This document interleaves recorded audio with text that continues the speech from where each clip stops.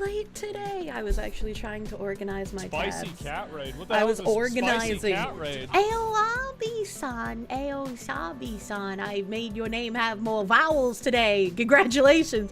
Aosabi-san, thank you for the raid. Thank you for the raid. Welcome, Raiders. Welcome, Raiders. Terra 2 has begun. I have zero faith in fucking Blue Butthole Studios, but I'm gonna play that shit when it comes out. It's the extra organized Fox again. I hope my fan isn't too loud. My air conditioning is still broken. It must get fixed. Ziggy is still broken. He must get fixed.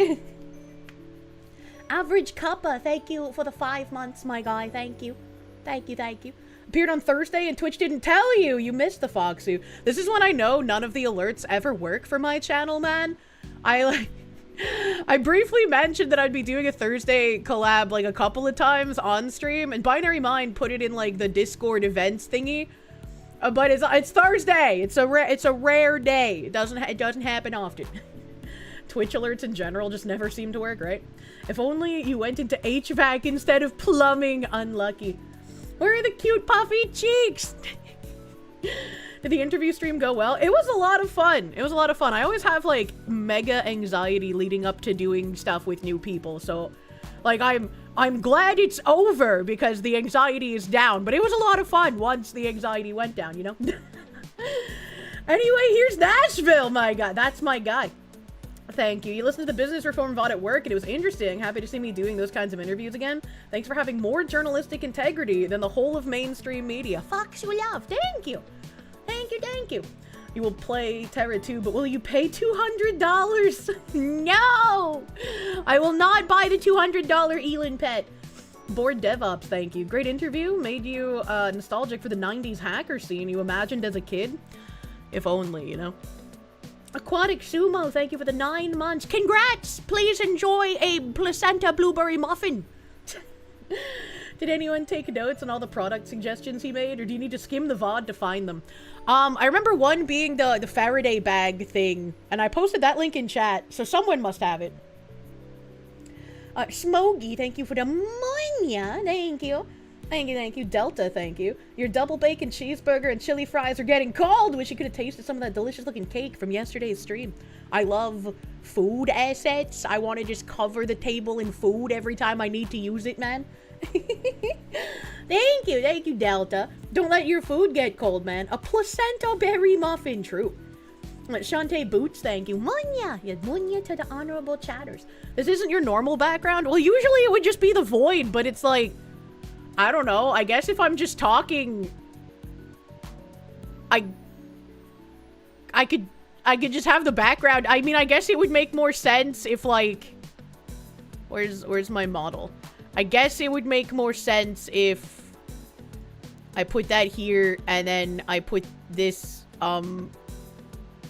here? No, hold on. What am I trying to do? Oh, fuck. Not that. That's not what I'm trying to do. Don't do that. Just like, yeah, just do that. Do that. How do I, what am I, oh, I think I'm trying to do this. Yeah! I think it would make more sense if I did this, but like, I don't know. It would also feel weird. She broke everything! My brain is too asleep to comprehend layering at the moment. Like, I guess it would make more sense if I was in here. But also, I don't know. She's hiding from us! The border hides the booba. It's the sensor bar. And look, now you can see my little strobe lights. They're so cute and faint. You're hungry, but you must persist, because you shall take your father for Lowry's prime rib for his birthday. I guess this might be a hot take, but I'm not a big fan of Lowry's seasoning. I think this, I feel like this is the wrong model for the back. What? This is my house, man! What do you mean? That's just where I live. I can't see the personalities. NGE fan, thank you. You just found out you passed the Virginia bar exam. Time to day drink to celebrate responsibly, unlike a certain cokehead. What the fuck? Shots fired. Ready to help to take the state back through the legal process. Good luck. Minnesota needs actual lawyers instead of ones who are activists masquerading as lawyers. Loved yesterday's stream. I'm glad you guys liked it. I like doing interview stuff. Thank you. Thank you. Amonia. Whenever Kirsche has to pretend she isn't a silly cartoon clown. Oh, what do you mean? Hold on, I'm scrolling way the fuck up, brother man. Here we go. Bokir, thank you for the 21 months, dude. Thank you. Demand, thank you for the huge 50. You have a question. What do I think is more Italian, tomato sauce or shotguns? I'm gonna go with shotguns. Because wasn't like original pizza sauceless? I'm pretty sure original Italian pizza didn't have sauce on it, and they got the tomatoes from elsewhere. Bren Hydra, thank you. Good afternoon. You were unable to see the interview yesterday. Hope it went well. It did. I hope if you missed it and you want to see it, you have an enjoyable time. It was very informative. Anthony, thank you. Foxy was late because she hates us. No, I was organizing tabs for you. Be jammin', thank you. Kirsche, did you know the 34th rule of the Federal Unemployment Tax Act covers how it's affected by inflation? You can Google Rule 34 FUTA inflation for more info. This guy thinks I wasn't talking about the food attacks before the boomers started making videos on it, man. Moose Nugget, thank you. Ketchup Tithe, most magnanimous Foxu. I pray your tabs are fraught with the most accursed of world lore. I pray you rest well Saturday. I didn't remember that I was taking Saturday off until, like, I woke up this morning. Kirsche slang has displaced Gen Alpha slang. Battleizer, thank you. Happy Mufu Friday, Foxu in chat. Hope all is well. All is well! All is wonderful. I didn't eat breakfast today, so I didn't have any eggs. I don't have any eggs to finish. Big ol' pupper, thank you. Hey, Kirsche, did I see the news about the rapper David? Of course I did. Of course I have a million tabs on the updates to him. Pakistani National, thank you. Nudist model when? Never? That's illegal? Question mark? Question mark? Battleizer, thank you. P.S. Dad Space Pragmata is a goated game. I can only imagine. It looks like fun. I kind of want to play it. Vladimir Crystal, thank you. Foxu, coming from the future with the flying cars in the background. Pretty cool. Need more interesting backgrounds. I know. I haven't gotten a new one made in ages. I just have, like, the nighttime and the daytime of this one. I don't know if people notice that I have a daytime and a nighttime, but I switch back and forth between them. Tiger King Rex Carter, thank you. Great job yesterday. Thank you! I'm glad you enjoyed it. Axhole Jack, thank you for the 6-month resub, my guy. What do you mean you didn't have breakfast? How do you feel? Hungry.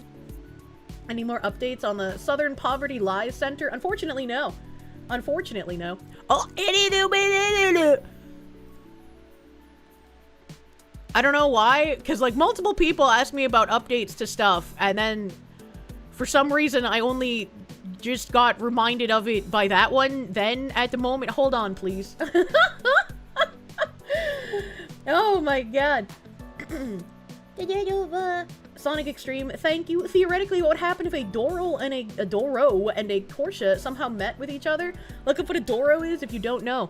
I'm pretty sure we have that as like an emote, only not in YouTube because YouTube doesn't allow animated emotes. I'm pretty sure we have that. Where is it? This one? I think it's this one. Yeah. Yes, queen. Okay, all right. So we want this one maybe?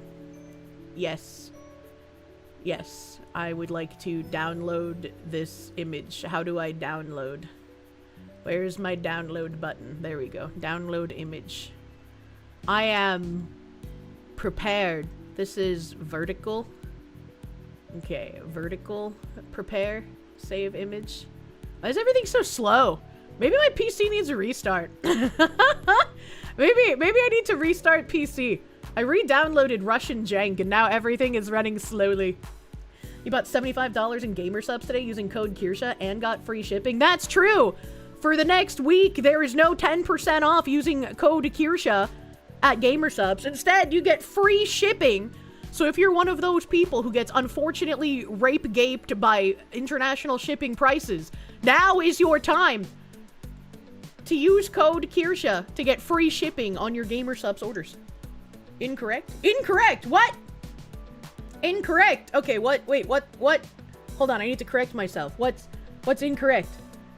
I saw the shipping thing. I saw the shipping thing as well, and I just forgot to say something. Did I get the date wrong? It's like until May 1st, isn't it? Isn't that a week? Isn't that a week? The fox who lies to us, no! Okay. Alright? What does of the doing? I don't know. Everyone was hacking in Tarkov, but now Tarkov hacks you. True. I'm waiting to see what I'm incorrect about, but I haven't seen binary type again. Is it still 10% off and the shipping is just universal? That's the only thing you could think of? Maybe. I don't know, because I saw the thing saying that there's free shipping, and that guy just said he got free shipping. Check DMs? Oh.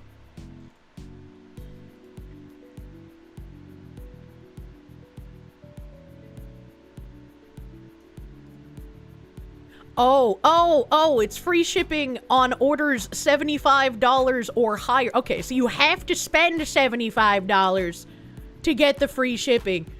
To be fair, I don't think that's too hard on GamerSup's website, to be fair. But you are right, I was incorrect. It's free shipping if you spend $75 or more. Free shipping for $75 or above. I apologize. It's not free shipping on all orders. Only above $75. That's 2 tubs, yeah. So code Kirsche will get you free shipping off your orders of $75 or above. I'm assuming under $75, it's still 10% off, question mark? That's a little confusing. That's a little confusing.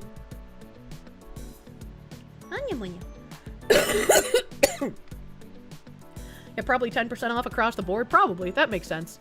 That makes sense. Okay, back to downloading these things. A tub and 2 cups, or 2 tubs and 3 cups. Choices. Internet Zen Master, thank you for the huge fucking 50. Happy Friday, oh based foxwoman. This week has been very white pilling from the SPLC fallout, implicating Fed Boy Fuentes. I don't know how true this is, and so I wasn't gonna, like, bring up the tweet or anything, but it's like, supposedly, like, Fuentes and Candace Owens and some other podcast candy asses have, like, fled to Italy? Question mark? I don't know. To people who hadn't figured it out yet, to judges in VA in the 9th District, casting out Democrat wins as the BS that they are, feels good, man. Yeah, we've got some white pills on the way, brother, man. Scanning for viruses. Download my fucking image, you slut. Am I prepared for the horde after the leak? Inquiring New Zealand birds? What are you talking about? Internet Zen Master, thank you. I read that already. Fringed Horizon, thank you for the 555 Dominoes deal, my guy. Frequently flagged Foxu fills fans with freaky facts on this fabulously fantastic Friday. True and real. I love alliteration, man. Ein moment. Back to my picture downloading. I have to do multi-picture drifting at the moment. Anya.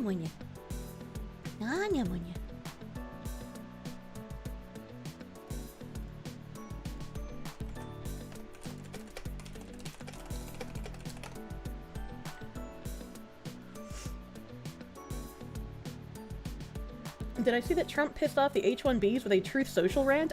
Maybe? I might have that Truth Social rant in my tabs. I think I do. I think I may. You had a special moment earlier where if you posted an art you did, you'd be excommunicated by people you need to work with. I don't know what that means. Demand, thank you for the huge 50. You can provide shotguns and more Italian because Beretta's first military contract with them was in 1526. Tomatoes were native to North America, and when they came over to Italy, where they were seen as poisonous and only used as decorations. Why would they think that the tomatoes are poisonous, though? Italy would be a dumb place to flee, since they do have extradition. Yeah, I don't know. I don't know. I saw that tweet, and I was like, I don't really trust Mrs. Dirty Bloomers, but we'll see. We'll see what happens. Everything is so slow. Killer Space, thank you. Wonderful interview with John. Of note, there are direct energy weapons in use, i.e. Dragonfire. Sadly had to remove a 120-year-old veranda rail due to rot. That's so sad. And it's like, it's so rare to find a carpenter who can actually do that intricate stuff nowadays, too. Vladimir Crystal, thank you. Still saving money for Kirsches? That's exactly the pictures that I am trying to fucking shuffle around here. Because I am given the green light to tease you guys. A little taint tickling, if you will. I think this is the right size.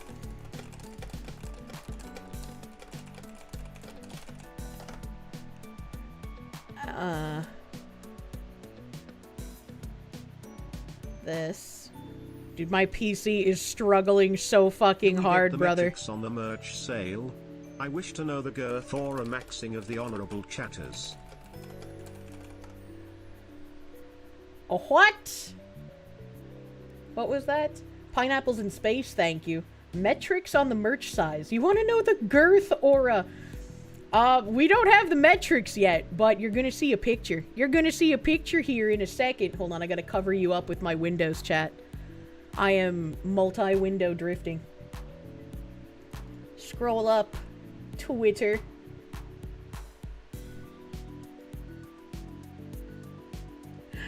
I refreshed my Twitter and I see a Sam Hyde tweet saying, "Don't wish death on anyone. Focus on the good. Be better. Win more. Women shouldn't vote." Alright, okay. Alright.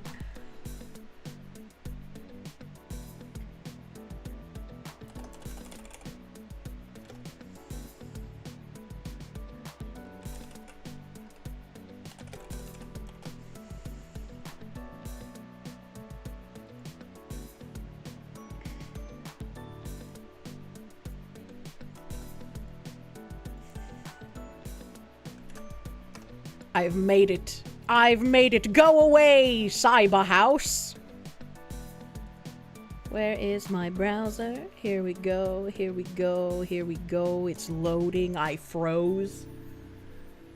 Matt Larson, thank you. Munya to the Fox Lady and to Honorable Chatters, thank you. Ryan Shaw, thank you. Happy Friday.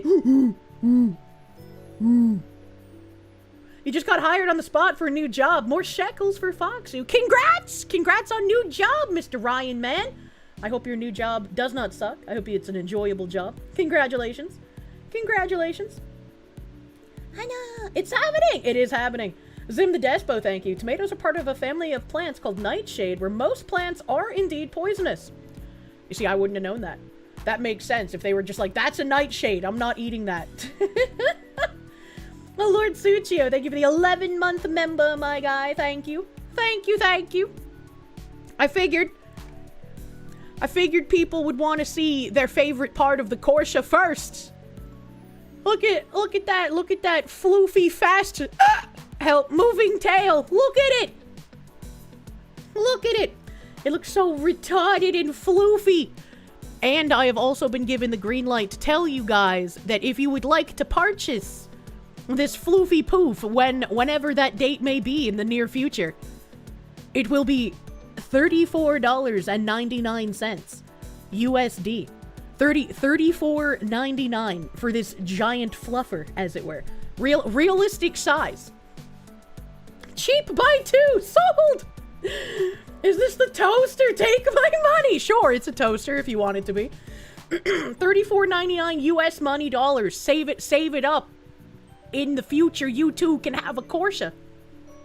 It's a lot cheaper than you thought it was. Yeah, I was like worried it was gonna be way more because of how big the plush is, so. No sleeping with the Kirsche. Oh my god, two, one to cuddle, one to grip. Jesus Christ. $34.99 plus shipping and handling, so like $50. That's true. That's $34.99, not including shipping and handling. So I don't know how much shipping will cost for you. I need to know how many inches or feet. I'm sure that will happen when they have the page up. Battleizer, thank you. Do not! You know who you are! True! Anthony, thank you. Kirsche does rejoice the best view. No! Do not do! Do not do! Pet the fluffy tail. Pet the fluffy tail. Anya munya. Giant fluffernoke earsha don't call it that do not the Kirsche earsha I can call it a giant fluffer. That's what I call my cat sometimes. I'm like, you're a fluffer. You're a fluffy piece of shit. You're so cute and criminal and horrible and I love you. Thank you, Sovani. Thank you, Sovani, my guy. A life-sized Kirsche? It's a life-sized Kirsche. A life-size Kirsche. Emperor Creatine, thank you. The funniest thing about Trump's Truth Social post about India is that it made Indian evening news, and we had grown men crying live on TV, saying, "We are not stinky." What are they trying to be a VTuber now? What is this? Fucking Vladimir Crystal, thank you. One does not simply buy one Kirsche. You're going to need more than two. You need the backup Kirsches. You want your Kirsche to have a friend, don't you? You don't want him to be lonely and seek out dangerous avenues to express his frustration. You don't want him to turn to a life of crime, do you? Look at those tiny feet. I know, the tiny little feet are so fucking cute. You just want to noom noom noom noom noom. Oh my god. If you wanted to defend yourself, admitting you bully your cats is the wrong way to do it. Justice for Cheems! I can call Cheems a war criminal and a stinky. You're gonna get this creature forklift certified. That'd be funny if you had like a tiny forklift to put it in. You're gonna buy two and make one watch the other get blown up. What the fuck? You want your Kirsche to turn to a life of crime. Crime boss Kirsche! You're gonna have to get him the right kind of hat. There's Stinky! He worked in an outlet mall that had a lot of Indian and Chinese tourists. The Chinese were rude as fuck, and the Indians smelled so bad you could smell them from 4 stores away. Not like this, dude. Not like this. But I hope this amazing view of the fluffy Kirsche can tide you guys over until the next announcement, because it's coming soon, TM! A Slendy Enderman, thank you. This is your last super chat for now. Canadians are shutting down the plant you work at, so you'll be looking for new work. Aw, dude. I am sorry to hear about that. That fucking sucks. A real shame. You're trying not to black pill, but holy cow, that's easier said than done right now. A small millennia. I hope you'll find a new job very fast. Sorry to hear about your plant shutting down. That fucking sucks, dude. Best of luck to you. Best of luck on the job search. Do not black pill. I know it's hard. Enma Zirconis, thank you. On the note of tomatoes again, the acidity of tomatoes also leached lead from pewter dishes, leading to acute lead poisoning. That, mixed with the nightshade thing, led to the assumption that tomatoes were poisonous. Huh. I guess that also makes sense if you use, like, fucking strange, mineral dishes. Pico! Pico, thank you for the 32 months. Yes, protect the Kirsche. I want to see people putting this thing in gay baby jail once it starts shipping out. And don't put it in, like, Nuremberg jail, alright? I can't be retweeting pictures with, like, hidden swastikas again. Will the Kirsche be available forever? Limited time. It will be a limited time drop. This is in collaboration with U2s. They will probably be tagged on the post when I do the reveal for actually be purchasing. I will buy 3, 2 for myself and 1 for my goddaughter who is like 2 or 3 years old depending on when I get it from the east. Aww. The 2 will be watching me play TTRPGs like Mike Eishes and Leaflet and her mom. And since you're having so many, you can have Kirsche tea parties with your goddaughter. What a beautiful time. Thank you, DRT, my guy. Thank you. Thank you, thank you. Gonna give it to your dog? 1 for your niece! You're gonna let the dog eat the Kirsche? Not like this. Do not put the Kirsche in Nuremberg jail. Do the Kirsche. Man, crouching Kirsche, hidden windmill. Jesus Christ. Would I like the new game Pragmata? The main character is a himbo and his VA is gay? Oh my god. He's a gay himbo VA with a daughter robot? Vladimir Crystal, thank you. No, why not forever Kirsches? Recurring revenue. Maybe I'll have to do like my own Kirsche plush in the future, but this one's with U2s, and so it's a limited time Kirsche product. Emperor Creatine, thank you for the 10 months. If you're interested, you have left a link to the India Evening News segment and stream suggestions. Enjoy the laughs. That actually does sound kind of interesting. Jesus Christ. Now you know why Twitter was thinking lewd thoughts for the... Sir, what? That robo girl is not, like, that's not even a lolly. That's a whole ass child, man. What are you doing? What are you doing? Can't do the Kirsche or put it in Nuremberg jail, man. Can't do shit with this. Kirsche's work is half done if the VA already is gay. Oh no, not like this. You just got informed today that you had paid about half a month's salary too much in taxes. Now you know what to spend it all on. Kirsches! Yay! It's funny, you're going to ignore Pragmata, but everyone you dislike hates it. Well, my thing with Pragmata, let me see if I can bring that up first.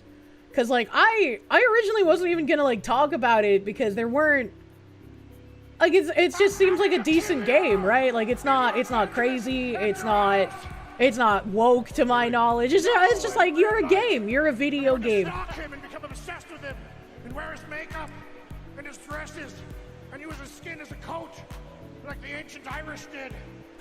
Well, that's your winner. Ice Bees, thank you. The winner today is, in fact, your grandpa. He's the winner. He's celebrating his 100th birthday. He was in the Navy for World War II and Korea. Appreciate me giving tomorrow off as well for the party, boss lady. Yeah, I gave you the day off. You know, I kind of would love to hear your grandpa's thoughts. I would like to know, does he think it was worth what he fought for? Do you think the sacrifice was worth it? I want to know if he agrees with the other 2 World War II veterans we've seen give interviews recently. That'd be a very interesting thought to hear, unironically.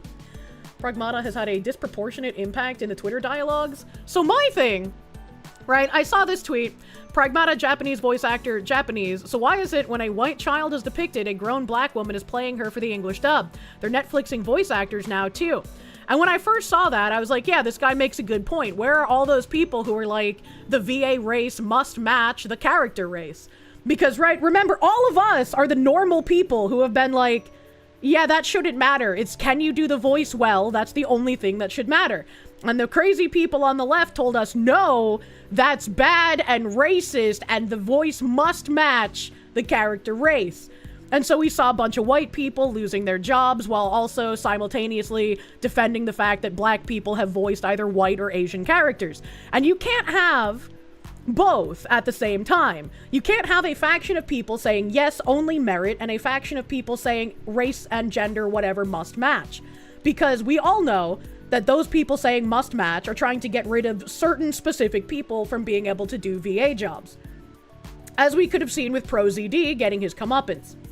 And so I just kind of passed this over as like, yeah, obviously this is just a no-brainer fucking question at this point, right? Everyone should agree with this. However, it seems like almost everyone, including everyone that pushed back on the leftists for the whole, like, race must match the character thing, got simultaneously mad at this guy. And it's like, why are all these people getting mad at this guy? This guy didn't start the discourse. This guy is continuing the discourse in the correct direction. If you are going to say you should fire that white voice actor because they cannot voice a black character, by that same token, you should also say this black woman should not voice this white character. And if you are not going to hold them to their standards, you are actively making space for them to continue infiltrating and pushing more shit on the rest of us who don't want it. Do I want to have racial voice actor casting? No.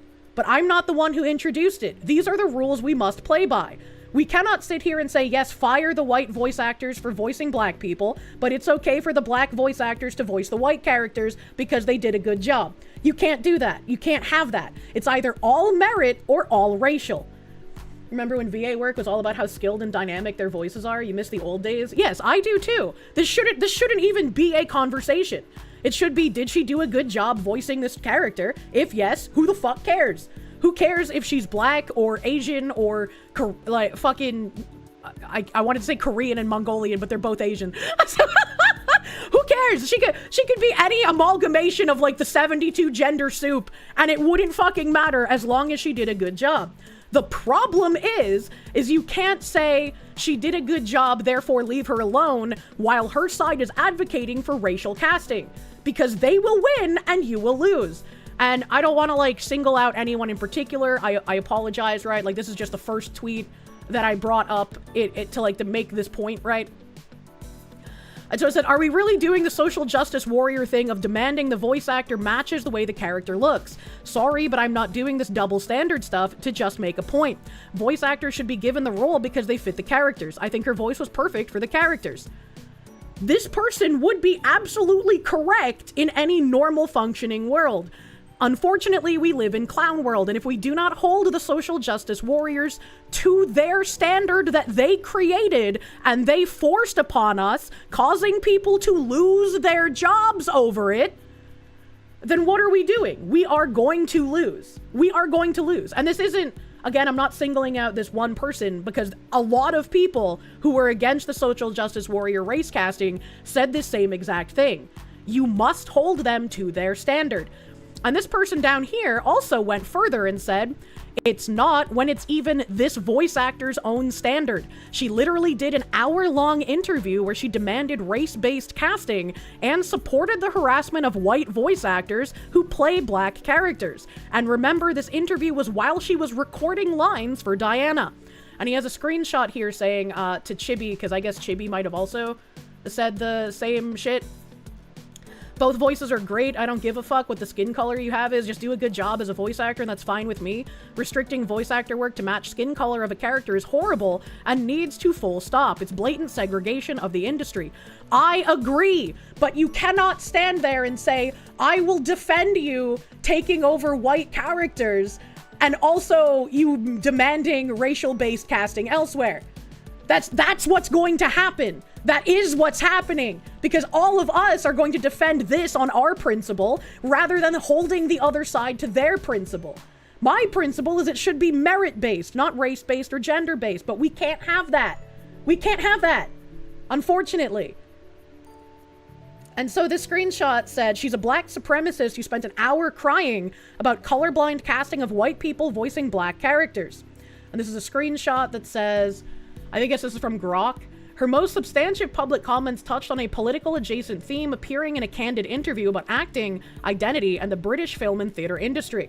YouTube discussion on colorblind casting and related topics. Key points from her remarks include colorblind casting and representation. She critiques colorblind approaches as often impractical because they ignore lived experiences like class, race, and cultural context. She notes being frequently cast in upper middle class roles despite her own working class background, raised in areas like Gorton, Hume, Patmore, and Crawley. She prefers roles that feel authentic to her mixed Kenyan-Yemeni heritage, mother Kenyan, father Yemeni. She grew up more connected to her Kenyan side. She supports diversity, but argues it can feel like shoehorning without deeper structural change in the industry. Authentic storytelling and identity. She defines black work as projects written, produced, directed, and distributed by black creators that genuinely represent the diaspora. She has turned down roles she felt were inauthentic, e.g. due to lacking cultural specificity or language ties to Swahili and Luo, and advances work for diasporic network storytelling over two-dimensional representations. She doesn't sound like her lived experience should inform an android character very well. Exactly. When you are dealing with people who believe that their identity matters for the character that they're voicing, you cannot have this merit-based, we don't care approach. They will win, they will usurp, and then you will never have any, like, genuine merit-based casting again. It will all be based on identity. You cannot use your principle against people who are actively using your principle to harm you. Evil Mandrake, thank you for the 555 to be a bit cringe and make a movie reference so Kirsche won't get it. You want to be a genie, Jafar? Well, you got it, and everything that comes with it. I watched Aladdin. Ghost of Aces, thank you. For people like her, working class means on welfare. Well, it sounds like she's British, so I don't know any of those regions that she named. But this guy also, fucking bless this guy, one of the few fucking people on Twitter linked sources. Holy shit, I love him. He linked to the full fucking interview. And there is, in fact, a section here on the limits of colorblind casting. So I'm probably gonna, like, watch the first portion of this here. I'll start a little bit into the intro, because I don't think we need a fucking 15-minute introduction on this woman. Our goal, we're really trying to make this full TV show, and you can help us. You can help us make 6 absolute episodes, which will be phenomenal. So yeah, please subscribe. Please subscribe, and please donate to the Kickstarter and donate. Let's do please donate. And please donate. Oh, please donate. Why'd they say it so many times? Donate. What the fuck is happening? Let's have that one in. Yeah, that's cool. Amazing. So I went to drama school, auditions, and I got through, and I got offered a place. They're giving DSP a run for his money. I wanted to do this in the industry. I kind of I asked my mum if I should go to uni or drama school, and my mum said you should do drama school while you're young. Emperor Creatine, thank you. If you're interested, you have left a link. I read that already, thank you. Vladimir Crystal, thank you. Why not forever Kirsches? Thank you again. I think I read that too. Butch Watson, thank you. Put the Kirsche next to the Pazuzu. The Pazuzu. Please, juicy tips. Grey Ghost, thank you. Heard there was an anti-invader protest in Manchester. Obligatory rule Britannia. Britannia rule the waves. Britain never, never, never will be slaves. Good luck, my guy. Good fucking luck. Butch Watson, thank you again. Kirsche should play Mouse P.I. I've heard things about that game. Mr. Rich Lowpitch, thank you. A wise centenarian. What do you think of the Foxu? What do you think of this cartoon woman? Star Phoenix, thank you. Planning on buying 10 courses, one for every non-bathroom room, one for your niece, one for arts and crafts time, and one for the jar. I don't know if you can get a jar big enough, but I dread the thought. Sergeant Buck, thank you. You're upset that Gearbox hired ProZD to voice Flak in Borderlands 3. Why couldn't they hire an actual robot to do it, you know?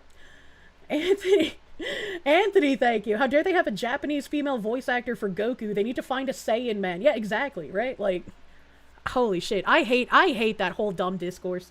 It really should just be merit-based. I'm tired of identity politics. Ghost of Aces, thank you. I read that. Sonic Extreme, thank you. You still want the ENVA industry completely shut down and reformed for what they did to Vic. It's a very insidious Goopa swamp. Avalanche Grim, thank you. They told me to donate! Nice 222, brother man. Rolando Ramirez, thank you. Like usual, this woman's a hypocrite. You were almost going to disagree, but if this woman thinks that way, then yeah, she should be replaced. I would say, like, they've already made casualties because they were obviously the ones getting people fired in the first place or forcing them to resign because they weren't the correct color to voice a character. So even if this individual didn't have that same opinion, I would say, I don't care. You're in that industry, and unless you're speaking out against it, you're complicit with it.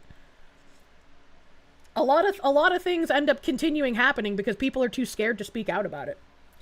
The ENVA is indeed changing, less US-based union casting and more overseas non-union casting. Rolando Ramirez, thank you. Saying phrases like, please donate 3 times is a psychological trick to make people do what the phrase says. They're trying to mind control us. Well, your body is young. You'll be tired. Shout out, Mom. Yeah, and you can go to uni at any time in life because my mom's gone back as a mature student. So at first I thought I was going to drama school for maybe a more practical experience. And a lot of my stuff in school was ensemble work. We did like Greek myths or Shakespeare and stuff, and a lot of it was just ensemble, no text. So I also wanted to challenge myself to know what it's like to be an individual performer, not part of an ensemble.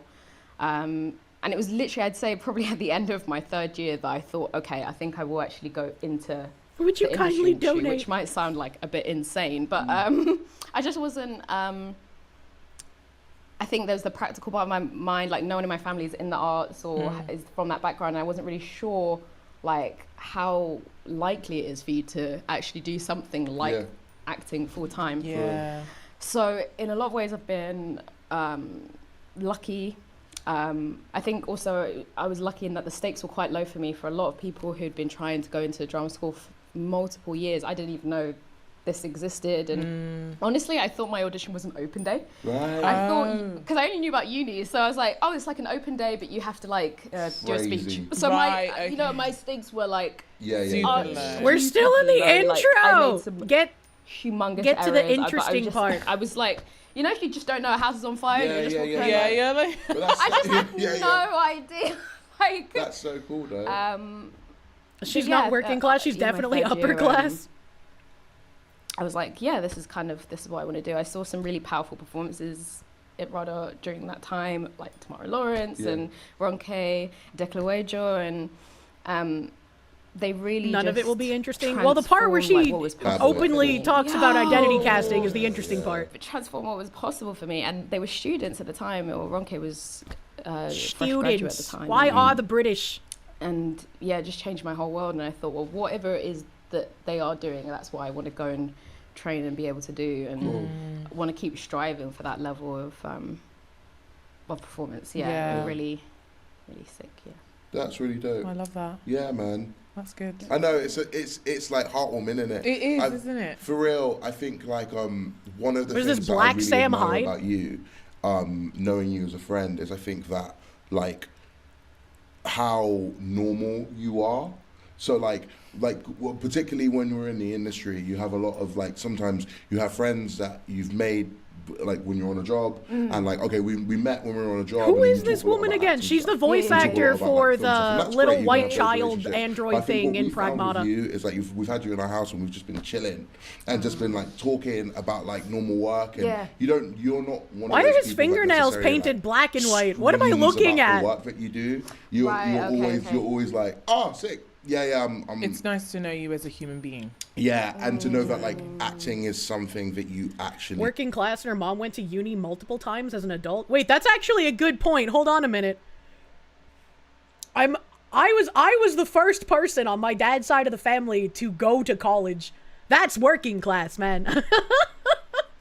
You just like live. Yeah, like right, it's right. not. I don't really get like the, you know, hey man, I'm trying to make $1 million. Oh right, like the hustle. Yeah. And it's like, but it's also like you're like she's crazy with it. Like, do you know what I mean? I would say like Grace is one of my favorite actresses. Like she's like crazy with it.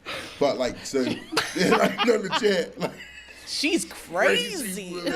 But you know what I mean? You know, like when you see Michael Jackson dance and you're like, fuck. I feel the same when I see you act. Yeah. But yeah, I think the way that you are as a human being really It's crazy how there are actors insisting you can only play someone exactly like yourself. Maybe this is why English VAs suck. They can't act. 1,000%. 1,000%. I mean, there was always issues with like English voice actors in the past because a lot of people saw like voice acting for anime specifically as like beneath them, like a lower kind of caste of job.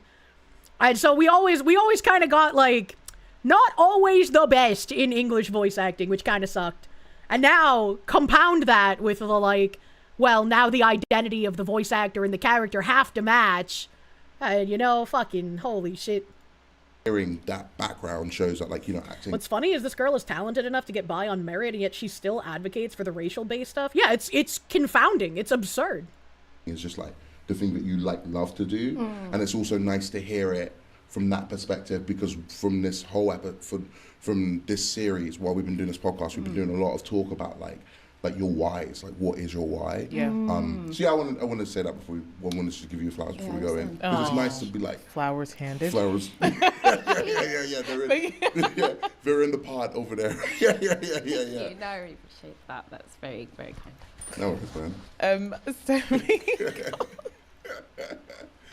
So obviously we've been talking this week about like casting, and I just wanted to kind of ask, like, what is and you've been in loads of things, as we've seen, both screen, theatre and audio stuff. So this is even a voice actor who's been in a lot of roles in a lot of different mediums and still advocates for the racial-based casting.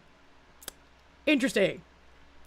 And not a lot of actors, I believe, are as multifaceted in regards to acting as that. Yeah. What is a typical casting experience like for an actor? And maybe what do you also expect out of the casting experience? So I don't know if this is really reflective of how it goes for like other actors or for the majority of actors.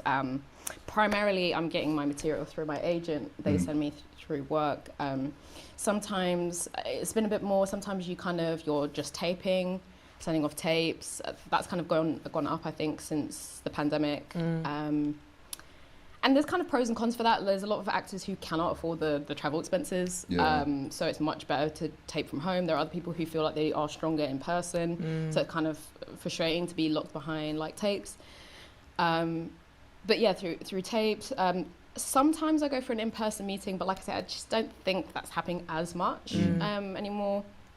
And for you can tell games, she's upper middle class because she pronounces the full words in her sentences. I would not have any idea how to tell the different accents of a British person. Probably much like, you know, not Americans have trouble pegging some of our more niche accents to where they come from. You know, like you can recognize like the Southern and the Middle American, and obviously like the fucking Valley girl. But then when any niche accent comes up, it's like, definitely upper middle class. Who are we pegging now? You know who? Thank you for the 8 months, my guy. Thank you. Thank you, thank you. She's not exactly throwing down Cockney. I mean, fair, but like to me, I'd be like, is Cockney lower class? I thought it was just a region. I wouldn't know. Arismador, thank you. Thank you, thank you. We have to rely on the fellow British people to tell us what her accent is. Brits sniff out class like fucking bloodhounds. That's true. That's true. The Watchman, thank you. Munya, Fox Lady, you somehow managed to miss that it was Friday. Munya to another month of masterful monologues by the Vulpine Vixen. Thank you, Mr. Watchman. Anthony, thank you. Where's the bunny voice actor for Bugs Bunny? True. Furious Dan, thank you. Just learn Japanese, cut out the Western middleman. Yeah, then you wouldn't have to deal with bad English VA or the fucking localizers butchering the translations. Angelic Wisdom, thank you. This nonsense is why you always just use JP in overseas media. You did it with Pragmata and still do it for games like Nikkei. Hell, speaking of, latest chapters of Chiwa Saito really nailed it for the last scene. If you know, you know. I have no idea what that is. But yeah, if I'm playing a game, like a game from Japan, I prefer to have it with Japanese voice acting on and subtitles, just because feels a bit more authentic to play it that way. Help!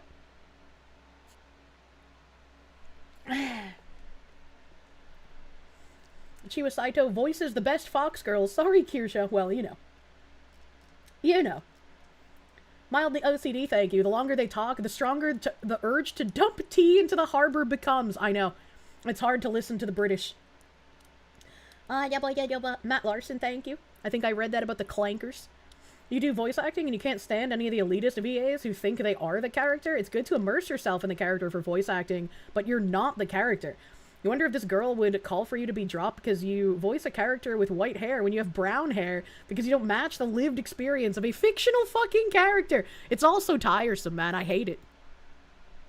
A lot of tapes. There's not so... there are maybe slightly more auditions in person, actually, in the booth, but primarily I'm getting that material through my agent. I know that there's Spotlight directory for open castings,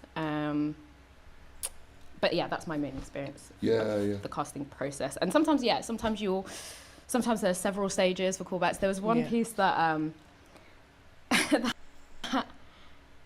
I don't know if I could. Okay. No, but there's a few stages to it. A few stages to it, and the last, I think there were 4 callbacks, and the last one was on a Zoom audition with the actor because they were based in. A different country. I don't know why I said it because it's not like I signed an NDA. No, I don't think I signed an NDA. It's out.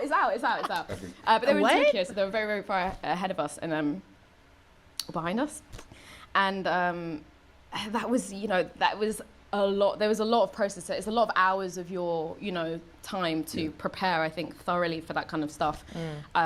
Which... Spicy cat raid. What the hell is a spicy cat raid? Moomy playing games. Thank you for the raid. Welcome, Raiders. Welcome, Raiders. It's an interesting thing. The cast, like that kind of process, the amount of work that you're doing is almost the majority of it is when you're not being paid to work. Like in terms of workload, like I could. There was a tape that I sent in for a game, and I maybe spent 8 to 10 hours on it, which I know some voice actors are going, "You dummy, why you spend that long?" They just took the time that it took, So most of the work that you're doing. That seems a little weird to me because it's like, the most of the work that I do is also when I'm not getting paid because it's off stream. What does she mean by this? Like, you're gonna have to spend time getting to know the character if you want to do a good job. Like, I don't understand. Mildly OCD, thank you. Why isn't Sonic voiced by an actual blue hedgehog? The lack of lived experience is hurting your immersion. Sonic Extreme, thank you. JP voice acting is in another class. They really put an effort to their roles. Dorothy's JP is a good example from Nikkei. When she gets emotional, you really feel it. It's phenomenal. I agree, and I think voice acting should be treated the same exact way as regular acting. Just because you're not seen doesn't mean you shouldn't be putting the same effort into the emotions behind the words the character's speaking. It's crazy. JPVA schools are amazing. I can only imagine. Internet Zen Master, thank you. British are obsessed with class. It's why they can't stand us uncouth Americans. We have too much social mobility for them. Or used to, at least. So what you're saying is that it makes sense that Pakistanis are flooding the UK. They were attracted to the class system. Learning the backstory for the Ghost Stories dub being a lie really soured your view on both it and English VAs. Yeah, that was like fucking a horrific thing to happen to my memories. I hate knowing that. Isn't actually when you're on set being paid to do it. I think that's an interesting side to this. Thing. What do you prefer? Do you prefer like in-person stuff, or do you prefer like I'll do the tape or I'll do the recording and then I'll send it off and then I can just leave? Yeah, that's a tough one because I feel like I prefer tapes. Okay. My agents prefer in person. I just feel like the thing I don't mind either process, but I feel what's hard about in-person auditions is that you'll have this kind of very, you know, like, oh, how did you get here? Central Line is so hot, isn't it? And she doesn't like small talk.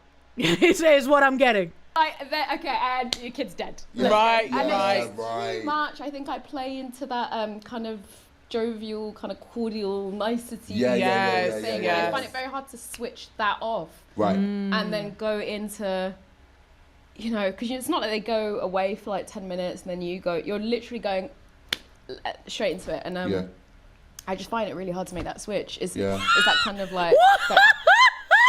They even have a donate now pop up in the middle of the screen.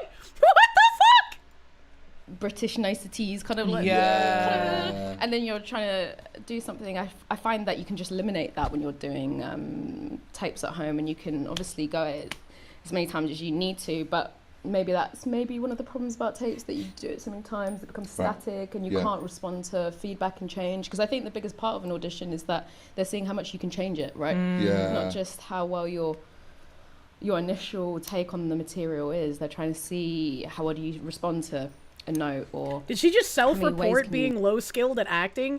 That's kind of what it sounds like. Interpret this. I think there's merit in both, but for that part, maybe I prefer tapes. That's really interesting, because I think no, because I feel like I would like general meetings as a writer. 100%. I'm always like, get this in person. Because I can't do the Zoom thing.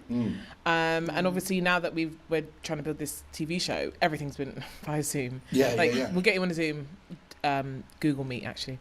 We'll get you on a G Meet. Because Zoom is jarring. But I mean, Zoom is so dead. You know, unfortunately, like I zoom the least. We're halfway through this G section. Meet or Microsoft Teams, and I hate Teams, but I do Microsoft Teams for part-time work, but whatever. Teams is so stressful.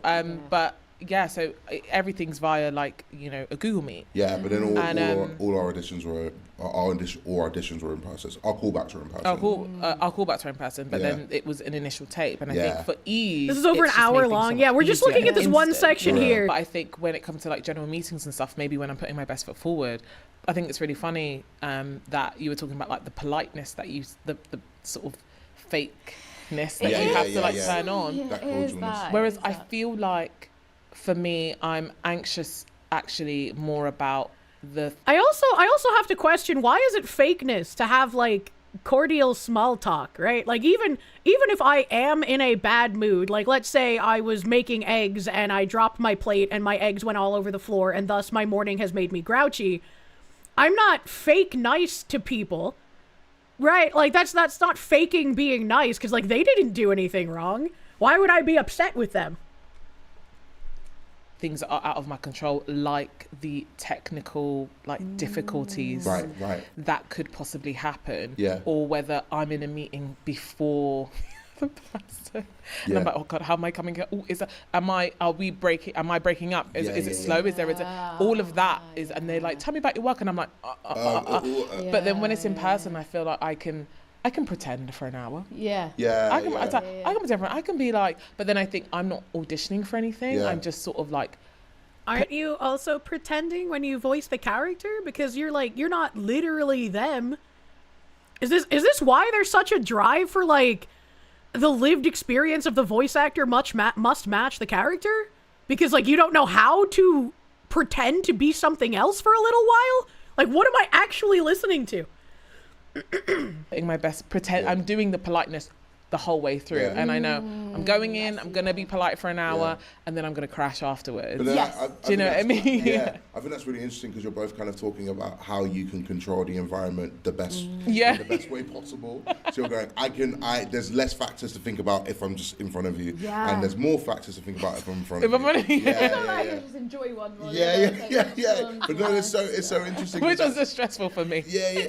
It's so interesting, but that's it, because that kind of like makes me want to ask, like, when you're going for an audition, how much do you think about like the director or like the story as a whole? Are you just like, I'm here for the character and that's it, or do you think about the bigger world of the film or television or theatre show or game? Okay, regardless. Or audio story. Yeah. You've done them all, so. So is that a kind of question of like, what do I take into priority, or is it more like a preparation? Just what you take into priority. Like, do you think if an audition came to your step today, would you just be thinking about the text, or do you start thinking about like the director or what they want? Or right. It's hard. It depends on how much time you get. Yeah. Because you can get an audition from 2 weeks ahead up to, like the night before. I've seen people a couple of hours before. Yeah. Crazy. So if I had all the time in the world, I'm trying to gather as much information about it from every angle as possible. So I'm looking at director, I'm looking at the work that they do, trying to kind of pick up what their kind of taste or style is from that. Yeah. I'm looking at the material. If I'm getting sent sides, I try and see if it's adapted from anything. I try and find the original which material. Would be the thing I would expect people to do. Yeah. I've had an audition for something where my character's actually invented for the show, so I went and read the book, and I was like. And where are they? In the end. No, but I think it's like if it was. That's a little weird if you go to read the source material and your character doesn't exist in the source material. For what purpose was that character invented if it didn't exist in the source material? Is the question I would have. Is this like a new plot device, or are they shoehorning something in because it was something that didn't have enough diversity in the original work? Like up on a wall, you've got lots of spiraling out parts. Just there's so many things that could give you ideas. I think for the audition, that's why I do it anyway. In terms of material, I'm trying to prepare the material as much as possible. But I think the character stuff helps in case you are asked to kind of go off maybe the tracks of the text itself. Like I haven't done this in a very long time, but I know some directors do a lot of improvisation. Right. Yeah. For me to say that word, I actually don't like that word. Aren't you supposed to be able to improvise as an actor? Like, what the fuck? What are you talking? This whole thing about the limits of colorblind casting and class perception has just been her talking about how bad of an actor she actually is. What is happening? What is going on? To portray this hungry orphan? I told you already I did have breakfast yesterday. Arismador, thank you, my guy. Thank you. Jesus Christ. It's literally the point of acting. I was like, you could even go a step further and you look at method actors. Method actors try to adopt the identity of the character they're playing for a short period of time. And it's like, they do fucking phenomenal jobs. She's about to gag. Some birthday money to my favorite streamer, so I can listen to her struggle with my name on the VoD. What? The not so marriage. Thank you. You're right. I did struggle. Thank you. And happy birthday! Happy birthday! I wish I could pronounce your name backwards. What is it? Fucking. Well, hold on. Jeremy Liston. Jeremy Liston. Happy birthday! Look at this guy's backwards ass name. I hope you had a good birthday day, Jeremy. You miss old school VAs you grew up with? Yeah, I mean, not all of them were bad. There were some good ones, and some shows managed to get a lot of good VAs all together. Like Cowboy Bebop is a good example of that. That is a necessary blood lifeline of the performance. You can spontaneously. Dogs just died. Go. I actually cannot take. You're in a restaurant and you ordered fried chicken, but it gave you a vegan burger. Actually, I could burst into tears actually in an improv. I have at drama schools. It was my least favorite subject. Her voice is very recognizable in absolutely everything she does, and I forget her name frequently. Actually, I really get her confused with like a Hollywood actress who has a very similar name, but I'm just forgetting her name entirely now. She's in like literally fucking everything. She was Riku in Final Fantasy X too, and 10 probably, and she was like, I think Twilight Sparkle also. I can't remember her fucking name. I'm dying. My brain at soup. Tara Strong, thank you. Yeah, Tara Strong. Even though her voice is like insanely recognizable in everything she does, you can still tell the like difference between some of the characters. And she's been in interviews where they've asked her to like, can you say this as this character? And she just does it. So it's kind of weird that this guy's even trying to be like, you're at a restaurant, you ordered a chicken parmesan and they gave you a vegan burger, go. And he didn't even ask for her to do it in like a character. So she could pick any character she's voice acted and do it, whichever one she felt she did the best job in. Jennifer Hale too. Yeah, that's another good example. The Seth MacFarlane can do the same. Crispin Freeman, one of my favorite voice actors. Fucking love that guy. So I know people say you're not meant to, you don't have to be funny. Yeah. Everyone's expecting you to do something. Well, improv is so Doesn't connected matter. to comedy, isn't it? It's so much, and do you know what's really funny? Fuck, even I did this the other day when we were watching some fucking Christy Gnome's husband's leaked voice messages. Even I did that. I was like, I can do the lewd shit better than this weird dominatrix. Pay me $900 an hour. Fuck, man. And I'm not even a voice actor. Mel Blanc, the creator of Looney Tunes from the 50s, voiced all the characters. Oh, that's crazy.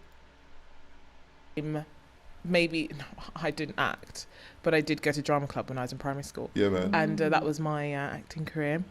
And I struggled with improv as well because of the anxiety of like, it's like, oh my God, what am I supposed to, and you're saying something, I'm acting it with someone and they're saying something to me. Well, yeah, like when you first start, it's very anxiety inducing, you know? Like even not in person, when you first start the improv, it's like, oh man, I'm going to look and sound like an idiot. I don't want to look and sound like an idiot.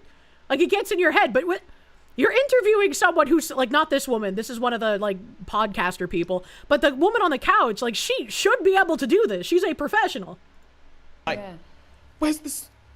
I can do this line really well. Yeah. But if you're telling me to make something up, I'm now thinking about all of the things that are possible. They're looking at me, you're expecting something. I'm having to respond to you and then what can I say? And then it's maybe that's why I'm a writer. Well, because I'm like, these are the lines. Which is mental, because I guess like from doing drama as a kid. To be fair, improv and prepared scripted work are two different skills. They are, and like the woman on the couch said, improv is a skill that is expected when you're doing acting.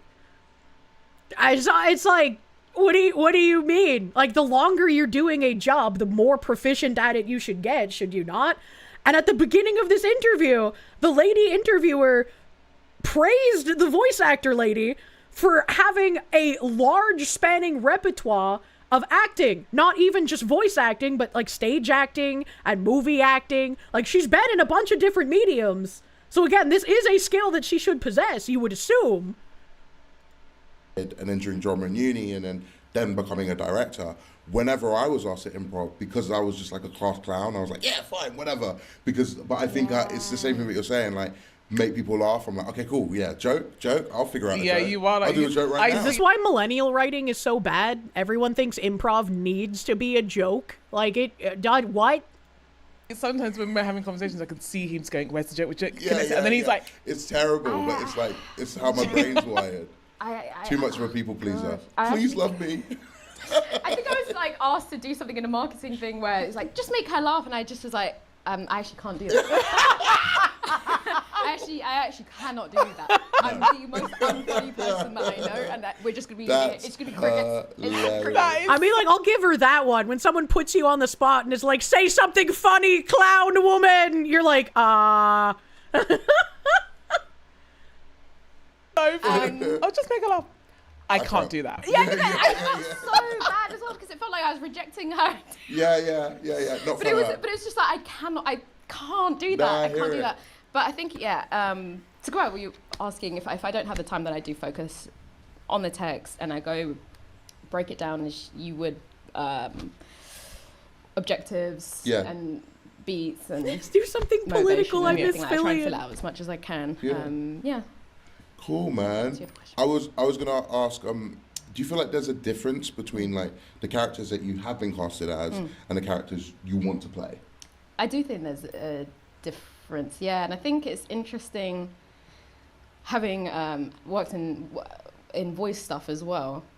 By casting, those are very different. Wow. What I get cast for as an actor, like for theatre and screen, it's in a completely different world for what I get cast for voice. I'm not sure why that is. I think a big element of it is that it is just sound. It is just voice. You're a lot more free in terms of what you can be interpreted as. Yeah. What? I tend to get brought in for a lot of kids' work, kids' voices, which I kind of really enjoy because they're very free. Yeah. So she likes being cast as children. Interesting. Hidden behind a mask. Thank you for the member. Thank you. Battleizer. Thank you. Now, Foxy. There you go. Noticing again. I'm noticing that they named this section the limits of colorblind casting and class perception, and yet the question didn't even come in until almost the end of the segment. Actually crazy. Saren Mathis, thank you. Kirsch's breakfast question answer. It'd suck, but I'll still be cordial with you. Even some who pass the question don't get the A she does. I don't get your response to my response to the question. Internet Zen Master, thank you. What you're hearing is theater classes have failed an entire generation of theater kids. This woman was also in 13 Reasons Why. She's an industry nepo baby. Oh, I've never seen 13 Reasons Why, but I have seen a million posts about it on Twitter in the past.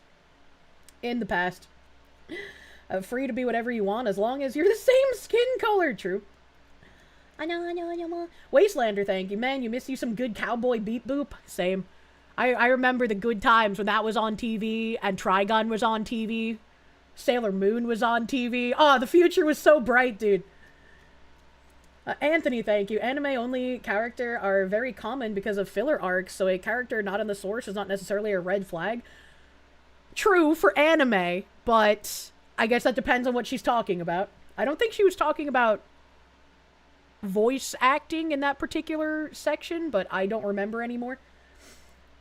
I should call up the SPLC and see if they can get some of the KKK that they pay for to VA black characters and see what they say about that. What the fuck? What are you talking about? It was so great turning on Toonami after school and watching Sailor Moon and DBZ. Yeah. Wastelander, thank you. Kirsche makes lewd noises. Wow, she's good at this. Where did she train at? Her fans. She's just like this all the time. True and real. Master Prick, thank you. Millennial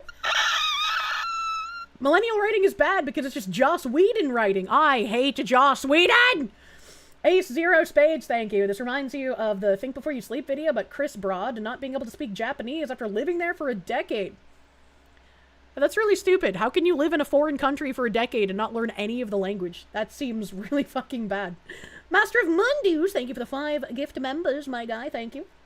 Thank you. And Mildly OCD, thank you. Noticing that these industry podcasts feel like casual therapy sessions with a bunch of hmming. This isn't the first one you've noticed is like this. I'm so glad I'm on a podcast like Side Scrollers and not something like this. Holy shit. D. Mako, thank you. The Foxwoman hates us. She subjects us to British accents for half an hour. Please stop the torture. We just got to the good part. Young children, before you kind of take on a lot of insecurities or a lot of like discipline moments that go wrong and change your core beliefs or change how you view yourself, there's a lot of freedom in that. Okay, but like there's freedom in voicing any character, right? Because you're not putting like your thoughts and your experiences and your trauma into a character that you're voicing, right? Like You have to learn what that character is and then adopt what they are and then portray their feelings. That's what acting is. Am I crazy? I think it's kind of good practice for me to go and do a character like that every once in a while because it is just a very different way of seeing life. Yeah. But at the same time, I play adults as well, but so many different genres, whether it's sci-fi, fantasy, historical, educational, and they're usually characters with a lot of agency, a lot of front-footedness, and whether it's like, you could be putting your own into it. Honestly, it could enhance your perception of the character. It could sometimes, right? Like if you've gone through something similar, like if you're playing a character who has had their parents divorce, your experience could help inform that. Or maybe it wouldn't, right? Maybe they had like a cordial divorce and you couldn't understand the depths of like trauma that was faced by the character whose parents divorced. It just all depends, right? Nobody's gonna have like a one-for-one experience. And also, the way that you experience something might not be the way that someone else experiences it, right? And so you have to figure out, even though me and this character that I'm going to voice act have gone through a very similar experience, how has my personality informed how I reacted to that versus how the character's personality informs how they react to it, right? Like, me as an individual, I'm like very soft, demure, and fucking not very easily standing up for myself, right? I'm pretty submissive in all aspects of life, despite my weird ass Boston mouth, right? And if I'm going to voice act for a character that's like a strong warrior woman who always stands up for herself and always is like the first one to say something and always is like jumping in the middle of like any kind of conflict all the time, I would have to take extra time to learn how to put myself into that footprint, because it's obviously not what I am. And even if that warrior character, let's say they see someone get shot in front of them, right? They see someone get shot and killed. They're going to react to that much differently than me, Kirsche, have reacted to seeing that in person. Because we have different personalities, and our personalities basically push forward how we react to things. You would have to grow some balls. Does that mean we need to whip? What the fuck? You like demure because it sounds like manure? No, it doesn't. Very demure, very mindful. That was such a weird trend, man. Like Manana, or whether it's like Jarben, they are, I don't know quite, I can't put my finger on what it is about those characters exactly. And with TV and theatre, I am often cast young as well, because I know you can't see, I'm 5'1". I'm 5'1". What? 5'1". Theatre, I am often cast young as well, because I know you can't see, I'm 5'1". I'm 5'1". Is she saying I'm type 1, like diabetes? Am I hearing the chat? What is she trying to say? 5'1", thank you. I thought you said I'm type 1, and I was like, what the fuck does... Thank you, chat. She's 5'1", 5'1", tiny lady. I'm a small babe. I'm 5'3" with these reasons. Okay. I did the woman thing. I asked a question when I didn't understand something, and they explained further a second later. Yeah. You're the same size as Kim Kardashian. Oh, for Don't God's say sake. that. Huh? Whenever man is like, oh, 5'1", and because I never knew that Kim Kardashian was 5'1". For God's so whenever sake. anyone's like to me, I've said this like 4 times this week, because I'm like at work and stuff, people will be like, oh, how old are you? She's 5'1", I don't feel bro. like she's 5'1". No, Is it she 5'1"? isn't. 5'1"? She's 5'1". I think Donate now! Bro. Yeah. She's I don't know. Imelda Staunton is like 4'12". No, really? I don't know, actually, no, I don't know why I did that to Imelda. Sorry. Sorry, Imelda, if you're listening. Melissa Staunton's 5'4", guys. Come on, man. She's But she's very small. So I think from far away in an auditorium, you might perceive that I'm a teenager. right, okay. So, that is a child. Yeah. I mean, that's fair. So I think it's an interesting, because it's either young or it's, I don't know how best to describe this genre other than like cop adjacent. Okay. Fed adjacent. What?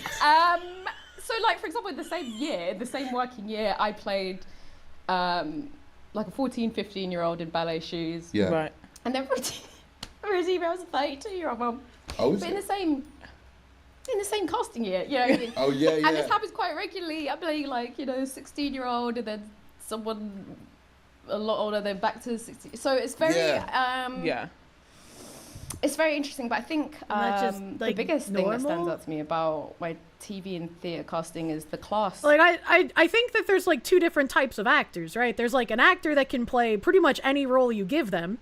And then there's an actor like Jack Nicholson who pretty much thrives in one kind of role.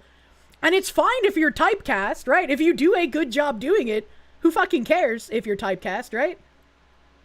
What do you think is in that bowl? Gotta be more interesting than this? There's probably nothing in that bowl. Why does she torment us? Shadowsgate, thank you for the 10 gift blankets, thank you. Thank you. We love gift blankets for the warm bodies over on Kick. Master Prick, thank you. You heard the donate now command. Must comply!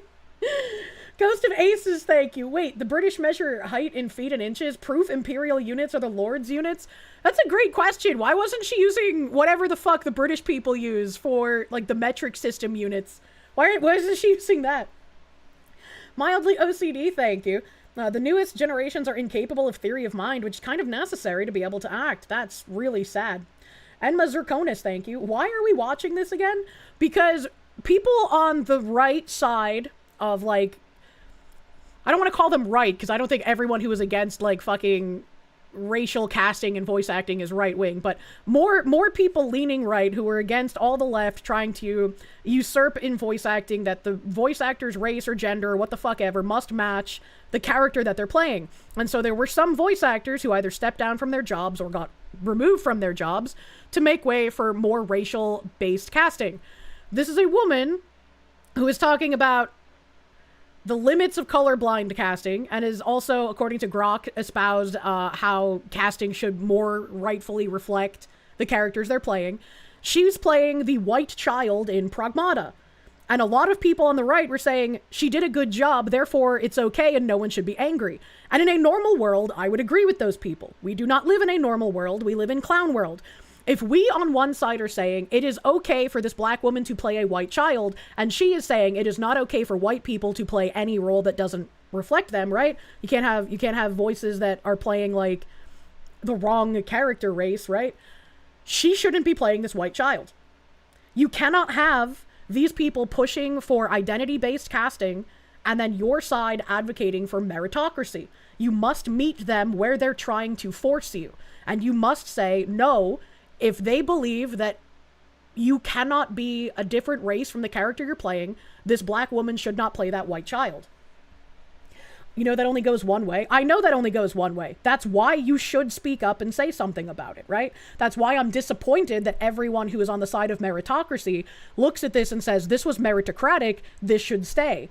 Again, in a normal world, I would agree with them. There would be zero problem. But when you have the voice actors pushing force identity-based casting, you cannot have that cling to meritocracy. The people who want the identity base will roll you over every single time, and you, unironically, defending the opposite of what they want, is going to make sure that you lose out. It's very unfortunate, and I hate seeing it. Mildly OCD, thank you. The newest generations are incapable. I read that already. Sorry. Let me scroll down. They didn't know she said this. If they did, you're certain they would agree. I would go even further. It doesn't matter. It doesn't matter if the individual voice actor believes this or not. Because the people on the left, they don't care whether you believe in racial casting or not. They're going to do it anyway. So you have to kind of usurp in the same way that they did if you want to have any kind of grounds being met, or else the industry is just going to keep getting worse. Angelic Wisdom, thank you. You think a lot of the people on the side of merit don't know that the VA believes the opposite? Again, I don't think it matters if the VA specifically believes it or not. This is an industry-wide problem. And I think that you should be like, hey, this is a problem because this wouldn't have been cast this way if it was opposite. Or she can now be used as a case of if she can, why can't I? Just saying. No, because we had plenty of cases of that in the past, right? The voice actor for Samurai Jack, that's a black man. He did a good job. He should have had that role. But that is, again, you're not going to get anywhere while people are trying to push for replacing certain people in the voice acting industry. The left doesn't give a fuck whether it's meritocracy or race-based. They just want white people to lose. Saren Mathis, thank you. Your standards are mine. I will hold you to whichever is higher. These are things that they should be held to that standard. And if you create enough of a fuss, hopefully it will go back to meritocracy instead of this weird fucking race war bullshit that we have to deal with. have to disagree, or else there's no line in the sand to stop at, and we all become race-pushing idiots. So hold them to their own standards, but let's not push everyone out of roles based on the stupidity of the majority. Then the majority is going to win, and your side is going to lose. That's just what it is. You can believe differently. I'm just telling you what's going to happen if you don't fight back on their terms. Kratos is a VA by a black dude? Yeah, exactly. And that should be perfectly fine. The white dude who voiced Apu should have been perfectly fine. The white dude who voiced Cleveland Brown should have been perfectly fine. They all did a good job on their voices. The person, I can't even remember who it was, the person who voiced Marshmallow in Burger Bob. Marshmallow was not a transgender person. They were a cross-dresser, and they got the voice actor replaced by a transgender person because they wanted more identity-based casting in the show. You thought Apu was a black dude? Was it a black dude? I know it wasn't an Indian dude. So whether it was a white dude or a black dude, either way, they replaced him because can't have that. Personally, say absolutely go after the people that push for the race-based casting, but those who aren't espousing it shouldn't get the same hate. I don't think they should get hate, but they should get pushback for taking a role in an industry that is pushing for race-based casting, yes. You agree on that it's just the who you have to disagree on, or what's the difference between those who want meritocracy and those who want race-based? Because the people who might want meritocracy aren't going to stand up for it. It's very much frowned upon in the voice actor industry to step out of line. And unfortunately, I've had the pleasure of talking to a few voice actors who are like, yeah, you basically can't admit that you're for certain things or talk about certain things if you want to keep getting work. The Kratos VA hated that he was used as an example. Kirsche is right. Exactly.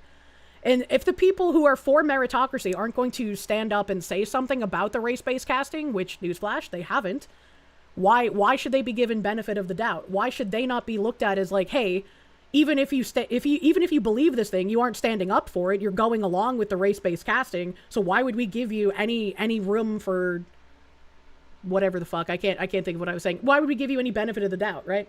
The Vic Mignogna effect, yeah. Apu was voice acted by Hank Azaria. He's white. I think you're saying Apu because you typed APT. Fair, you hadn't considered that aspect of everything. Yeah, this isn't like a personal to personal kind of view. It's an industry epidemic, and if you're going to do something about it, since the left is forcing their view on the industry, you must fight back on the left's territory. You must use their standard in order to hopefully bring things back to meritocracy. The asymmetry is the point. It means we lose over time, as Foxu described. Exactly. The asymmetry is exactly the point. Yeah, you meant to poo. Thank you. Ghost of Aces, thank you. And if you're a guy not in a race, not fitting their role, and don't back down, they will me too, like Vic Mignogna, proved he did nothing wrong and is still blacklisted. You know? Should not know who VAs are. They should be invisible unknowns. I like knowing who the VAs are, just so I can spot them in, like, more things that I like watching. Right? But other than that, Enma Zirconis, thank you. Chatter's trying to use logic against communists. LOL. It's a very unfortunate battle to have to fight. Zlumpy, thank you. You miss Apu, successful help businessman, loving father, pillar of his community. But no, a positive depiction of an immigrant had to go. It's that accent. It was problematic. Ooh, I swallowed water wrong. Ow, ow, ow, ow, ow, ow, ow. Trying to use principles against communists, like the commies have any, you know? I'm scrolling up. I just want to make sure I haven't missed anything. Saren Mathis, thank you again. I read that. You get really fucking annoyed at people that insist on calling out who the VA is and everything they've been in while watching a show. Yeah, I wouldn't do that. I would be like, oh, I recognize that voice, yay! But that's pretty much where I would stop. Ghost of Aces, thank you. I read that. Mr. King, thank you. If those in the industry refuse to say anything, why should anyone care? Let the industry collapse. That's why I'm saying, like, you can't give the benefit of the doubt for, like, individuality in this kind of, like, cultural takeover, unfortunately. Hayden Wayne, thank you for the 50. It's time to bring up that she said this. You were somebody okay with it? It's a VA doing VA, who cares? But, to the point, it honestly is a problem because of the time we live in. They set the standard, they'll be held to it. Yeah? Yeah, that is exactly what I'm saying. They're the ones who set the standard. If you're going to fight their standard with what you believe and not what they believe, you're not going to win. They're going to steamroll you. They're just gonna fucking get their way. And especially if you only defend the kind of replacement that they're looking for, like, it's basically just handing them the win on a silver platter. Well, thank you, Hayden Wayne, my guy. Aspect to it. Okay. Which is that I don't often get sent working class characters. Which is interesting to me because I am working class. Yeah. And I have friends who, like, we've grown up, have very similar upbringing. Yeah. Like, I'm trying to think of a single time I've described a fictional character as working class. I was born in Manchester. I grew up in Hume and Gorton. For people in Manny, you know that those Lancashire, places. London. It's northwest. And then I moved to South London. And I spent the majority of my, like, formative childhood in. No, chat, I'm not saying that you can't find characters that are fictional that are working class, obviously. But when I see a character who would be described as working class, that's not what comes to my mind, right? I'm not, like, sitting there watching The Simpsons being like, look at this working class family. I'm just watching The Simpsons, man. I'm not trying to put on a Marxist lens of, like, where can I segregate all of these people in the show that I'm watching? Yeah, you don't normally distinguish. Yeah, exactly. You don't normally, like, that doesn't come to your mind. Burger Bob is legit actual working class. Yeah, and I've never described him as such. He's just my Burger Bob, man. Could argue that Edward Elric was maybe in a working class family. Not very British of you. Diddly Doodler, thank you. Your favorite Apu moment was the gamer from Mars taking Chris Chan to lunch at an Indian restaurant for his doctor, and Chris felt compelled to do an Apu impression in the middle of the restaurant. Was that, like, in the TV show? Because I have no idea what those names you're talking about are. Chris Chan was in The Simpsons? Question mark? You don't know, you don't think about socioeconomic factors while watching Family Guy. Yeah, I'm not thinking about socioeconomic factors as I watch my cartoon sloppa. Master of Mundus, thank you. Chris Judge was awesome as Teal'c in Stargate 1. You were stoked when they chose him as Kratos. Interesting. Jen Jacko, thank you. Sorry, Foxu, you were late. Working in part of a building with no service. I hate when that happens, man. Oh, I hate when that happens. Sounds pretty fascist to you. Wastelander, thank you. You're the only Foxu person I know that can swallow water wrong and end up in the hospital. I didn't go to the hospital! I'm still here! Chatters are claiming it was in real life, not in The Simpsons. Oh, okay. No, in real life! Master Prick, thank you. Apu used to be an unintentional shield to a certain group. Maybe it was a good thing that they got rid of him and we opened our eyes. I mean, maybe, but it was a fun character. South London. I live in Patmore Estate. Shout out Patmore.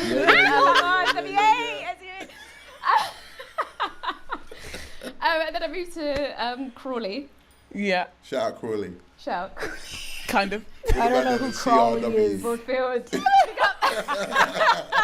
What's interesting is that in all the places that I live, you know what I mean, Gorton, Hume, Patmore, Broadfield, for the people who know those places. Even You know what I'm saying? Yeah. We know what it is. You know what it is. I don't know what it is. And no, I'm often playing upper class or middle class, and I think they're often what we deem like colorblind. Right. Oh, okay. Which is a very interesting subject. I would love to know what you guys think of colorblind. But how I often interpret... Why is she saying it like that? And why is she also putting any sort of importance on her playing upper class characters when she comes from supposedly a middle class, working class background? That's not actual, like, mobility. I don't see why that matters. I don't see why that would have any effect on anything. Because this is bait. What the fuck? Oh, Martin Simpson, thank you. You don't view the plight of Sneakers O'Toole through a Marxist lens? Absolutely not. Patchouli, thank you. Play their game to such a disgusting degree that they're either forced to change the rules or drop them entirely. These people won't learn in any other way. True and fucking real. Is that the character is written white? Yeah, of course. And how I often interpret is that the character is written white. Yeah, of course. And they are just kind of open to who auditions for it. And I just feel like in voice, I've been given much more like East African work specifically. My mum's Kenyan. Yeah. My dad's Yemen. Sorry, that's not funny about Yemen. I think of something as I was saying Yemen. Big up Yemen. Big up Yemen.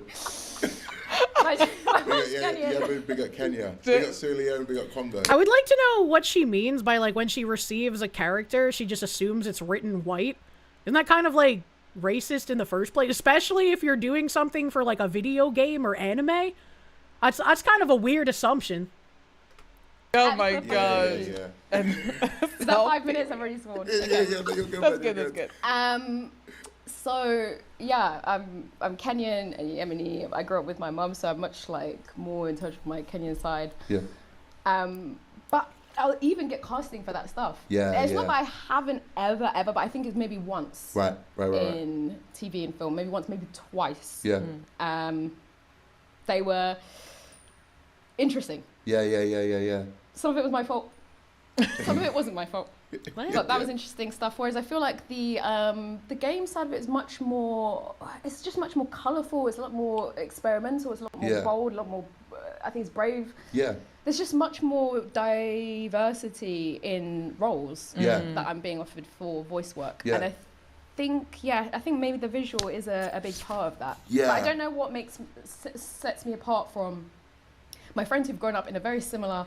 So it seems like, and correct me if I'm wrong, but it seems like she was complaining that she was getting typecast in roles for the Kenyan Yemeni stuff, which I don't even know how you would typecast for that specifically. That seems like very, very niche. But then when she got into video games, she was given roles that were more diverse, and she enjoyed being able to play characters that didn't reflect her. So what exactly is the argument here? Way in South London, to me, and we have completely different castings. They'll be going up for stuff that's set in London, what they call urban. Yeah. Urban, whatever. Yeah. But yeah, I don't find that I go up for that much. But like, Interesting. do you go first? Wait, she said I don't feel like I what? go up for that. Yeah. But yeah, I don't find that I go up for that much. But like, Interesting. I cannot understand what she said in that sentence. It sounded like I cannot got for that much, but that doesn't make any sense. That's not an actual sentence. I don't think I go out for that much. Okay. Phoenix DS, thank you. Just shows how they need to be held to the standards they've espoused to everyone. Exactly. Interesting. do you go first?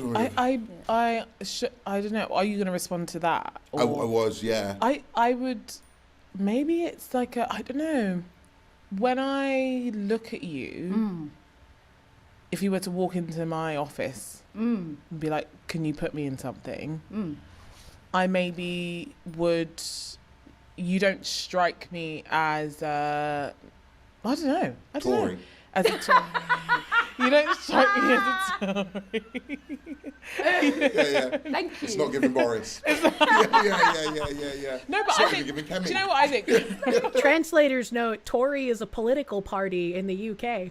I don't know. I think you although you've moved around a lot, you have London sensibilities. Yeah, 100%. I can hear slight African dialect in the way that you speak. Yeah. But also, so I don't know. But then also, what I was gonna say is that, like, obviously. But then also, you don't have that typical London black girl look or sound. I don't see you with the 30-inch bust down with the slicked hair and What? portrayed as. Do you know what I mean? And this What is does the that diversity that we're mean? talking about in regards to work. Well, yeah, because Because, like, when you say you don't look like, like the typical London girl, I would be like, so she's not white? But then she said, like, some slicked down hair. Is there something I'm missing? What is the slicked down? Is that like a chav kind of fucking apparel? None of these people come to mind when you think of British.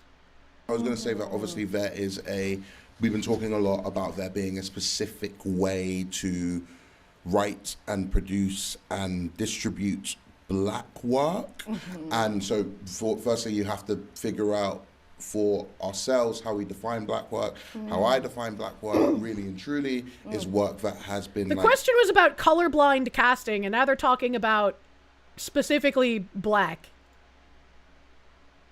written, produced, directed, and distributed by black people, and is writing characters that are from some form of the diaspora and trying to represent that in some way. So that's how I really understand black work. But I do understand that we have lots of corporations and organizations that have their diverse work, or they've got like the work that they're putting out at the moment where they're going, no, the question was about colorblind casting of our diverse work or whatever. So I think in those projects, I think that there is a particular genre that Black Britishness lies in, and the genre that Black Britishness is, it's very kind of two-dimensional. And I think also like, it's really interesting because me and Amado have been talking about like halfway, and the experiences were halfway that we had. We were treated like we had been writing for like 50 years. Like choice of cast, being able to be like, we think Grace would be amazing for this, or being able to be like, oh, we'd like this person, like being able to be in the room and talk to the director, who was phenomenal. Shout out Holly Redaway. Yes, shout out Holly Redaway, actually big fan. Yeah, big up Holly, love Holly. The best. Yeah, man. But like genuinely, like I think we had, do you not think we were given such a great opportunity? We were able to write however we wanted. The majority of our characters were black. Everyone, like what we wanted to be black was black. Casting? We were going, we want them from this country, we want this, we want these accents, and you wouldn't get that in film. And I think sometimes when you're just talking about it lightly and you go, it's white supremacy. Yeah, like I think it can sound really like fluffy. But I think that there's definitely a way in which like the imagery of black people. Like, I think there's a way that black people are supposed to look on film. If that makes sense, without sounding like Malcolm X. But I think there's like, because of the people that are making stuff, I feel like they're like, we kind of want our projects to kind of look like this and this when it comes to Black Britishness. And I think that's maybe a limitation. Yeah. Well, definitely a limitation. Yes, yeah. How do you bring Malcolm X into a discussion about colorblind casting? What is happening? I mean, first of all, I just want to apologise. I did burp earlier. You'll get if back. you're just listening to this, I'm really sorry. Yeah, I didn't mean that. That was just, it just kind of one of those to escape from your throat. But it's an interesting one because I've actually never, I mean, I don't have any childhood like kind of like home videos, so I can't completely like confirm this. I have one somewhere, but I don't believe I ever had a very strong South London accent to begin with. So these kind of like indicators that we look for like authenticity is interesting. It's like what you say, it's very confined, it's very limited. Even though we know like that's not true, we know that there's range to it. We know this. We know this. And there's other people that I know who have like really extremely posh accents. Completely RP and are growing up in another estate, like close by. So it's just very. Do they just like completely end that? Do they completely end talking about colorblind casting? Are they not gonna like wrap this around? What is happening? What are we talking about here? Did she ever mention a father in her life? She said that she's more in touch with her Kenyan side because she was raised by her mother, and I decided to not take the low-hanging fruit. Girugamesh, thank you. Yes, Malcolm X, my favorite British person. The rare quadruple tangent. Jen Jacko, thank you. Truly the intellectuals of our time. The future will be glorious. Pretty fucking much. Phoenix DS, thank you again. It just shows how they need to be held to the standards they've espoused to everyone else. Yeah, I don't know how you just swing into talking about, like, specifically black stuff when it's supposed to be colorblind casting. Oh my god. To quote the Emperor's New Groove, beats me. By all accounts, it makes no sense. I'll give this, like, a minute to see if they wrap it around. Interesting factors into why we speak the way we speak and how we pick up accents. Like, for example, for me, a lot of the majority of my time, my free time, I was listening to TV and playing films. So who was I hearing the most and who was I kind of speaking out loud to the most? It wasn't often other people. So your accent, I feel like some people experience this phenomenon with their kids where they were letting their kids watch, what was it? Is like Angelina Ballerina or something, and like American kids always like British accents. Kid. Yeah. Like really interesting. Like anyway. Like the girl, like the villain in High School Musical 3. who's like, I literally just rewatched this. Who? You know, the one that's like supposed to be Sharpay. Oh. Yeah. And she's like, hello, I'm here to tell. Do you know what I mean? Yeah. Who are you supposed to be, girl? I want it all. I want it. Do you know what I mean? Jarring. So jarring. She is annoying. I had no idea. I recently did a High School Musical and / Camp Rock. Oh my god, yay! Man.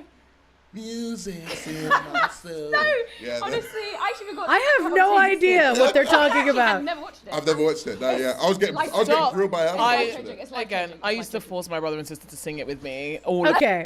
Well, I'm gonna go back. And no, I'm often playing upper class or middle class, and I think they're often what we deem like colorblind. Right. So I wanna just hear her explanation again, because it was really short and somewhat confusing. So I'm just gonna play that like 2 or 3 minute segment. Okay. Which is a very interesting subject. I would love to know what you guys think of colorblind. But how I often interpret is that the character is written white. Of course. And they are just kind of open to who auditions for it. And I just feel like in voice, I've been given much more like East African work specifically. My mum's Kenyan. Yeah. My dad's Yemen. Sorry, that's not funny about Yemen. I think that's something as I was saying Yemen. Big up Yemen. Big up Yemen. my mum's Kenyan. Yemen, big up Kenya. Big up Sierra Leone, big up Congo. Oh my god. Is that 5 minutes? I've already sworn. That's good.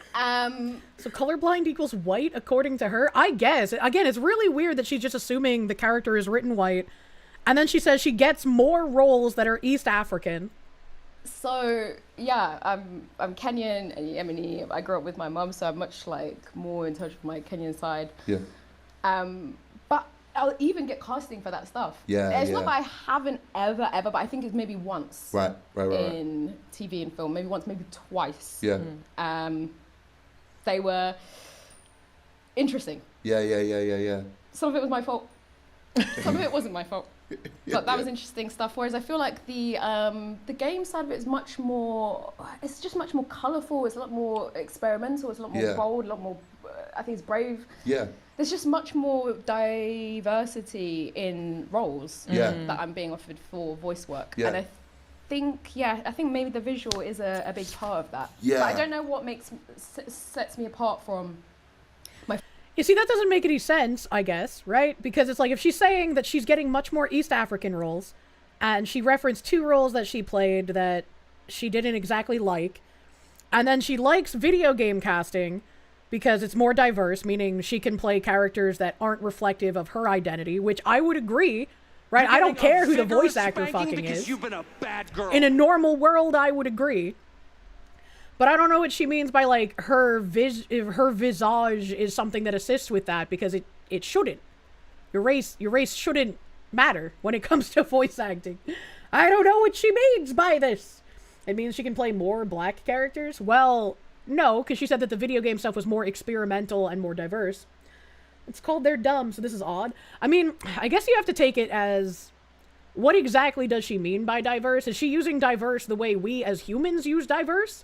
Or is she using diverse the way the industry and communists use diverse to mean less white people? I think by diverse she meant that there are more black characters. I wouldn't really say that there are in video games, though, right? Assuming she's trying to even say something meaningful and not just spewing words. Yeah, I think maybe with this Grok synopsis that we watched, it kind of combined her words, or read rather, kind of combined her words with that other guy's words. Because this, she defines black work as projects written, blah, blah, blah. That was the guy who said that. That was the guy who said this part down here, not her. Not her.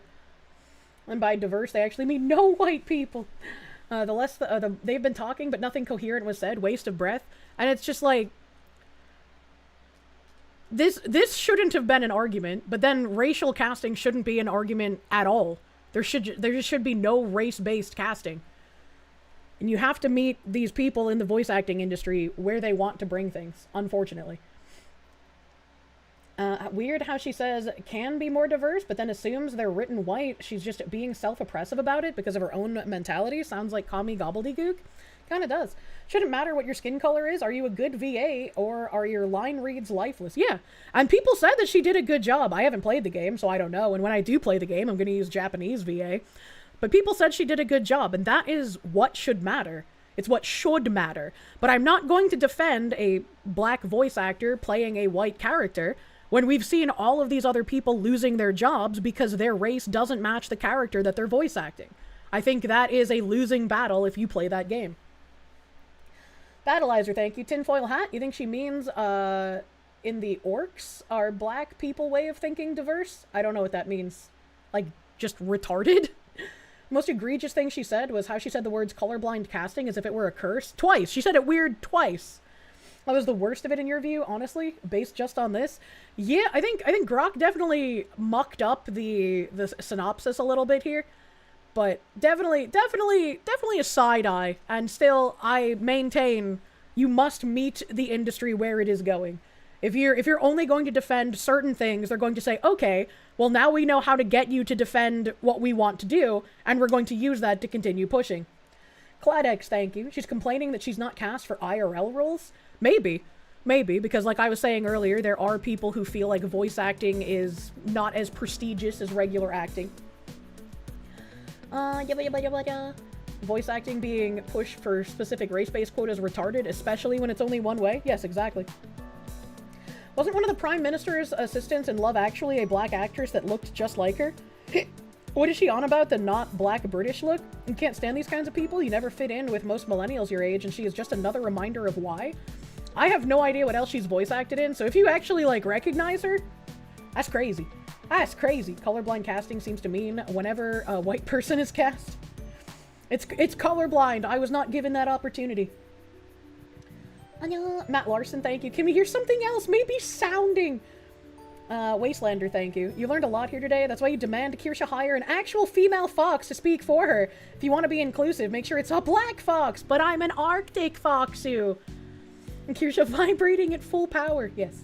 Marmalin, thank you. The entire panel just screams drama club kids that we used to make fun of for very good reason in high school.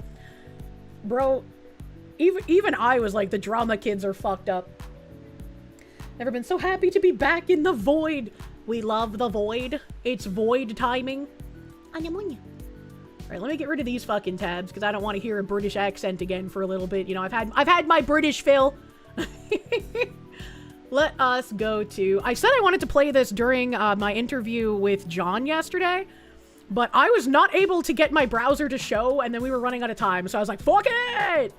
But this was the video that I was talking about towards the end of our interview, where there's an anti-gravity propulsion researcher named Amy Eskridge in a state of panic, claiming her hands were being targeted by a direct energy weapon, just 1 month before she was found dead from a gunshot wound to the head. So, like, I forgot that part when I was talking about it with him. I forgot that it said a month before she was found dead from a gunshot wound. So this lady's already dead, which makes it more suspicious. I forgot that part. But this is a video of her that surfaced, and I quote retweeted this, and I was like, someone needs to look into what's happening to these fucking scientists, first of all. Second of all, if a random video of this lady supposedly being attacked by a direct energy weapon surfaced after her death, in theory, does that not mean that any of these researchers could make recordings and figure out who is killing them? And whoever is killing them hasn't been trying to delete any sort of recordings? So we would just have this, right? Oh god, it's so fucking low. Hold on.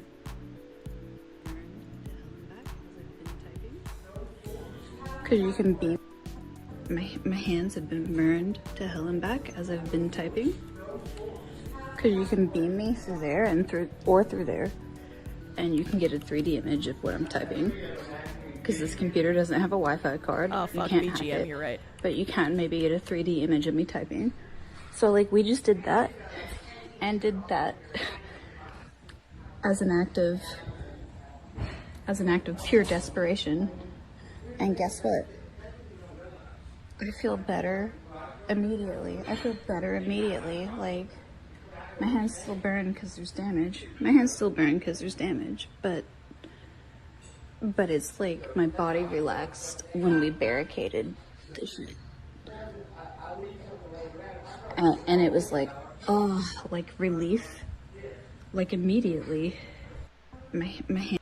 Remember the heart attack gun? And so it's like you can definitively see, like, there's lines on her hand where you can see the burn marks. What the hell is this spicy? It's kind of fucking crazy. Ludwig World Order, thank you for the raid. Welcome, Raiders. Welcome, Raiders.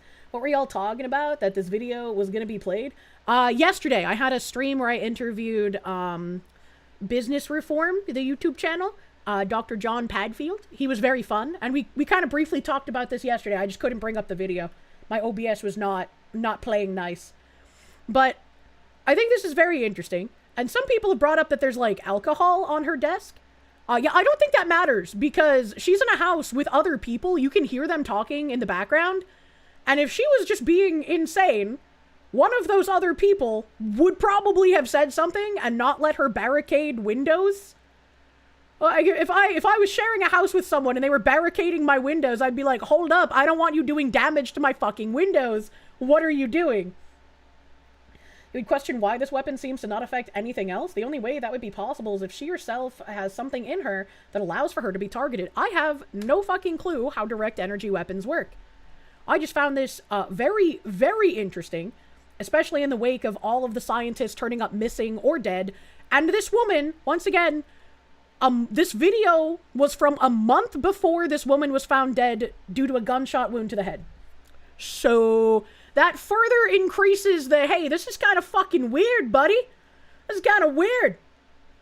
And then on the same line, we have this guy. I don't know who David Wilcock is, but David Wilcock finds out his biographer just died mid-stream right after talking about how weird it was that all the fellow UFO guys have been dying recently. What we see here is a lot of interesting things going on. Oh my god. And it's a good what we see here is a lot of interesting things going on. And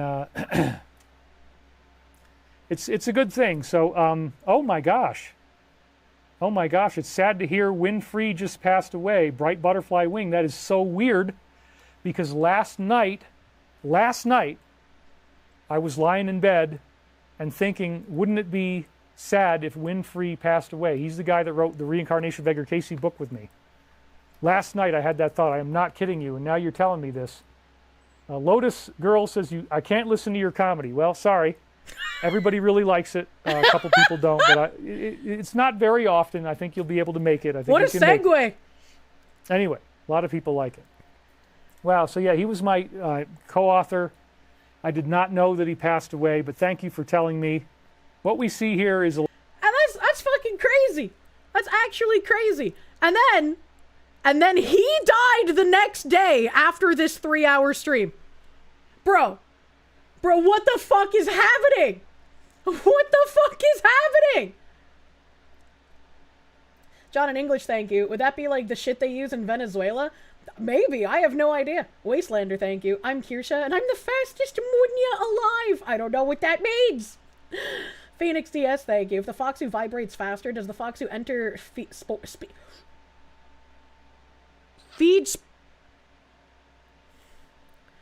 I keep wanting to say feed spores so for some reason. Help! I'm a year older and maybe some the wiser. Yatar. The fact that I'm still here after all the bullshit I've survived is nothing short of a miracle. Yatta? But I will not give in to despair. I must keep on. Now, for me. Kia. Please. Yeah, that one. Thank you. Next, do you want the? I don't know if I could do a big. My tummy is upset, but I will try. Let's see here.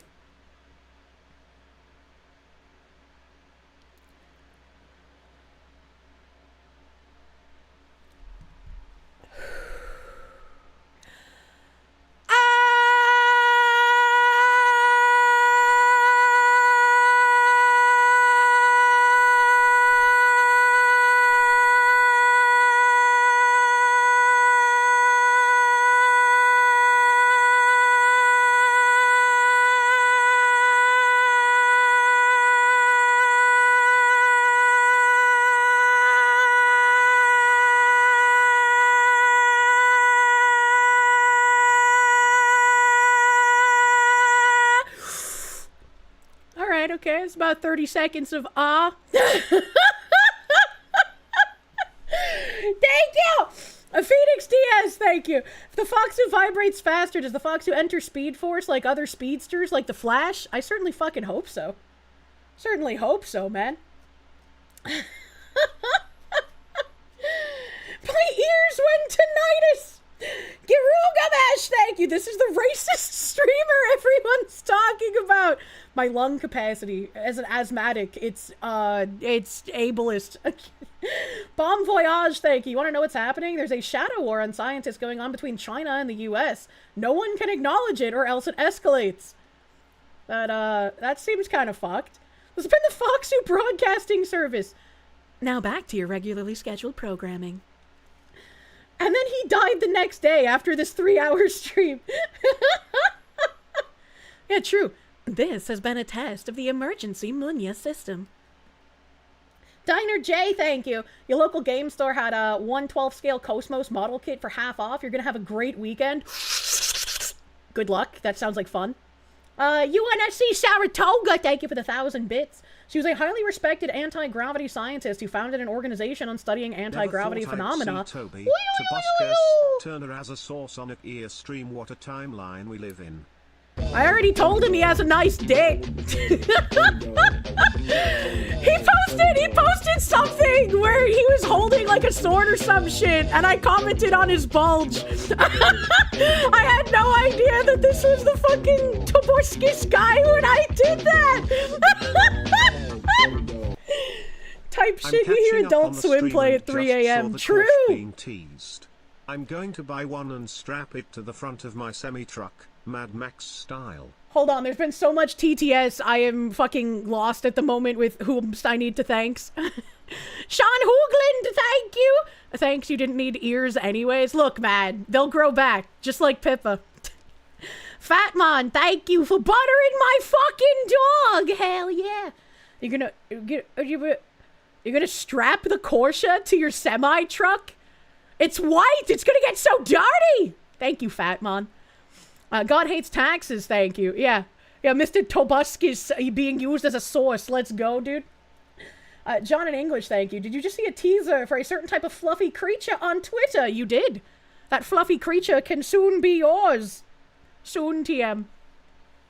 UNSC Saratoga, thank you. I was in the middle of reading this. Studying anti-gravity phenomena, and she would frequently give lectures at science conferences all over the world. She wasn't some quack who would say crazy shit. She was highly educated and well-rounded. They will try to defame her eventually. I think, like, her accent being really close to, like, one of these kind of disarms people and just makes them think that, like, she's actually kind of stupid when actually she wasn't. Phoenix DS, thank you! Does this mean the Bigfoot researchers and Dogman watchers are next on the list of suddenly expiring? Or David Paulides for his missing 411 books? Probably not, because that's more like conspiracy than actual research. A-Train, thank you. No shot, you think the ah is the resonant frequency of your room. Wait, what does that mean? Did I make your walls vibrate? Battleizer, thank you. At this point, you just want them to come out and say it? You mean just say aliens are real? The cover-up is literally just an elephant being covered by a napkin at this point? Fair.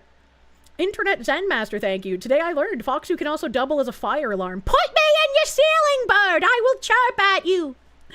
Wastelander, thank you again. I read that. Girugamesh, thank you. I read that as well. Anamonia. I think I've caught up. I think I've caught up in the sea that I was drowning in. Thank you. Hyper Johnua, thank you. Little late, but editor, insert SS3 Goku theme into the 30-second screaming. Kirdelius, thank you for the subby bubby, my guy. Thank you, thank you. Thank you, thank you. Axhole Jack, thank you. The Foxy was powered by the Fox Force years ago. She was working in her lab, and due to an accident, she was hit by a live fox. True. Kirsche, thank you for that 7-month resub on the kicks, my guy. Thank you. And Slideline, thank you for the subby bubby. Thank you, thank you. Let's see if I can turn on my BGM and it'd be fine because I have another tab of dead scientists. Breaking 911 said the Daily Mail reports that a U.S. scientist linked to UFO research sent disturbing text shortly before being found dead. Amy Eskridge Was that the lady? Was that the lady with the burnt hands? They didn't say her name. It does. Amy S. Okay, so this lady with the burnt hands said, oh, by the way, if you see any report that I killed myself, I most definitely did not. If you see any report that I overdosed myself, I most definitely did not. If you see any report that I killed anyone else, I most definitely did not. Just like Bishop most definitely did not kill Maria and Gopi and Adriel. Just like McLandis sure as fuck did not blow his own head off with a shotgun. The dominoes are being lined up all over again now. That's really creepy. I remember this person quote retweeting said, you know who else texted friend saying he thought he would be killed shortly before dying? And I know this guy's talking about Charlie Kirk, but the McAfee guy also did that. Didn't the McAfee guy also get it tattooed on himself that he's not suicidal? That seems very, probably the most infamous instance from crypto and decentralized finance. This was posted the day of his death. I don't know who this is. October 28th, 2022. CIA and Mossad and pedo elite are running some kind of sex trafficking entrapment blackmail ring out of Puerto Rico and the Caribbean islands. They're going to frame me with a laptop planted by my ex-girlfriend who was a spy. They will torture me to death. I don't know who the fuck that is. Who is that? Who is that man's? I don't know who that is. It's oddly specific. Puerto Rico. Is Azahara secretly the CIA agent assigned to me? Was it an agent op all along? The macaroni, no! Spartan Bot, thank you for the 11 months. Human Tornado Siren, thy name is Kirsche. Thank you for the ear bleeding, Fox. You so many Kirsche plushies in chat's collective futures. I'm very excited for the Kirsche plush, man. Phoenix DS, thank you. Ceiling Bird Foxu, hey! Hey yo! Dishonorable chatter! Time to put new batteries in me. Fuck off, CIA, she's FBI territory. He's my Mossad agent. How could my Mossad agent be living on Mud Hut Island craving my booba? And then, next in the list, how fun, a NASA nuclear engineer found dead in his burned Tesla after vanishing from his Alabama home last year. A NASA nuclear scientist died after a fiery crash in a rural Alabama town last year, which at the time caused suspicion among family members. Josh LeBlanc, 29, died in a fiery car crash in his Tesla on July 22nd, 2020.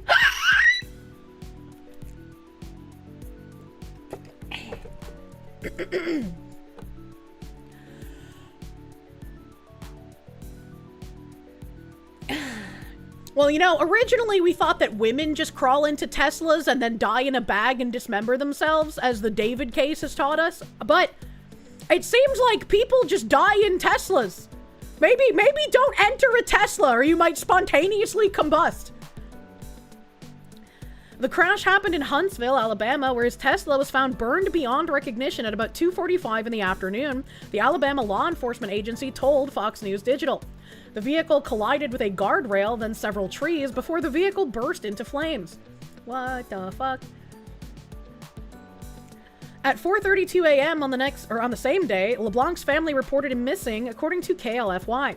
He uncharacteristically failed to show up to his job as an aerospace technologies electrical engineer at NASA, where he worked on nuclear propulsion projects. His body was also burned beyond recognition, and police confirmed his identity 3 days later after his body was transported to the Alabama Department of Forensic Sciences. At the time, his family told KLFY that they feared he had been abducted and that he had left his phone and wallet in his home at the time of the disappearance. Now, knowing what we know from yesterday's interview, I am less suspicious at people with specialized knowledge leaving their phones at home. That seems like a Faraday bag kind of situation, right? He's like, I'm just not gonna have these trackers on me when I leave. Police tracked LeBlanc down using the data from his Tesla Sentry mode and found that his vehicle sat at the airport in Huntsville for 4 hours on the morning of his death. Did any of them work for Boeing? Yeah, it's just like, it makes sense that he would leave his phone behind, but what was he going to do that he had to leave his phone behind is the question at this point. His family said his trip west was not a part of his plan for the day and that uncharacteristically, he was not communicating with them.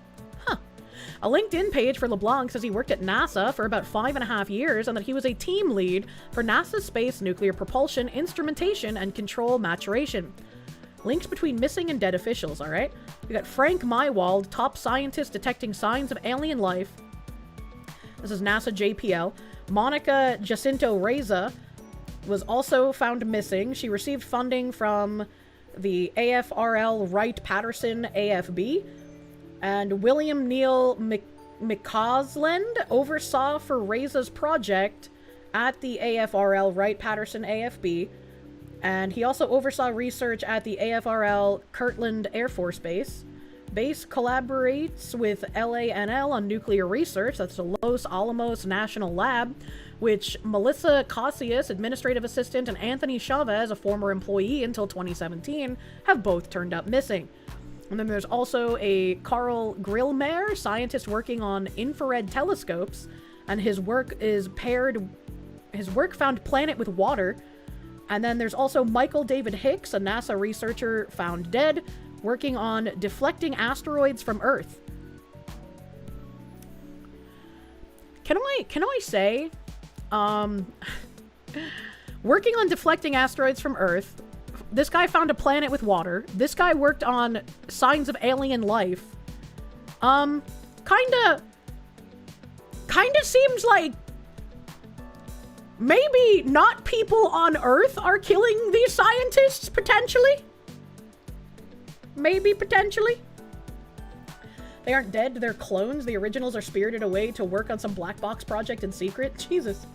Yesterday I came across a tweet that possibly relates to these incidents. The guy mentions that the Green Beret that blew himself in a Tesla in front of Trump's tower warned about anti-gravitational tech starting World War III. Interesting. Let me copy that link. Therian.ai, thank you. You're posting a thread about Monica Reza's work and disappearance in stream suggestions. Interesting. Dylan Schmidt, thank you. David Wilcock was born in Rotterdam, New York, and died in Nederland, Colorado, which to you as a Dutchman is just plain weird. That is kind of weird. Phoenix DS, thank you. His car was hacked and probably remote driven into obstacles to rupture the batteries. That's horrifying to think about. Like, being in a car and someone hacks into it and then, like, just drives it into shit to kill you? What a horrifying way to die. Jen Jacko, thank you. Make a Kirsche massage pillow that screams like that as it massages. What the fuck? Internet Zen Master, thank you. Azehara is a CIA agent. Nuxtaku is the chronically lazy Mossad agent. MI6 really needs to up their game to get access to the Foxu? Apparently. It's more like people are trying to stop US space travel and soon to be colonialism, but there's just a theory. A conspiracy theory. Battleizer, thank you. The age of information truly is a death nail for carrying out a cover-up or running a narrative when everyone has a camera, a TV, a news broadcaster in their pocket. Lies just peter out now. Yeah, it's a little easier to catch. But it's still hard to, like, even if you can tell something is off, it's hard to get the solid information to make people believe it, right? Phoenix DS, thank you. I already read that. Thank you again. Thank you again. Handy Tool Boy, thank you. Aliens are real? I think the government's trying to off me. Sir, this is a Tesla. Battery explodes. I shouldn't have gotten in the Tesla, man. Lady Takanashi, thank you. Now imagine all cars with kill switches installed. I don't like that. I want a self-driving car so I don't have to drive, but I also don't want my car to kill me. Master Prick, thank you. People used to disappear in El Unique Forest in Puerto Rico. People used to say that there was a hidden military base there, and also lots of UFO sightings. Very interesting. I want to see UFO.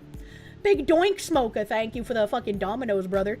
I'm not gonna lie, this sounds like the start of the 3 Body Problem book and TV series. The aliens killed major scientists across the world, and first did a crazy thing like make our science not real. It's cool and a scary thought. It is a scary thought. Jen Jacko, thank you. As you talk about the scientists, you get the feeling Cobra Commander is doing some aggressive recruiting for his next project. What the heck? NASA SNP technology would enable faster and more robust transportation for crew and cargo missions to Mars and science missions to our outer solar system, according to the government agency's website. LeBlanc was later a team lead on NASA's demonstration rocket for Agile Cislunar Operation, a nuclear thermal propulsion engine. At least 12 other people, the vast majority involved in nuclear science and space research, have died or gone missing since 2022, some under mysterious circumstances. Monica Reza, 60, Melissa Cassius, 53, Anthony Chavez, 79, Stephen Garcia, 48, and retired Air Force Major General William Neal McCaslin, 68, were all reported missing throughout 2023 to 2026, with each of their disappearances considered suspicious. Michael David Hicks, 59, Frank Mywald, 61, Anuno Loureiro, 47, Jason Thomas, 45, Amy Eskridge, 34, and Carl Grillmare, 47, all died between 2022 and 2026. Hicks, Mywald, and Reza were all connected to NASA's Jet Propulsion Laboratory. The deaths and disappearances have not been officially connected in any way, but they have caught the attention of the White House. I hope it's random, but we're going to know in the next week and a half, Trump told reporters last week. I just had a meeting on that subject. In a statement to Fox News Digital, the FBI confirmed the agency is working alongside other federal authorities in the investigation into the 11 missing and deceased scientists. The FBI is spearheading the effort to look for connections into the missing and deceased scientists, the agency said, and we're working with the Department of Energy, Department of War, and with our state and local law enforcement partners to find answers. The Alabama Law Enforcement Agency, which investigated LeBlanc's death, shared a press release from July of last year, reiterating details of the crash. Kash Patel to the rescue! It's just like, that's way too many for it to be a coincidence, you know? Like, absolutely way too many. Sick works, thank you. MF6, Munya 46, the Spoksu Special Forces, true and real. I'm sure the feds are looking into it very hard. I'm sure. And the 3-body problem, the aliens tried to stall our development because by the time they arrived in the solar system, we would have already advanced past them. You're not saying it's aliens, but I'm not saying it's aliens, but damn, it's kind of suspicious. It's top 10 scientists, engineers in 3 years. Yeah, it's kind of crazy. And then Stray Wolf gave me this link. Brave SJ, thank you for the 26 months. All this talk of aliens, but no one's asking what's important. Does volunteering for a one-way space flight to get an alien wife make you a passport, bro? When I told the breeding slave for immortality story to Philly and I didn't expect it to become real so quickly, chat, would you become the breeding slave if it could give you immortality? Remember that one time when a U.S. Army Green Beret blew himself up in front of a Trump Tower in a Tesla? He warned about anti-gravitational propulsion systems and how it could start World War III. Most of the deceased and missing scientists working on anti-gravity propulsion projects. Why is it always a Tesla? Why is it? It's, you know, the more I read these, the more it seems like, damn, it's dangerous to get inside a Tesla. I don't think I'm gonna get inside a Tesla, man. This is scary. I might just spontaneously combust to send a message. Hopefully it's just the Chinese. Hopefully it's just the Chinese and not aliens, you know?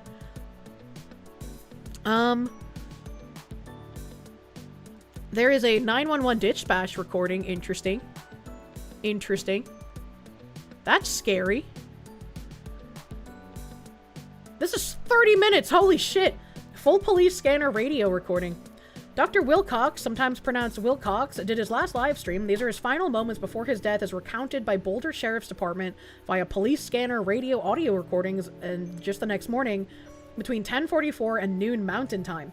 He died outside of his home in Colorado by a reported self-inflicted gunshot. I just don't believe that. I just don't believe it. Following is for information purposes only.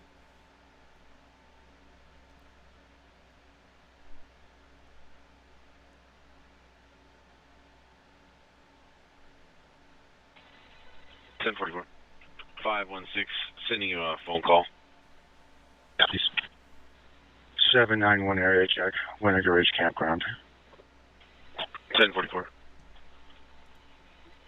You're getting a 773, sending you a phone call. 773, copy. 640 and 528, can you break in cover on an unknown issue at 1455 Ridge Road? 640, copy en route from Festival to Camp. 528. There's a party by the name of David Wilcox at 1455 Ridge Road. He said, I need to leave. I will be off to the left. What? Will not advise if he's armed or not, and will not say if he's going to harm himself or not, being very vague. 528, copy. What's the history there? Fire alarms and animal complaints. Copy. 70 clear. 1046. 597, I'm clear. 1047. 1047. 640 and 528. He's a 53-year-old male, type 1 diabetic who said he's run out of money. 640, copy. 1048. I'll be out with 1 at Coal Creek and Courtney Way. I mean, I know content creation isn't exactly, like, fucking super lucrative for everyone, but he seemed like he had an audience. What does he mean, run out of money? 1049. 407 on code 2. Go ahead. With David Victor, Paul 22 is the parking lot of Keepsake.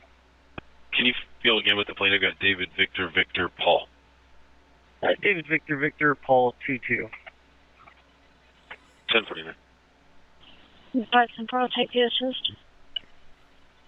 574, I think 773 has that. Your cab just might not be updated. Copy, thanks. Thank you, at 1050. 528 arrival. Nope. 640, go lot 2. 640, lot 2. Yeah, I'm just staged at Ridge Road currently. How far out are you? Approximately 5 minutes. Alright, looking at Google Maps, it's a long driveway. Copy. And we have fire stage down below. They're staged somewhere. They're not where I'm at. 795 extra patrol. Go ahead. North 63rd and you. 1056. 773 clear. 1058.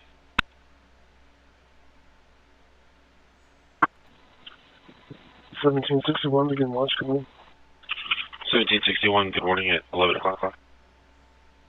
Lincoln 90, sending you a phone call. You want long driveway? Lincoln 90, copy.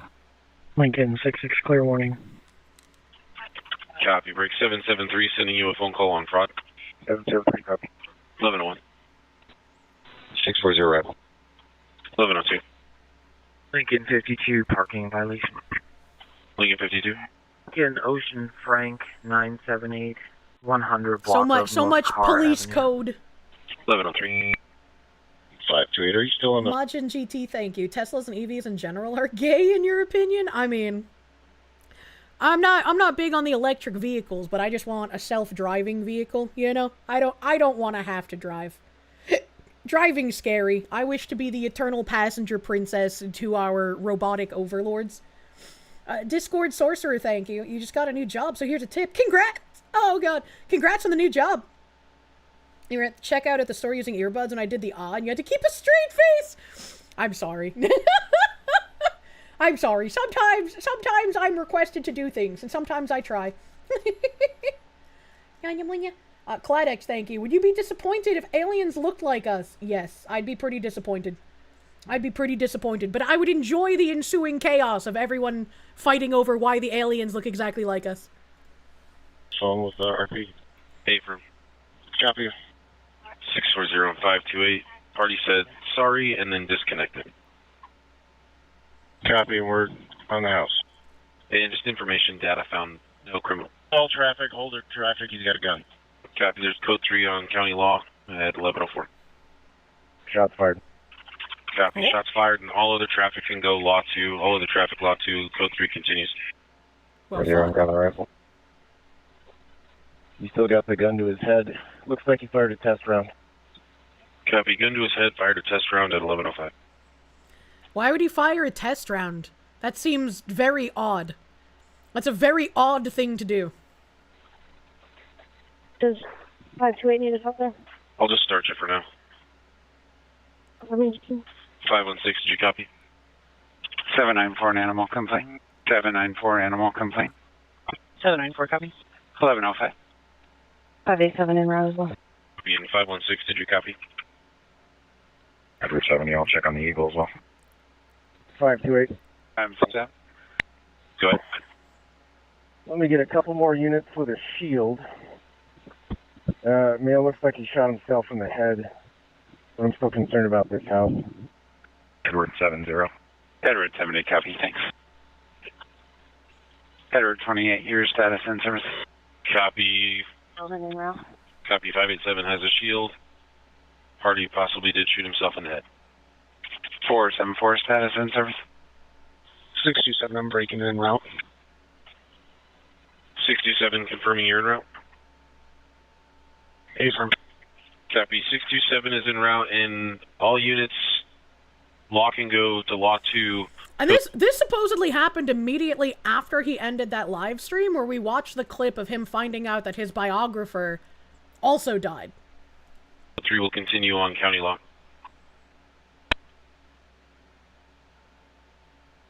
.474, did you copy our code 4? I got you now at 1106, break Edward 28. 407, got you clear 7 at 1107. 528. Go ahead. Good. For the next 2 units, respond emergency. We're going to form a contact team, move on up to the subject, secure the gun, check vitals, break. Go ahead. We'll also need to hold off on the house and clear it. Break. Did you already move everybody to Law 2? Affirm. We can keep this here, and we've got 3 units heading up. Emergent, 1 with a shield. Copy. I think, do you have the dispatchers for us to move this to Law 2? Affirm. Let's go to Law 2 and regular traffic back to Law. 516, I copy all that, and I am emergent from Lyons. I'll be over on Law 2. Copy. In all units, we're going to move this operation to Law 2. All normal traffic can resume on County Law. That's probably about as much as we're going to find out, right? Because if he shot himself in the head, there's not really anything else that can be found out here. But this is a 30-minute call. Discretionary. And he shot himself in the head. Male is outside in front of the house. Evidence, break. Male made moderately suicidal statements to dispatch. When I arrived on scene, he had a gun to his head. He fired off a round. I don't know where he fired it at. Told him to drop it, and then he shot himself in the head. Break. Good. Just come straight into the scene. We're going to get a contact team of a shield, rifle, and hands, and a team to hold on the house. And we're going to do a protective sweep of the house. Break. We have no stimulus indicating there's somebody else inside. There's no visible cars on the property, but I'm not going to risk it. It's a fairly large house, and we're not sure what we may be dealing with inside. Look, man, that's weird to me. He shot himself in the head 27 times. Friend died, money ran out, led to the dome. One of those steps doesn't fit. Yeah, this is weird, man. He's on the CIA payroll. The most tinfoil I'm getting is like, what if there's a way to like make people do something that they don't want to do, kind of like body hijacking in a way. People have made a lawful records request regarding Wilcox's death, and they're getting denied with the reasoning of contrary to public interest. What the fuck? That don't seem right. That don't seem fucking right.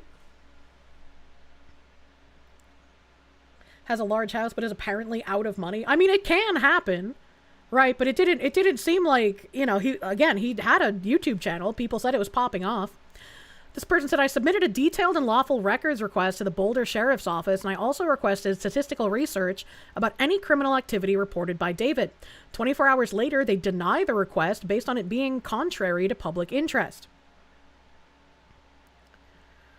The Boulder County Sheriff's Office is not releasing investigatory records relating to case number 2601788 at this time on the basis that disclosure would be contrary to the public interest under CRS 2472-305. Requests may be submitted at a later date, although the BCSO is unable to advise on when these records may become subject to public release. Sincerely, Boulder County Sheriff Records Team. My immediate question is, why is not releasing together as one word? Why is the basis together as one word?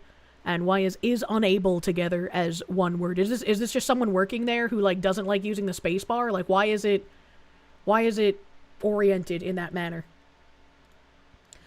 And this was the records request that was submitted. I would like to obtain copies of everything pertaining to the incident leading to the death of David James Wilcock at his residence, 1455 Ridge Road, on the 20th of April, 2026. This would include everything legally allowable to be released with his records request, 911 call, dispatch records, CAD number. Well, the 911 call is supposedly out. We just listened to that. Even professionals make typing mistakes. Maybe it just seems like it's far more frequent in current year, unfortunately. But yeah, we got lots of weird shit happening with scientists. I don't know what's going on, but it's weird. Quickly typed by someone that doesn't want to deal with this bullshit on their way out for a beer. Man. You notice the grammatical issues? You would take it with a grain of salt, but it wouldn't surprise you if it's a real email? Yeah, that's why I was pointing out their grammatical issues, because, like, if I got that email, I'd immediately be like, this doesn't seem like it's officially from the department. It seems like a scam email, because that's typically where you see those kinds of mistakes. You'd say what you feel about the police BSing like this, but you'd glow hot enough to get a Fed visit. Do not get a Fed visit.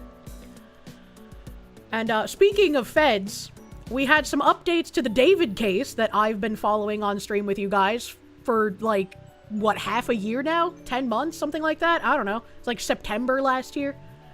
Autopsy details released in the Celeste Rivas case following David's arrest, multiple penetrating injuries, amputated left ring and pinky fingers, severely decomposed body, head partially skeletonized, left eye absent.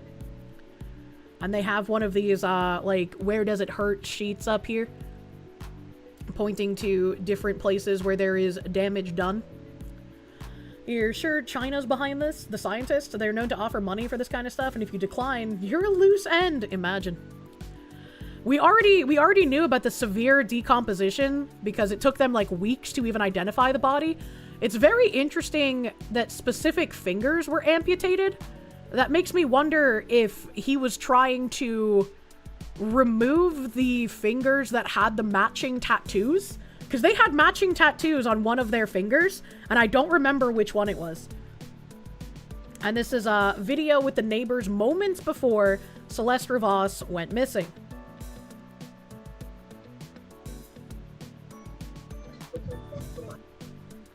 God damn it. Hold on. I must crank the volume. We must do some volume cranking. Beep, beep, beep, beep. Right there. I'll tell you where that. See that door right there? Number 2, not that. Number 2 right there. Let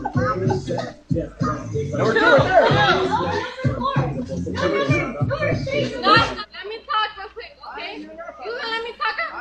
I feel like we may have watched this video before, because I remember watching some kind of, like, a CCTV camera of her neighbors all arguing, but I can't remember. Didn't we watch? You think we watched this? You think we did? Okay. Alright. As long as you guys remember more of it than I do. DMCA'd by Snoop. No, Snoop Dogg, don't do it. Don't DMCA me. We also have... Oh, wait, I turned my BGM back on. We also have a leaked song by David called Celeste. And, before I play this, prosecutors say they found a significant amount of child pornography on David's iPhone during the investigation. The singer is charged with murdering Celeste Rivas, whom he allegedly began having sex with when she was 12, then stabbing and mutilating her body. He pleaded not guilty. Preliminary hearing May 1st. This case is very dark. He's right about that.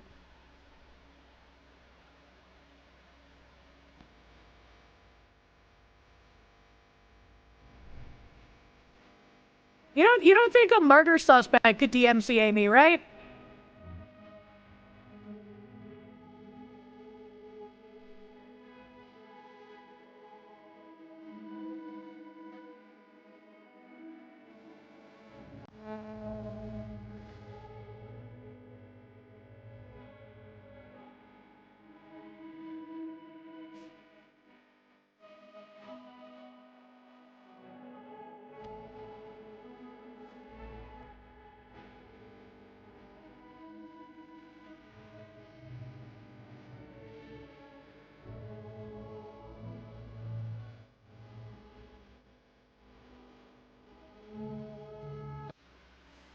Yeah, that's really weird. I saw, that's the entire video. The words, the animation, the fucking...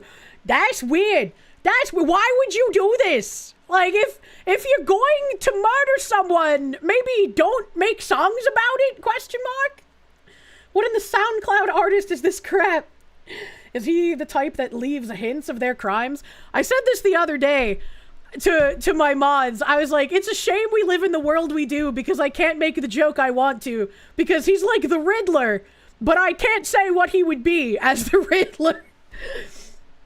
He might not be the brightest, you know? This does not sound good enough for all the hype he generates. Sounds like a plant. I posted that like weird glazing article again as well, but we have the full unedited video clip of David playing his unreleased song has surfaced on the internet. Nobody ever caught me, but I've spoken too soon. In the back of a police car, I forgot whatever I knew. I ain't telling nothing. Do the same if they ask you about her is insane. You were one of my best friends, and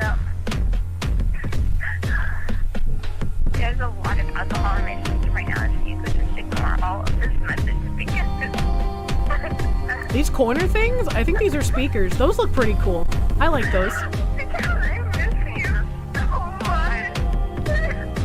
November 2016, I was selling at high school. Nobody ever caught me, but I've spoken too soon. In the back of a police car, I forgot whatever I knew. I ain't telling nothing. Do the same if they ask you about her. You make me feel I get so high, I forget what's real. I've been looking through the junk mail, trying to see if I can find you. Lady said that she forgot me. Do I need to come remind you? Maybe we never talked enough or smoked enough. Thank you for breaking up that song, bro. The guy who suicided himself right after stream, if he was a type 1 diabetic like the article said, he could have been hit by a massive bill if he didn't have insurance for his diabetes supplies. Because that can be in the tens of thousands of dollars. That seems kind of insane. That seems kind of insane. I'm sure if that was a thing that happened, it would be released eventually that he got that unfortunate diabetes news, right? Right, it would be, I would imagine. DRT, thank you, my guy. Thank you, thank you, thank you. SoundCloud was a mistake. You thought it was creepy when Violet J had voicemails of his girlfriend's stalker on a song? Way to go, David! Yeah, what the fuck? Patchouli, thank you. Can't believe how common it is that everyone does the King Von and snitches in their own music. Stop snitching, it means nothing to these goobers, apparently. Or maybe I don't like you. Every time you ever did me wrong for way too long, I stood beside you. What? Cause it'll never make no sense. I try to give you all my sense. I even started drinking less, but I'm still so. There's a literal Key and Peele sketch about a rapper incriminating himself through his music. I don't even like it when you're getting undressed. Even when we're home alone, we don't never have sex. I'm talking about you make me feel. The song is garbage. What the fuck did you come back to? An alleged murderer admitting he did it in a song.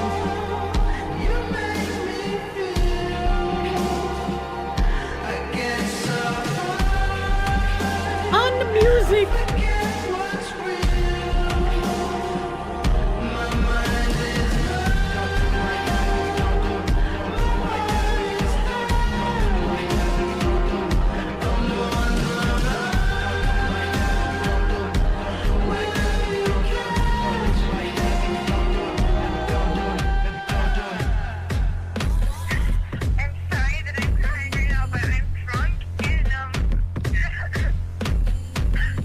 Are those like voicemails of her? That's even creepier. B Jammin', thank you. The cheese pizza on David's phone is almost certainly pics of Celeste. Sean said even though a 16-year-old is legal, you can't have pictures of them. Well, Celeste wasn't 16. She was 14 when she was murdered. Her birthday was after she was already murderated. So she was 14, and supposedly they started dating when she was 12. So any pictures he has are like immensely illegal. And he was with her for a couple. Yeah, he was with her for a couple of years. It's a good thing this dude isn't a mental artist. Cannibal Corpse wouldn't, or metal artist. Cannibal Corpse wouldn't survive. What the hell? Probably every guy who enjoyed David's music all had reflections of themselves beating up their girlfriends in the past. I don't know, man. That's a bit of projection. This is like sad boy rap, right? Where it's like you were with a woman that you loved, but then you fucked up and you lost her, and then you listen to all this sad boy rap because you know you fucked up, but you can't admit that you fucked up, so you make it her fault in song form. You're sticking with murdered because she got too old. Jesus fuck.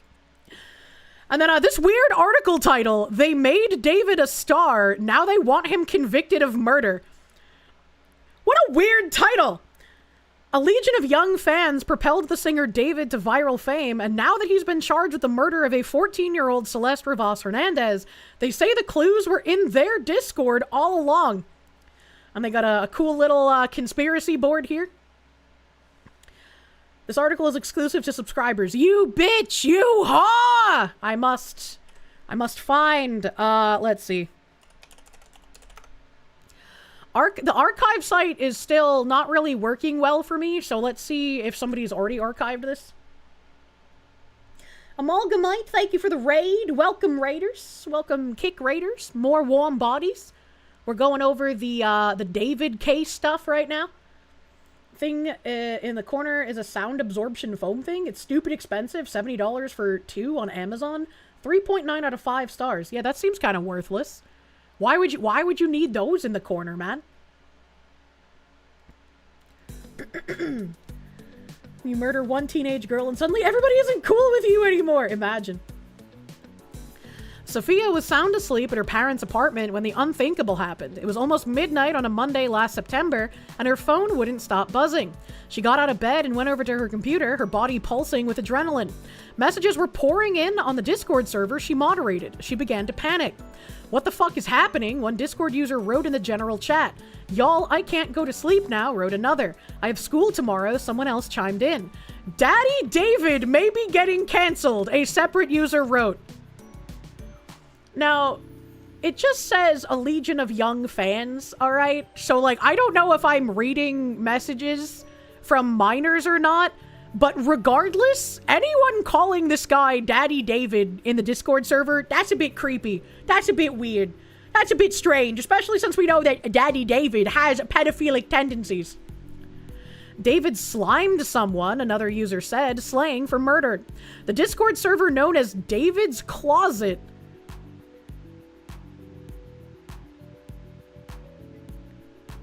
Can we just take a second and appreciate just how fucking dumb this David guy is? Like, it's like everywhere I turn, he has managed to fuck up on another level that I didn't even expect. Like, holy I am so glad he is this dumb. Garugamesh, thank you. Average Kirsche Discord when she's 1 second late for stream. The Discord server, known as David's Closet for fans of the SoundCloud native singer-songwriter David, was processing horrific news in real time. Hours earlier, on the afternoon of September 8th, a decomposing body had been discovered in the front trunk of a black Tesla in Los Angeles tow yard. It was registered in Texas to the then 20-year-old David Anthony Burke, the real name of David. I really hate how they do that, considering his stage name is D4VD, and it's pronounced David anyways. Like, can we... His name is David in both forms. Can we not? Fucking David. Sophia, who is 24 and lives in Canada, was near speechless. She, like many sources in this piece, asked to be identified by either a username, pseudonym, or first name out of fear of harassment. Bro, what the fuck? She typed into the Discord general chat, her hands shaking. Just, what the fuck? Boy, I hope if I ever get, like, murdered by the government, you guys have a much interesting reaction in Discord than these people did. Ani Mangy, thank you for the 27 months, my guy. Thank you. Thank you, thank you. Diddly Doodler, thank you. If one of the dead scientists was a type 1 diabetic, and especially one with a diabetic pump, they're very easy to hack and dump a lethal amount of insulin into someone. I don't like that. I don't like that. It wasn't just the gruesome headlines that rattled her. This real-life homicide eerily paralleled the fictional ones depicted in David's song lyrics and music videos. Ooh. Ooh.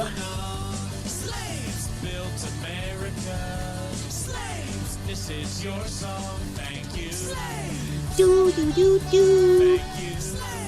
Do do do do. Do do do do. This is your song, thank you. Thank you, Massive Doggo, for the 100 friggin' slaves. Thank you. Maybe the ancient Romans were right about keeping the actors and musicians in the lowest of caste. Anyways, take these slaves to retake Constantinople. We shall retake Constantinople and make jesters great again, as it were. Thank you, Tyranno Superior, thank you. If Kirsche gets murdered by the government, who gets the Kirsches? That's a great question. Cobalt Jones, thank you for the 9 months on Kick, my guy, thank you. Please have a placenta pancake. Battleizer, thank you. If you ever got glowed, we would riot. Thank you. Thank you. Internet Zen Master, thank you.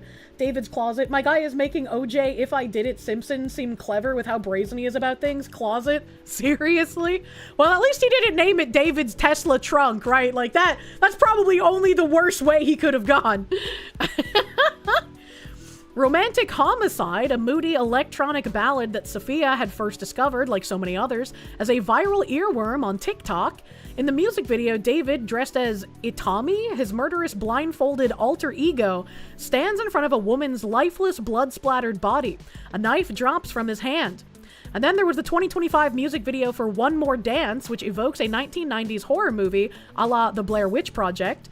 The opening scene shows Itami, again played by David, dragging his own body across the ground, dumping it in front of a car, and watching his friends stuff it into the trunk. Man.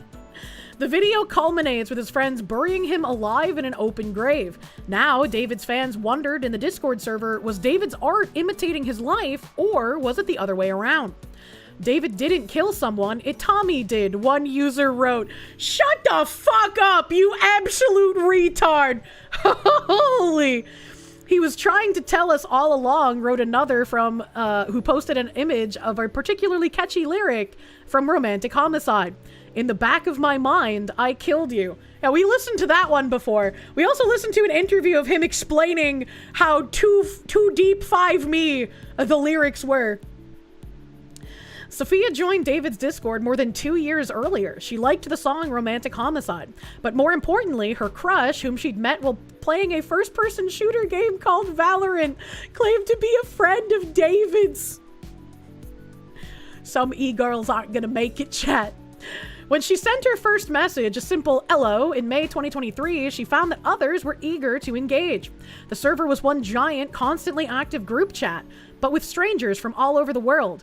It felt chaotic, unwieldy, shitposting, a language Sophia was well-versed in, from spending years in gaming-related Discord servers, was pervasive. Things didn't work out with her crush, but Sophia liked staying up late after work and chatting with the thousands of people in David's Discord. She didn't know much about anyone beyond their avatars and usernames, and it didn't matter. The conversation almost always circled back to what they all had in common, David's music. Members debated their favorite tracks. Sophia's was Sleep Well, a lo-fi R&B love song, compared merch, and shared tour dates they planned to attend. Sophia was so active in the chat that after just a few months, a moderator asked if she'd like to join their ranks. The unpaid role came with a lot of pressure. 7 mods were expected to post at least 500 messages a week. It was a way to encourage engagement, Sophia says. I mean, that's interesting and all, but it's like, I don't know. I don't feel like I would want to force my mods to post a certain amount of messages. That seems like, I don't know, if they're focusing on how many messages they're posting, they're clearly not watching messages, right? You hate how this writer writes, same. Bro was literally confessing in song, had the body in his trunk, and the cops were still like, we're not sure if he's a suspect or not.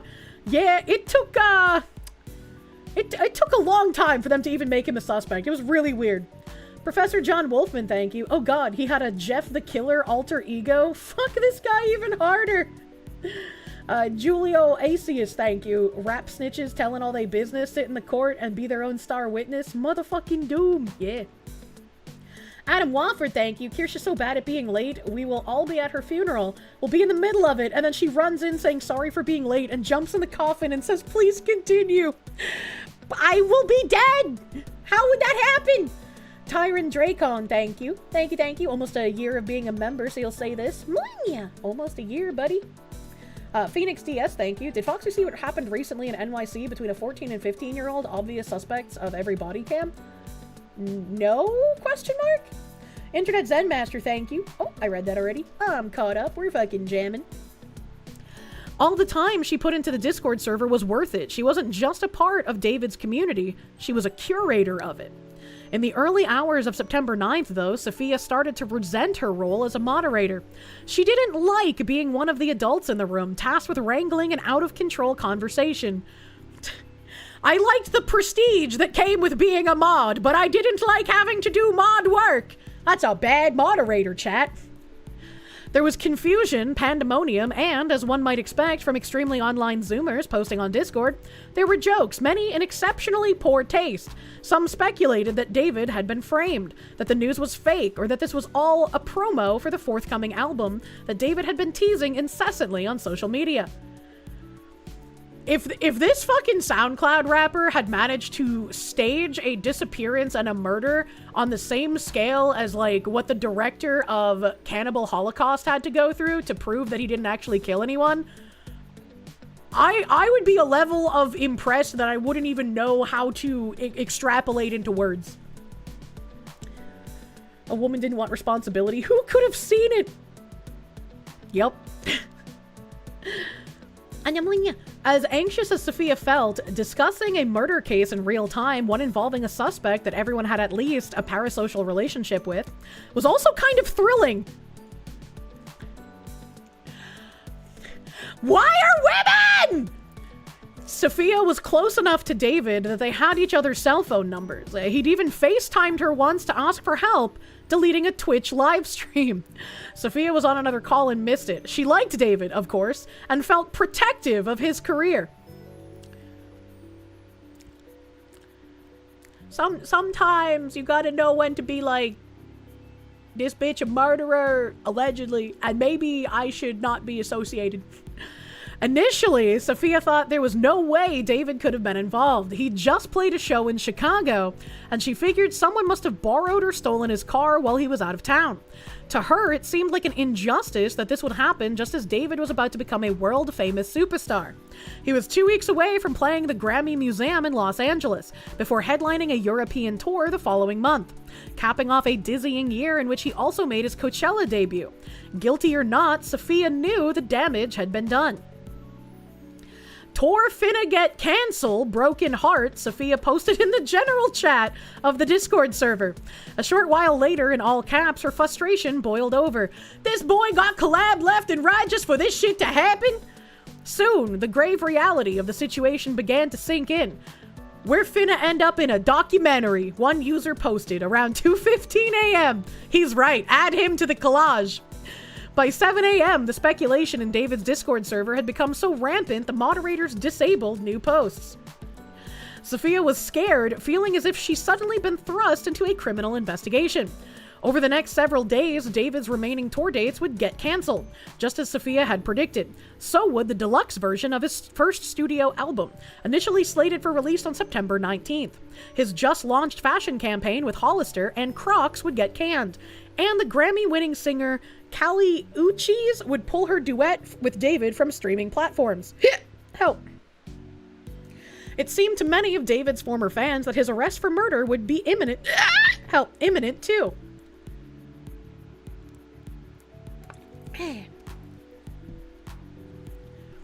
When it wasn't, which was weird, they took matters into their own hands. Overwhelmed by a sense of urgency, one time David's stans began combing through his Discord server, suspecting it contained information so incriminating that it was only a matter of time before it got wiped. In the end, even Sophia couldn't have imagined how quickly many of her peers turned against their favorite musician, splintering and spiraling into a feverish and often personal quest for justice. Like most people his age, David Berg grew up on the internet and learned from a young age how to weaponize it. He was born in 2005, the same year YouTube launched, and has also been posting videos to the platform since at least the age of 13. Around the same time, he moved with his devout Christian family from Queens, New York, to a middle-class suburb of Houston. Some of his earliest uploads are screen recordings of his plays on Fortnite, a battle royale-style video game he was obsessed with. They offered him the attention and social interaction he seemed to be otherwise lacking. This is really weird, like how just nice this article is being. And it's kind of what I posted the other day as well. Like if I go back here, we already watched this video, so I don't need this tab. No, if I can go to my profile, you whore slut. Go to my profile. He's completely innocent, but I can fix him. Every victim ever. Like I posted fucking here, where it said breaking, David had tons of child porn on his phone, prosecutors claim. And I was like, I remember going through this case last year, and one of the articles from Men's Journal kept cropping up in my mind whenever new info comes out. This article is basically like a glaze for David. It was David continues to get good news amid Celeste Rivas investigation. Good news, we finally arrested you. Better late than never.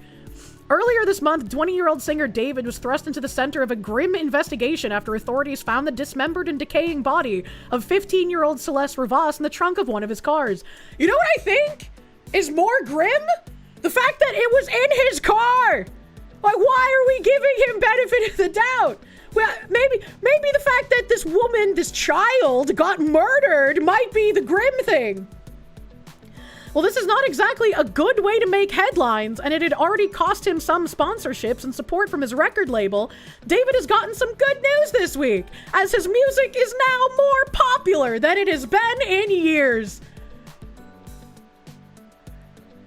I was reading this to you guys in September last year, like, what the actual fuck? What is this glazing, bro? Vingtor, they give you the 18 months of Proom. And it continued with David's streams more than double. Earlier this week, reports surfaced indicating that David's streaming numbers were surging amid the death investigation. That has continued to be the case, and now we have some pretty staggering statistics to show just how much his popularity has surged in recent weeks. Way to go. You've just encouraged people trying to make music careers that murdering someone will put them at the top of the charts. Great. Way to go. Very, very sound reporting going on here. Within that total, Romantic Homicide, remember the one where he actually stabs this woman in the song, which reached number 33 on the Hot 100 after going viral in 2022, was among the greatest gainers. From September 12th to 15th, the track earned 2.9 million streams. I wonder why people were watching the music video where this guy allegedly confesses to his alleged murder of this child woman. Murdering people will put you at the top of the charts. It's just like 1992. Snoop Dogg shot a man at the Grammys. I didn't know that. That's crazy. Other David tracks have popped up on the Spotify Daily Top 50 chart as this tragic story has developed. I was just like, come the fuck on.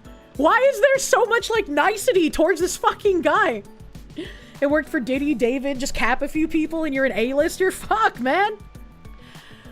He was grinding. He was posting every day, playing every day. He was trying his hardest to get somewhere, said a 21-year-old New York-based gamer who goes by the username Sacred What the Fuck. Bro, I would just wake up sometimes and it would just be multiple posts from him. He was trying to pop off, just get one good video. Man. By 2021, David was 16 and already building his brand as a socially awkward outcast who spent nearly all of his time online. It helped that he was homeschooled. Sometimes it paid off when he started catering to the YouTube algorithm by adding popular songs to his Fortnite videos. They racked up hundreds of thousands of views and generated, quote-unquote, a lot of money in ad revenue. He'd later tell musician Benny Blanco in an interview. Yeah, but that didn't last for very long because you started having DMCA claims. It's so sad that our fun was taken away. Those massive views also brought copyright strikes, warnings from YouTube prompted by record labels to remove the songs or risk getting booted from the platform. That's when, according to the now mythic origin story that David has relayed in the press, his mom had a life-altering suggestion. Why didn't her son make his own damn music? Using his iPhone, a pair of earbuds, and a mobile app called BandLab, David, he adopted the moniker around this time, in part for search engine optimization, huddled in his sister's closet and recorded himself freestyling over a royalty-free piano beat he found on YouTube. He uploaded the track called Runaway to SoundCloud in December 2021 and tagged it with keywords that helped it go viral. Emo, chill, lo-fi, slowed, and reverb. Blow this up for you page. But it wasn't until July 2022 where he self-released the brooding ballad, I can't English, Romantic Homicide, that the then 17-year-old really blew up. So he was 17 with a 12-year-old? That's kinda what the fuck, brother? What are you actually doing? 2 months later, David signed a record deal with Interscope Records' Darkroom imprint. The comparisons to Billie Eilish, who also scored a deal with Darkroom as a teenager after uploading tracks to SoundCloud, were immediate. In magazine profiles, David was heralded as a new kind of wonderkind, a sheltered gamer who accidentally became a pop star, seemingly overnight. GQ dubbed him a mouthpiece for Gen Z heartache. NME declared he was a multi-genre visionary, and Billboard christened David one of alternative music's most promising new artists. I want to mention once again, I never heard of this guy until he allegedly killed that girl. When I found him, it was like, wow, he made this in his closet on headphones on BandLab. That's so cool. I could do that too, says Ikare, a popular TikToker who used to dream about collaborating with David. That was his whole thing. That was his claim to fame. I think that's really what brought in a lot of younger audiences. Before Ikare found his niche dressing as a Teletubby and singing in the shower. Yeah, that certainly is a niche. What the fuck? He was inspired by David's humble beginnings.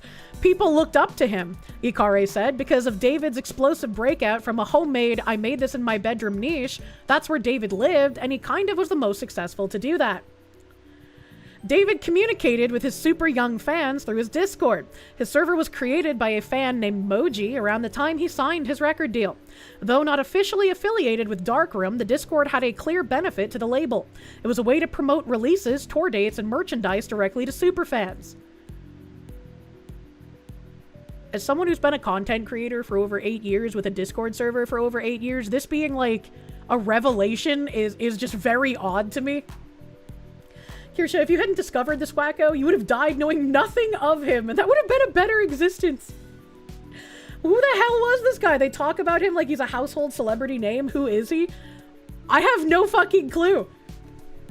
What's up with all the glazing articles? This guy had CP on his phone and murdered a child. Why are all these news outlets giving us biographies? That's a great fucking question.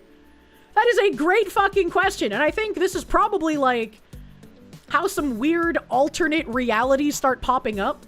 And I have like a thing to springboard to after all the David stuff.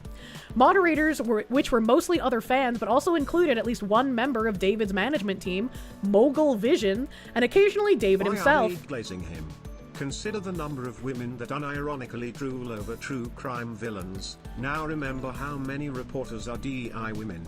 Now add the fact he's the type of minority supposedly fighting the power DEI worshippers loves. You see, I understand your frame of thought, but the first glazing article is written by a man, Kevin Harish. It's written by a man at Men's Journal. You can't blame women for this one, buddy. Walla Walla Bing Bang, thank you. Who's writing this article that is glazy? This one is written by a woman. We got equal opportunity glazing of a murderer here. Got Jennifer Swan and whoever the fucking guy's name I just said was. He's trying to impress the blue-haired women. Man. Shared links to new content and encouraged members to subscribe to David's email list for pre-sale ticket codes. Neither Mogul Vision, Darkroom, Interscope, Geffen, A&M Records, or its parent company, Universal Music Group, responded to a request for comment. The tactics also cemented David's perceived authenticity as a chronically online teenager without much media training. In February 2023, 3 months before he dropped his debut EP and kicked off his first European tour, David popped into the Discord with an announcement. He'd officially named the blindfold character he'd portrayed in the video for Romantic Homicide. His name was Itami, the Japanese word for pain. David explained, and he was only the first character of many to come in his own cinematic universe, which he called the Davidverse. Oh, I hate this guy so much. A few days later, he posted about Itami on X, telling fans to feel free to leave conspiracy theories in the YouTube caption for a music video featuring the character.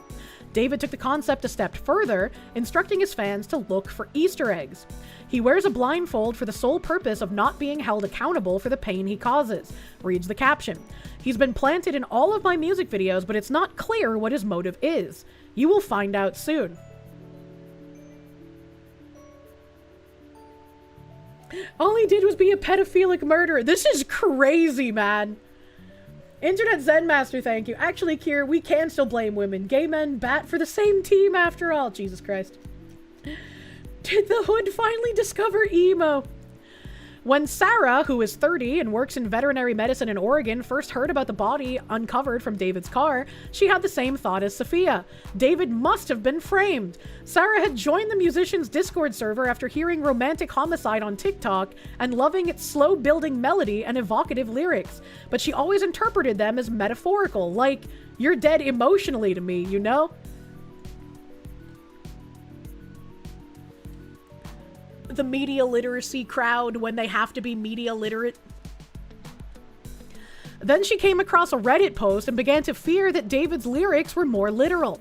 The post was written by a since-deleted user who was worried in the days before the human remains in David's Tesla had been identified, that they already knew who the victim was. A close friend, a little sister from the Inland Empire, ran away last year. I don't know what that means. And this is who she was with. The message, which has also been deleted, reads in part, I'm terrified that's who is in the car. Nobody has heard from her in months. I won't release names as she's still a minor, but she was from Lake Elsinore. On September 18th, when the Los Angeles Police Department publicly released the name of the victim, Sarah felt sick to her stomach. It was 14-year-old Celeste Rivas Hernandez, as the Reddit post had suggested. She was from Lake Elsinore, a working-class city about 75 miles southeast of Los Angeles. She had indeed been reported missing by her family. In photos of Rivas Hernandez splashed across the news, she had big brown eyes, a cleft chin, and middle-parted black ringlets that fell past her shoulders. She wore a gold cross around her neck and dressed like the middle schooler she was, jeans, sneakers, and zip-up hoodies from The Gap. For Sarah, who said she was groomed as a teenager by an adult in a gaming chat room, it was not difficult to imagine that Rivas Hernandez may have met David online, maybe in a Discord server. Sarah remembers thinking, I've been Celeste, I've been in her shoes. It wasn't the first time that Sarah, who enjoyed sleuthing and had grown up watching the 2010s reality show Catfish, about people using fake online identities, had empathized with a young female murder victim. I cannot believe that this show, was still running in the 2020s. The fact that there are still people getting catfished instead of asking questions is insane to me in current year. Is him making songs about his crime really all that different from Kirsche reading the news if and when she shoots a home invader? Yes? Because his was very clearly premeditated if he was writing songs about it before he did it? Since when can you get a Tesla in Minecraft? What are you talking about? Cladex, thank you. At least David didn't buy Pragmata. What the heck? Internet Zen Master, thank you. Not only is he a murderer, he's a bloody hoodweeb! Why must hoodweebs make black anime fans look bad all of the time? I don't know, man. I don't know, man. Bro thought he was the next Slim Shady. In the summer of 2021, she followed the online investigation into the disappearance of 22-year-old Gabby Petito. Why are we talking about this random fucking woman? Fueled by her anger about Rivas Hernandez's murder and her own experiences with men. What? Sarah, like legions of others who once streamed Romantic Homicide on repeat, turned on David. Sarah blocked his music on Spotify and joined newly created Discord servers with names like The David Case and David Leaks, where former fans were now scouring the artist's digital footprint for traces of Rivas Hernandez. True crime buffs, many of whom had never previously heard of David, but were now scandalized by his morbid lyrics, became engrossed with the murder mystery too. Zero self-awareness. They swarmed r/David, a subreddit where fans once posted interpretations of song lyrics and David's social media posts. Only now, the speculation was unified and turbocharged by a shared theory. That David groomed Rivas Hernandez online, engaged in a sexual relationship with her, and housed her when she ran away from home at just 13 years old. I mean, this wasn't really a theory. This was literally, like, posted in the news stories we were reading last year. According to some leftists, my situation would be premeditated too, because I got the gun for the purpose of defending myself from poor innocent home invaders. Well, it's a good thing that I don't take commies seriously when they try to say that shit. Rivas Hernandez was reported missing to the Riverside County Sheriff's Office at least twice in 2024. We already know that. We know that. Mystery surrounding the death made news globally. We know that. Fast-growing subreddits like rDavid2 or rCeleste Rivas Hernandez, rJustice for Celeste, and rDavidians. Rivas Hernandez became a martyr nearly overnight. I mean, she's a murder victim, so... There were illustrations of her as a saint and avatars of her face taken from missing persons flyers her family once posted on Facebook. Sleuths saw her everywhere in screenshots of Instagram stories, where a dainty hand showed off what appeared to be an engagement ring and an index finger that read "Shh David," they alleged, has a matching one. That's true. They have the same "shh" tattoo on their index finger. What were the two fingers cut off the body again? On Twitch, where a sassy girl in a hoodie and oversized glasses appeared to taunt and embarrass David during a live stream, even accusing him of raping kids, and in David's own music videos, which frequently featured actors who shared a resemblance to Rivas Hernandez with olive skin and curly dark hair.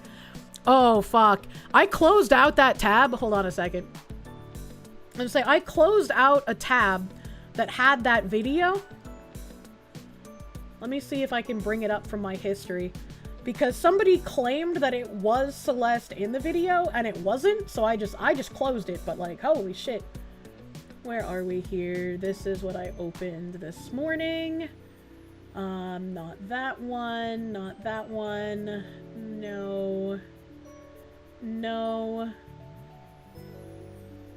Oh, fuck. Oh, fuck. No, I know, I closed the tab. I shouldn't have. This is all from this morning.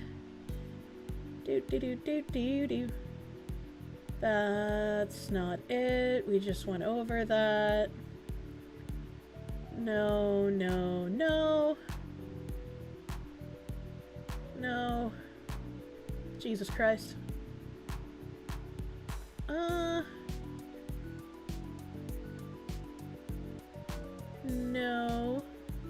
I don't know if anybody else has the link to the video I'm talking about. Oh, fucking KB, brother.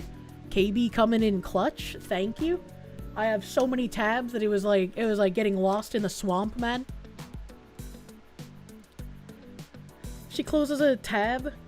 The temp goes down 2 degrees from her PC not dying. I wish. It's still loading. How many tabs is she at? Don't worry about it. Too many. Too many tabs. I have 4,205 open right now.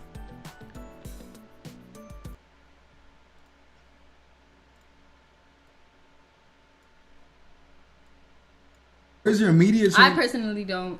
Yo, I media trained you. No, you didn't. That's controversial. It's controversial of raping kids.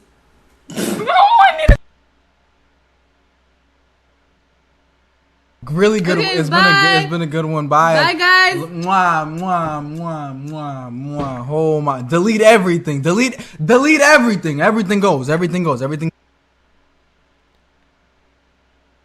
Yeah, that's not weird at all. I took it off because they didn't go with the silver.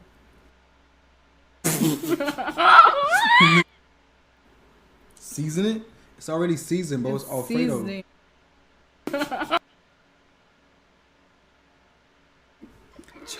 Chat. Pray for his career, chat. Are we done? Are we? We need to delete this. Are we? Maz, can we delete all VoDs? And then as soon as the stream ends, delete the stream too? Can we delete? Can we delete anything? You done for, bro? Y'all are not done? Now you gonna Epstein? Yo, wait. Oh, look it. Answer that one. That's so mean if you don't answer Which one? What's good, David? Big fan, mixed family. Oh, thank you, Mitochondria. Appreciate you. I gotta stop with him if you even. I don't know. Why would you say something like that? Hearing him speak regularly, he is a bit creepy to you. This guy was this guy was apparently mega popular.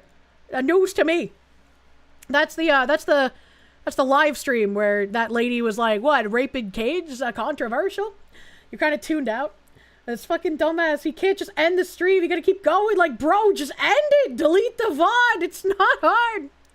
Quando Bandwi, thank you for the 25 gift blankets on Kick, brother, man. Thank you. Big Giga Chad slur, man.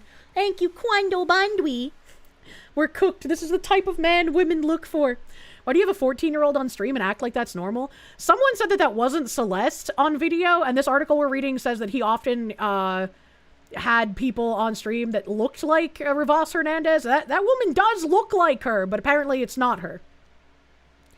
Oh yeah, what up, my Quandla? When sleuths noticed that Issa Collins, a 23-year-old model and actor who played David's love interest in the video for Sleep Well, had also appeared in his Instagram photos and Twitch streams, they flooded her social media pages with accusations relating to Rivas Hernandez. Anyone and everyone who had been photographed regularly alongside David, including the video game streamer Neo Langston, better known by his handle Neo the Asian, I don't know who that is, became fair game to online interrogators. I think it's like, it's fair to question a content creator who was like friendly with a different content creator who's now in a pile of shit, but I don't think like fucking flooding them is going to get you anywhere, because that's just going to make them not want to answer it and delete all messages, you know? It's fair to be like, hey, did you know this shit about David? And then see what their reaction is, you know? If the signs were there, that's all you're saying. On Reddit and TikTok, nearly every aspect of the case was debated endlessly, including the length of time Rivas Hernandez's remains had been in the Tesla and the exact date she died. There were even more grisly questions. Had her body been dismembered or merely decomposed? It would be another several months until the LA County District Attorney confirmed both were true. Meanwhile, conspiracies proliferated about David having hired doppelgangers as a way to hide his alleged relationship with an underage runaway. That is a conspiracy. I don't think he's smart enough to have thought of that. These theories may have seemed outlandish if David hadn't explicitly trained his fans through his introduction of Itami and the so-called David verse to analyze his music for hidden meanings. What? Symbolism, fantasy, and mythology, much of it inspired by Japanese anime and world-building video games like Fortnite, were so central to David's brand that one of his moderators even created a channel in his Discord to encourage conjecture. The channel was described as a place to discuss your theories and whatever you think the lore is going to be in the future projects. Oh no. Oh no, brother. It was a chilly September afternoon, but Ghost felt flush. Glued to the computer in his bedroom in New Jersey, he just stumbled upon what he considered a bombshell piece of evidence. Ghost had joined David's Discord server in 2022, not long after it was created. He and David were in the same Fortnite-related Discord servers previously, Ghost says.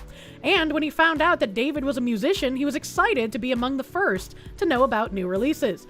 But within a couple of years, Ghost, along with many other early fans, had grown impatient with the singer, whom they felt was spending too much time on TikTok and not enough in the studio. Oh, that sounds like the people criticizing Grums for him not finishing his game. Where's the game? I don't even know what's going on with it. Has he been posting updates on the game? I have not been seeing anything about that on Twitter at all. Same energy as the people who wrapped their crimes. True. A Fortnite world-building video game? What the fuck? I mean, yeah, you could go to the Martin Luther Jr. King exhibit dressed as like a fucking whip holder, man. Not everything needs fucking lore. I don't get it, dude. In one TikTok from early 2024, David professed to be consumed with a quote-unquote Hello Kitty girl he'd met 3 years earlier. In another, posted later that year, just before David acquired nearly half a dozen new facial piercings, he trolled his fans by captioning a video of himself driving a Tesla and listening to new music from Tyler, the Creator. I'm too busy playing Fortnite to finish my album. When David's first studio album, Withered, finally dropped in April 2025, Ghost was thrilled. Early 2024, and he says to his fans, I'm too busy playing Fortnite to finish my album.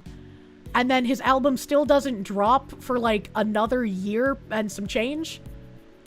I don't know. I don't kind of like that, right?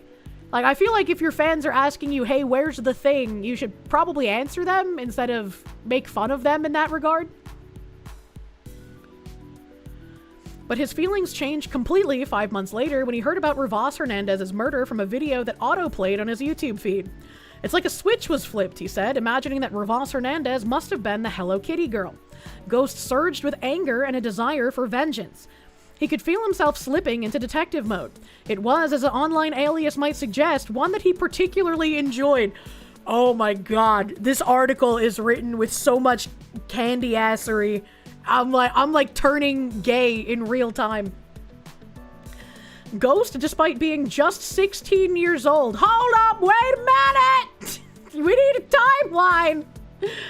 Hold up, wait a minute. Ghost had joined David's Discord in 2022, but as of 2025, Ghost was 16? What? That's a little weird. Ghost, despite being just a 16-year-old, is a self-described ethical hacker who taught himself how to use open source intelligence. It all started when one of his friends in middle school was blackmailed by a catfish account on Instagram. That threatened to release embarrassing photos. Ghost considered himself computer savvy and wanted to help. When he verified the IP address and identity of the catfisher, Ghost says, he realized, hey, I'm actually really good at this. I'm reading this, and I'm reading ethical hacker, and I'm just thinking of all of the fucking retards that signed up for the virtual asylum using first name, last name, email addresses. Like, what? Even Ghost was startled at how seemingly easy it was to dig up a mention of Rivas Hernandez in David's Discord server. When he and a friend typed the word Celeste into the search bar, they were flabbergasted to find an exchange from August 2024, more than a year before her body was found. David had posted in the general chat, I'm in a song crisis right now. It was unclear whether he was looking for suggestions, just venting, or trying to stir up conversation. But the server lit up in response. It was a rare, exciting occurrence. One of the dozens of responses was from a user whose account has since been deleted. It read, drop the one with the missing girl, Celeste Rivas Hernandez. Ghost stared at his computer screen, eyes wide like saucers, feeling the weight of a girl's death on his shoulders. There was no other way he could interpret the message. At least one person in the Discord server knew Rivas Hernandez by name, and they knew she'd been missing. I was like, oh my god, this is big, Ghost says. Ethical hacker, Discord search bar! There's actually a certified ethical hacker certification. It's widely known in the industry as a joke. Yeah, I would treat it as one as well. Beads of sweat dripped onto his mouse pad as Ghost realized that some messages in the server were being deleted in real time. He wondered what kind of incriminating information moderators, or even David himself, might be trying to hide. They'd already disabled the chat, and Ghost worried it was only a matter of time before they wiped the server completely. Well, if only a man had found out about this early on, they might have been able to archive the whole server, man. It's a shame that it was the women who were like, oh no, we must figure out what's going on, because I'm sure they didn't archive the whole server. What is this fanfic? I don't know. This is wild. He remembers thinking, I have access to the server that's being limited as we speak, and I'm going to do everything in my power to archive it. My only chance is now, if I miss that chance, I won't be able to do anything. At least he had this much foresight. He's correct in that kind of action.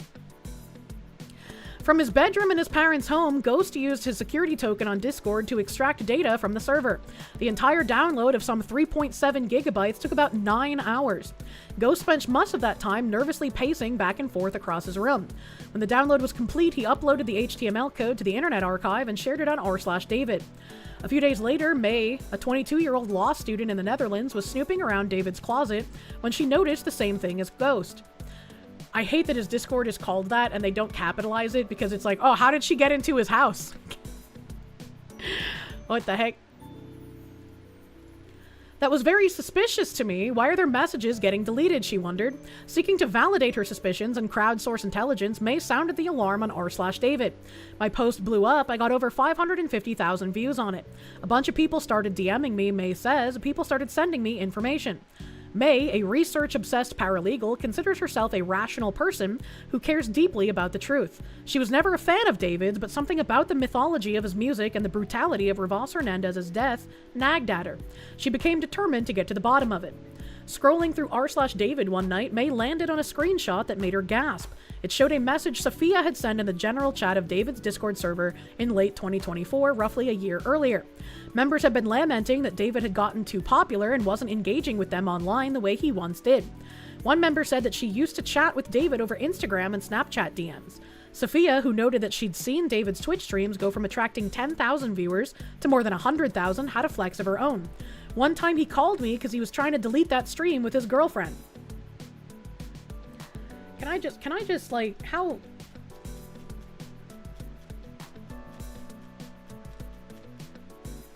Why is this so long?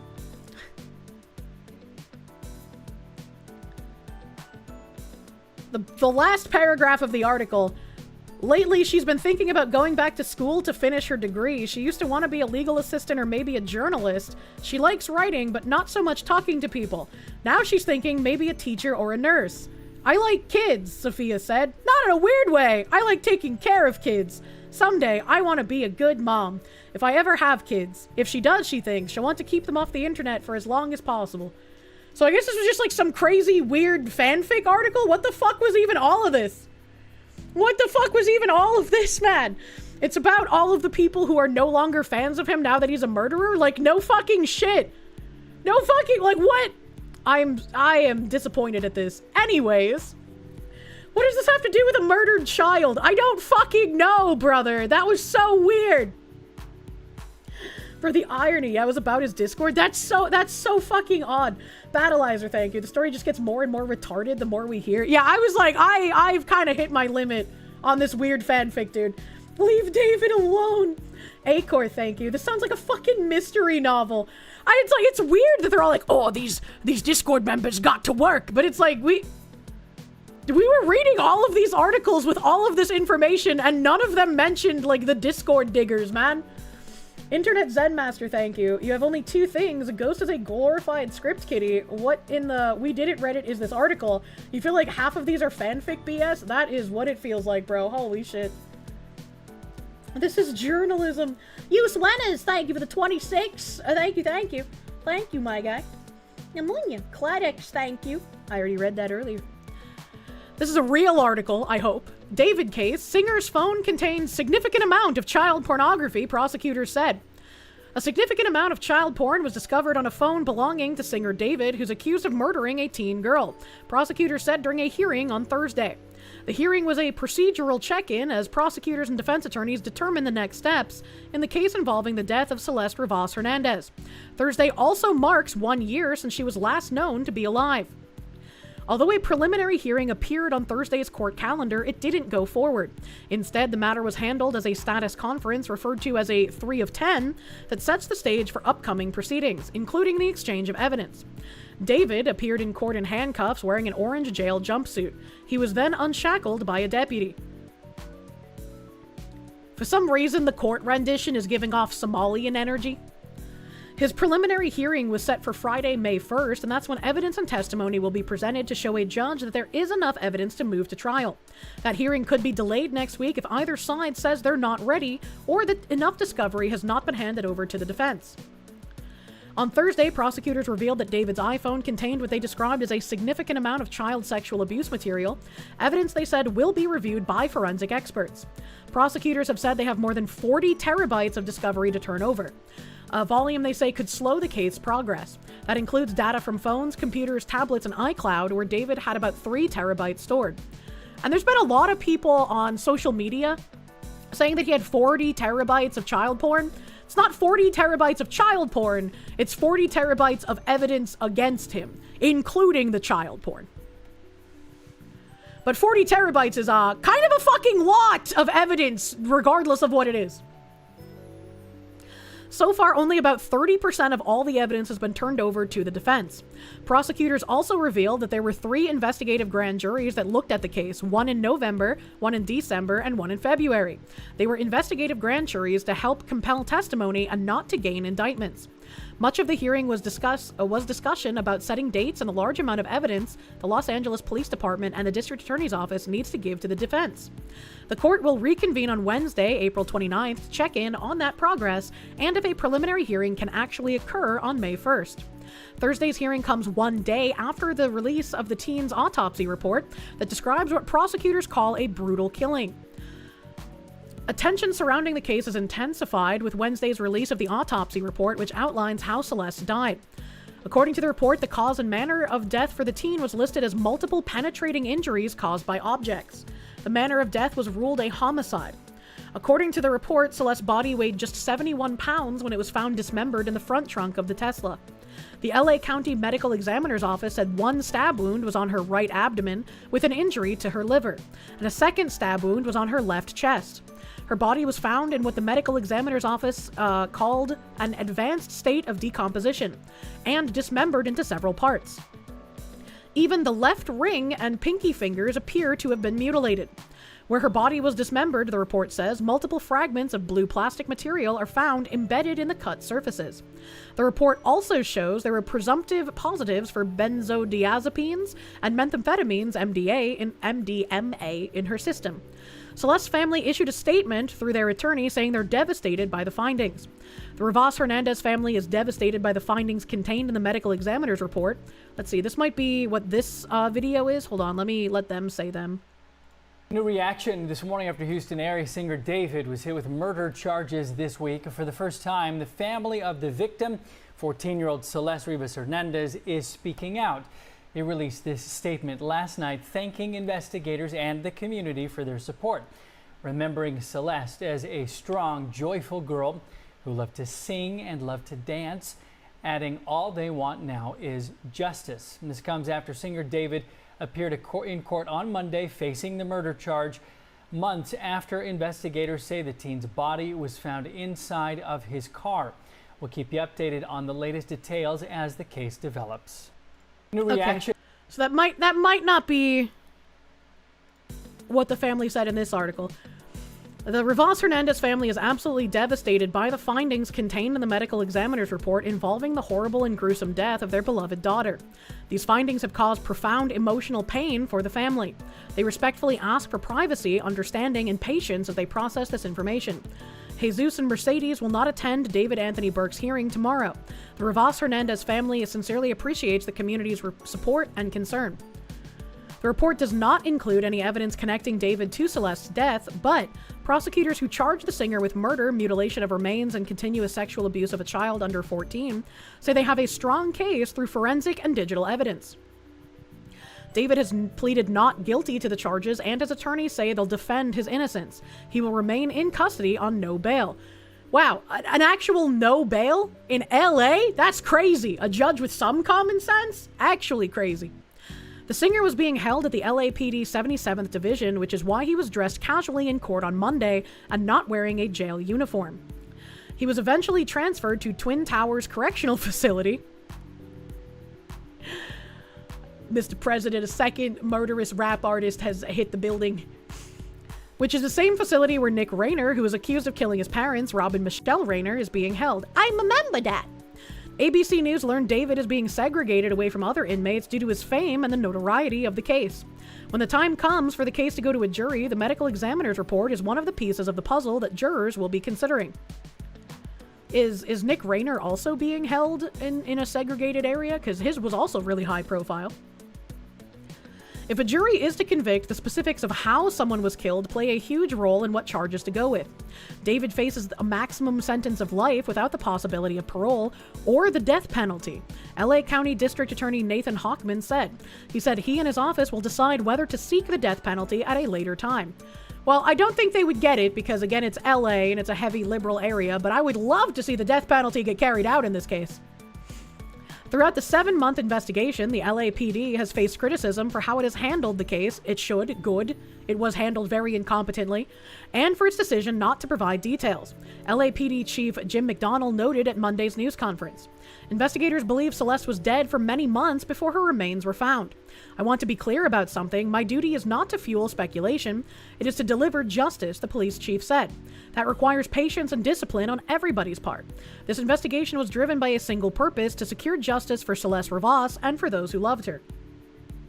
Child murderers don't do well in prison. Well, child murderer turned child, or child rapist turned child murderer, rather. He's a double dose of this man needs to go into the wood chipper immediately. When you took drugs this morning, you had no idea it was going to affect reality. Wait, what do you mean? We had to be certain that nothing we said or did would ever jeopardize this case, he added. The substantial amount of time that passed between her death and the discovery meant that crucial evidence had degraded or disappeared. Celeste, a reported runaway from Lake Elsinore in Riverside County, was last known to be alive on April 23, 2025, when she arrived at David's rented home in the Hollywood Hills, according to McDonald. She was never heard from again. April 23rd is the same day tickets for David's world tour went on pre-sale. Prosecutors believe Celeste's body was mutilated on May 5th, and her remains weren't found until months later in September. David, who first went viral on TikTok, where he has nearly 4 million followers, had been on his Withered World Tour when the teen's body was discovered in his vehicle. The last few shows of the tour, including those in San Francisco and LA, were canceled. Let's just see what's in this video. And tonight, many are wondering what will happen next in this case now that those charges have been filed. Eyewitness News investigative reporter Kevin Ozebek joining us now after speaking with some legal experts. Kevin? And Mark and Michelle, based on this felony complaint we now have, and based on what the district attorney said today, we now have a sense of what prosecutors believe happened to Celeste Rivas Hernandez. Now, David isn't just being charged with murder. He's being charged with murder with these 3 special circumstances. Prosecutors say the murder was for financial gain, the victim Celeste was a witness to a crime, and that David killed her by means of lying in wait. That means the murder was deliberate. Ooh. What their theory appears to be is that David entered into a sexual relationship with an underage girl. At some point, David became concerned, either through the girl or a third party, that this was going to be reported to an investigating agency, and that he then lured her to his house, killed her, and dismembered her to avoid her going to the police. It's a brutal theory, but the fact... If that theory would be correct, that he was worried about, like, the repercussions raping a child would have on his career, why did he put it in so many of his music? Why did he do that? Facts are just as brutal when it comes to the murder of 14-year-old Celeste Rivas Hernandez. District Attorney Nathan Hochman says his prosecutors are ready to prove that theory beyond a reasonable doubt. What makes us confident is the totality of the evidence. Hochman says forensics evidence, some of it likely from David's Tesla, where Celeste's body was found in 2 cadaver bags, as well as physical and digital evidence, will prove David committed the crime. On top of murder, the 21-year-old singer is also charged with 1 count of mutilation of human remains and 1 count of continuous sexual abuse. Prosecutors say since This guy taking deeper breath than I do. He's like, whole ass up in the mic, dude. 2023, David had substantial sexual conduct at least 3 times with Celeste Rivas Hernandez, Spicy cat raid. who What the hell again is a was spicy just cat 14 raid? when she was murdered. They have established that there was this long relationship. Howdy Jinx, thank you for the raid. Welcome Raiders. We've been going over the new updates to the David case. Very interesting, I might say. That took place, and that really puts David on the hook here. Former prosecutor Mary David says from what she saw Hochman present today, she thinks he's building a strong case against David. There isn't necessarily one smoking gun, but there are just so many pieces that cannot be ignored when you look at the situation overall. David's legal team says the evidence will clear their celebrity client and that we will vigorously defend David's innocence. RJ Dreiling is a former prosecutor turned criminal. Yeah, I think people believe that David is innocent just as much as they believe OJ actually didn't do it. Like, come on, bro. Criminal defense attorney. What I expect the defense to argue is to say, look, you guys had this case since September or October. There's, it's been a long time, and you don't really have the smoking gun. You're just piecing together circumstances rather than telling people how exactly she died and what exactly David did. Now, prosecutors do get David convicted with these... You actually don't know what happened with that dude or what he did? TLDR, he was in a romantic relationship as an adult with a, at the time, 14-year-old minor. Supposedly had been in a relationship with her since she was 12. Supposedly. And then she was found dismembered and decomposed in the back of his, or in the front trunk of his Tesla. I always think the trunk is in the back. The front trunk of his Tesla months later while he was on tour. And there's just a lot of suspicious things leading up to them finally considering him a suspect and charging him with murder. Basically, a lot of his songs have exactly how he planned on killing her in them. It's very weird. It's very weird. If that evidence isn't a smoking gun, I don't know what is. It feels more like a smoking artillery barrage. The dude literally put in his songs how he's going to kill her, how he actually did kill her, how he feels about killing her. Like, how did they find the body in the car? It was reported to authorities of being very stinky. And so when they came upon the stinky car, they opened it up and they were like, oh, it's the stench of a dead body.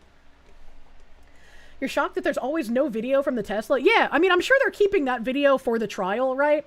I'm sure that's for the trial. But the video from the Tesla hasn't even been, like, mentioned up to this point, so. Special circumstances, they could pursue the death penalty when it comes time to sentence. Hochman today did not say if he decided yet if he does want to go down that route. Now, Governor Newsom has signed an executive order halting executions in this state, but that doesn't stop convicted criminals from receiving that sentence, Mark and Michelle. Yeah, I still don't think a death penalty would ever actually get acted on in California because California is not a real place. No bail. But I would really love to see the death penalty pass in this instance. This man was raping a child and then killed that child. Like, what? And when Celeste's body was found last year, David was on tour promoting his debut album. The 21-year-old was on a path to stardom, but many had not heard about the singer. And we continue our team coverage with Mark Robles live in the studio. Mark? Yeah, David, no doubt about it. David was a rising star, pivoting from YouTube content creation to music. After going viral, he opened for singer SZA before launching his own world tour. To his fans, he was huge. To others, his connection to the death investigation was the first time they heard his name. Yeah, the first time to viral fame as a Gen Z pop singer. I tried to pause with the space bar and it did that. Again, the first time I ever heard of this individual was because of this murder case. I had no idea who the fuck he was before. Singer with millions of followers on social media did not happen overnight, but it certainly came quick. Why does he look like I Show Born in Speed with the Queens, glasses New York, on? David's real name is David Anthony Burke. As a child, he moved to Houston, Texas. The now 21-year-old's career didn't start with music. He began as a streamer, playing games like Fortnite, hoping to gain fame and followers on YouTube before turning to original music. Jesus Christ. He's got more metal in his face here than a fucking sad girl in high school. Some of his songs going viral on TikTok, including his 2022 track Romantic Homicide.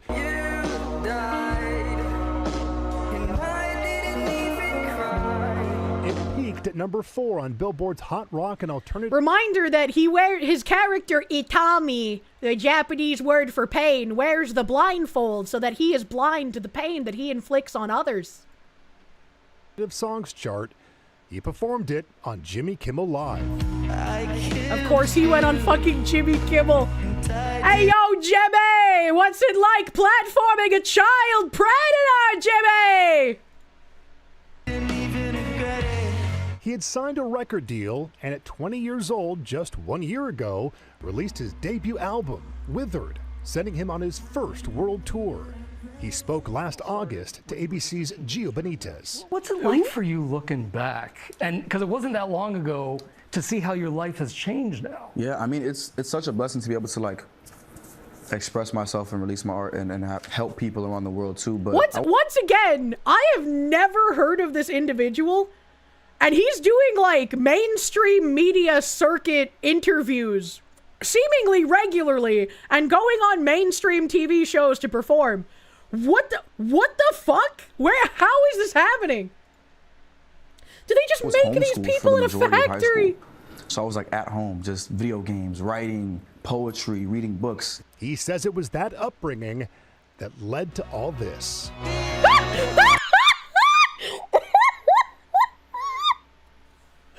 it was his upbringing that led to him being a child predator and having a sexual relationship with a child and then murdering that child. Thank you. Thank you. Thank you, narrator.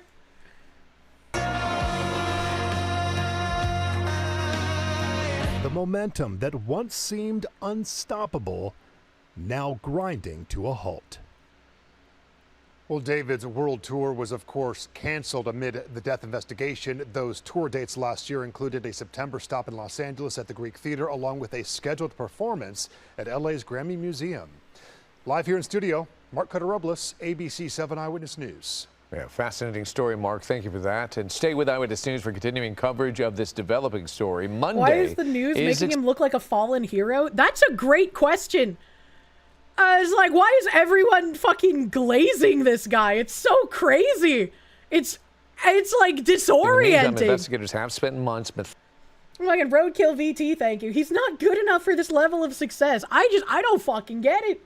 Internet Zen Master, thank you. God willing, if the California jungle primary continues the way it is, with the top 2 candidates being both GOP, and California ends up stuck with 2 GOP candidates in their governor election, death penalty is possible. Like, yeah, California has the death penalty, so it's possible. It's possible. It's just not probable. Like, California hasn't executed an inmate in, like, decades, brother, man. I would love to see it. I would love to see it. You swear they love criminals more by the day? It really feels like it. It's just incredibly strange. See the way everyone's talking about him. SGT, thank you. How the fuck did he store that on iCloud? Doesn't Apple tip the feds for this stuff? Also, thanks for making me gay. That's also a good question. How did he get CP into the cloud and it not get flagged? I guess maybe that's more of like Apple was helping the SPLC in some way. I can't remember how it was, but I retweeted it. And fucking Medicare commented on it as well. And I was like, that's how you know I'm not a part of the KKK. I'm an Android user. So maybe there's something spooky going on with the iCloud people. I don't know. And the Night Stalker died on death row of natural causes before it could kill him. He was there for like 35 years. Yeah, that's kind of crazy. Was this David guy ever noted or sponsored by some group like Bridge? Is he the product of some Campbell's Soup Games thing? Probably not, but let me type in D4VD Campbell's Soup.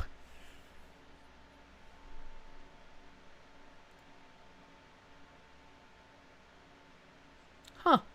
Okay, well, hold on.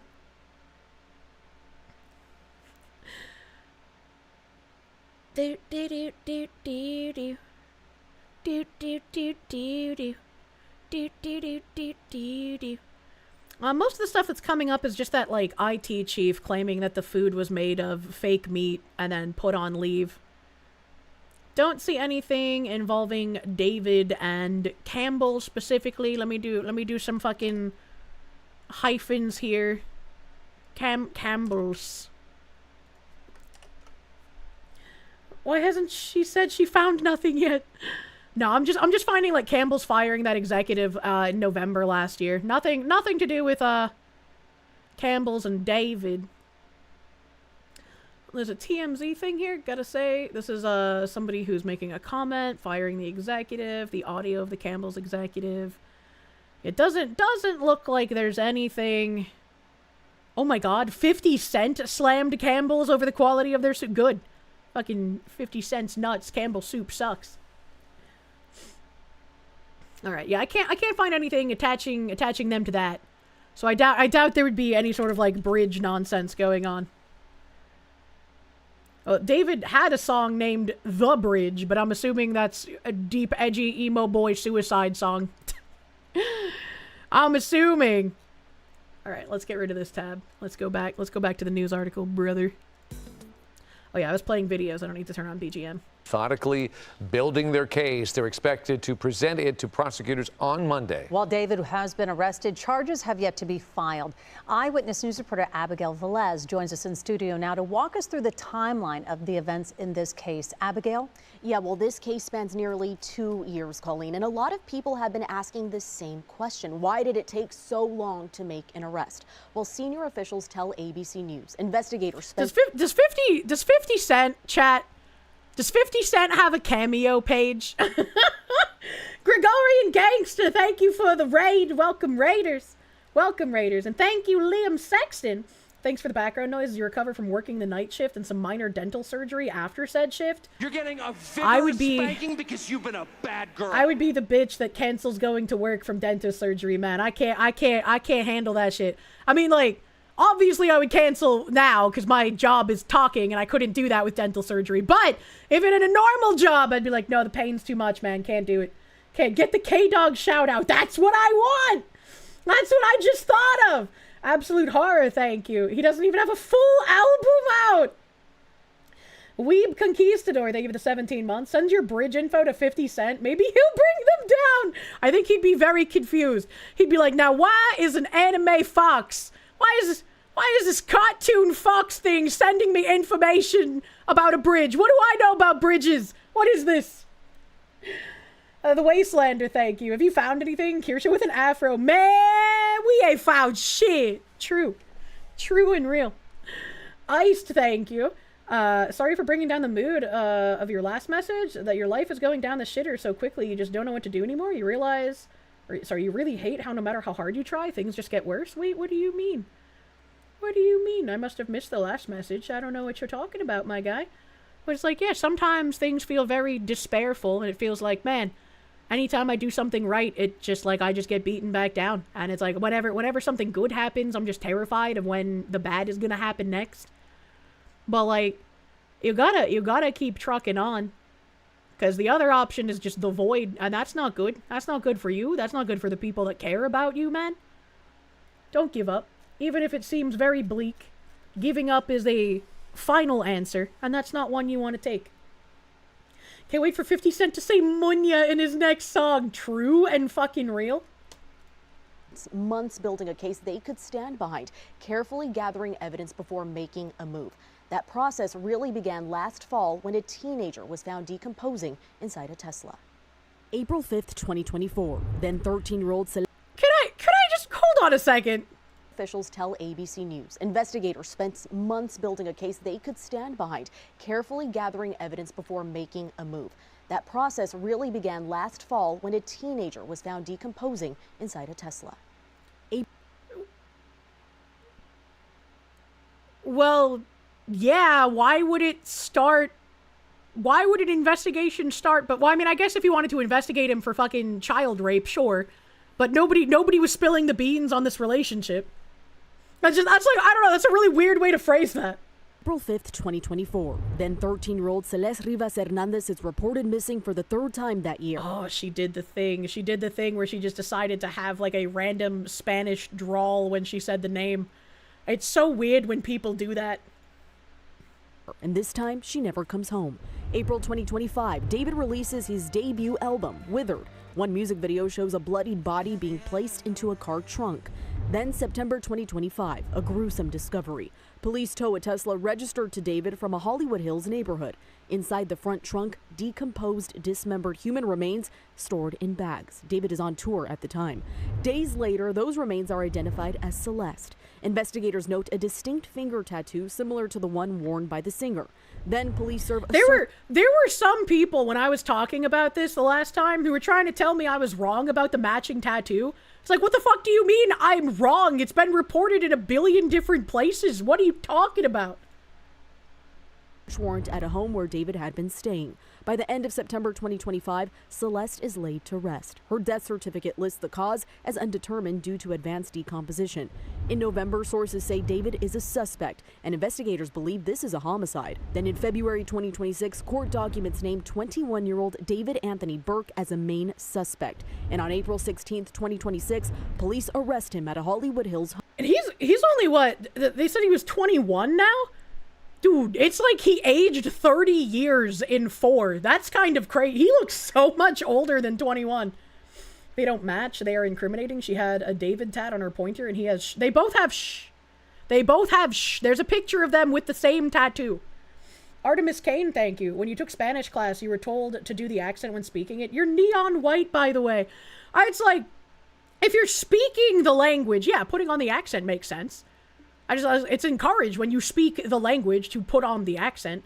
It's just jarring. And I probably would have never noticed it if it weren't for Spanish people in my chat bringing it up, saying that it's jarring when someone is speaking in like a normal English accent in English, and then they come across a Spanish name and use a Spanish accent for the Spanish name.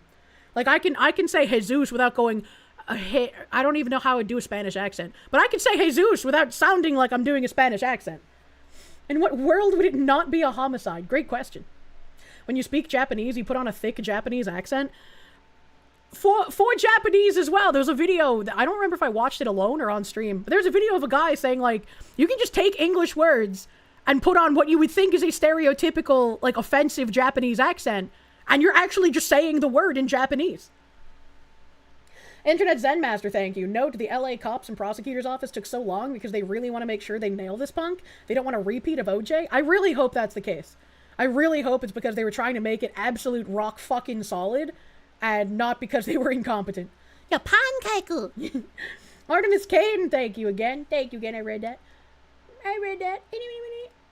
When you speak Kirschese, you put on a very Munya accent like Egu and Twitchethy. True. Your Puerto Rican accent is eternal, even in English.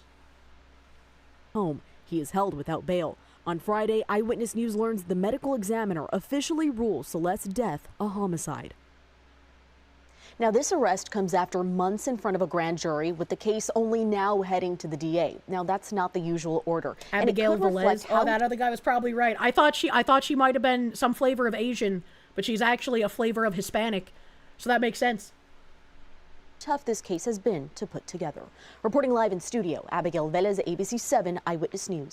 She did it with her last name, too. I'm not racist enough. Saren Mathis, thank you. It's so dumb that this whole situation is literally the Key and Peele rap confession skit. Why is it impossible to parody reality?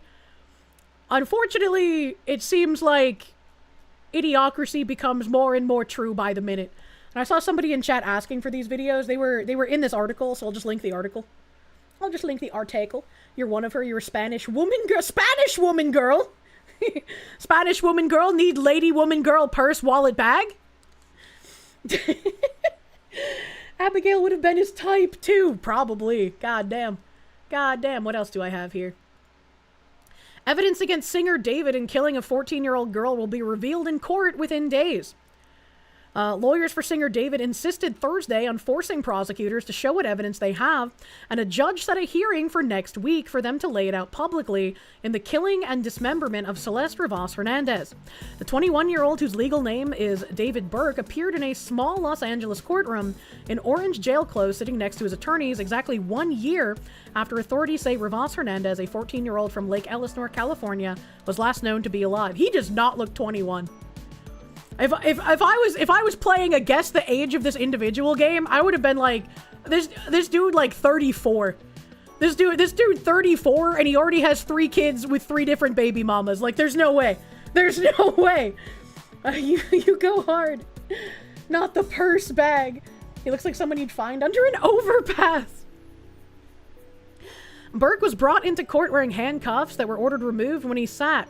He spoke only to say yes, ma'am, to a procedural question from Superior Court Judge Charlene F. Olmedo, who set the 4 to 5 day preliminary evidentiary hearing to start May 1st. She will determine whether there is probable cause to send Burke to trial.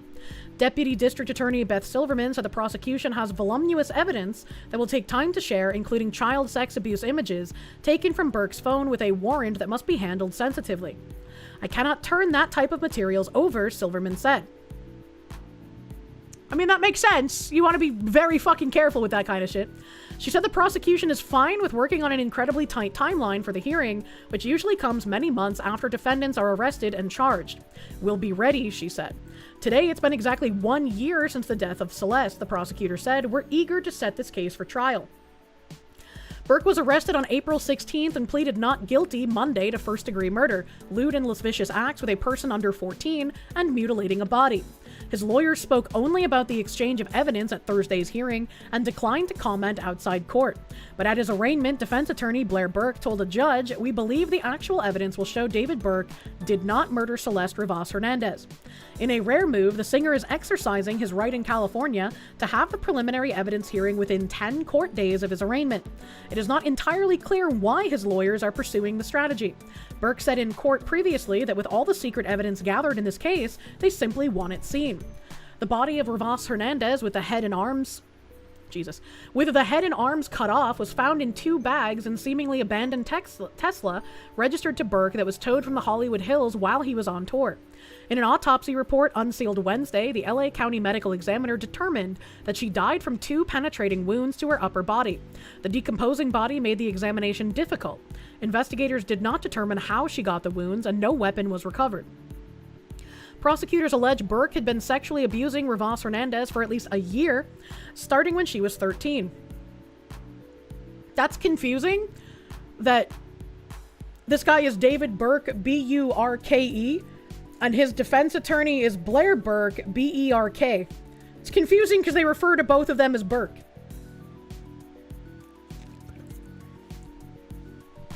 Prosecutors allege Burke had been sexually abusing Rivas Hernandez for at least a year, starting when she was 13. The other article said 12, but I guess potato. They're roughly the same age. Just as fucking bad. Don't do that.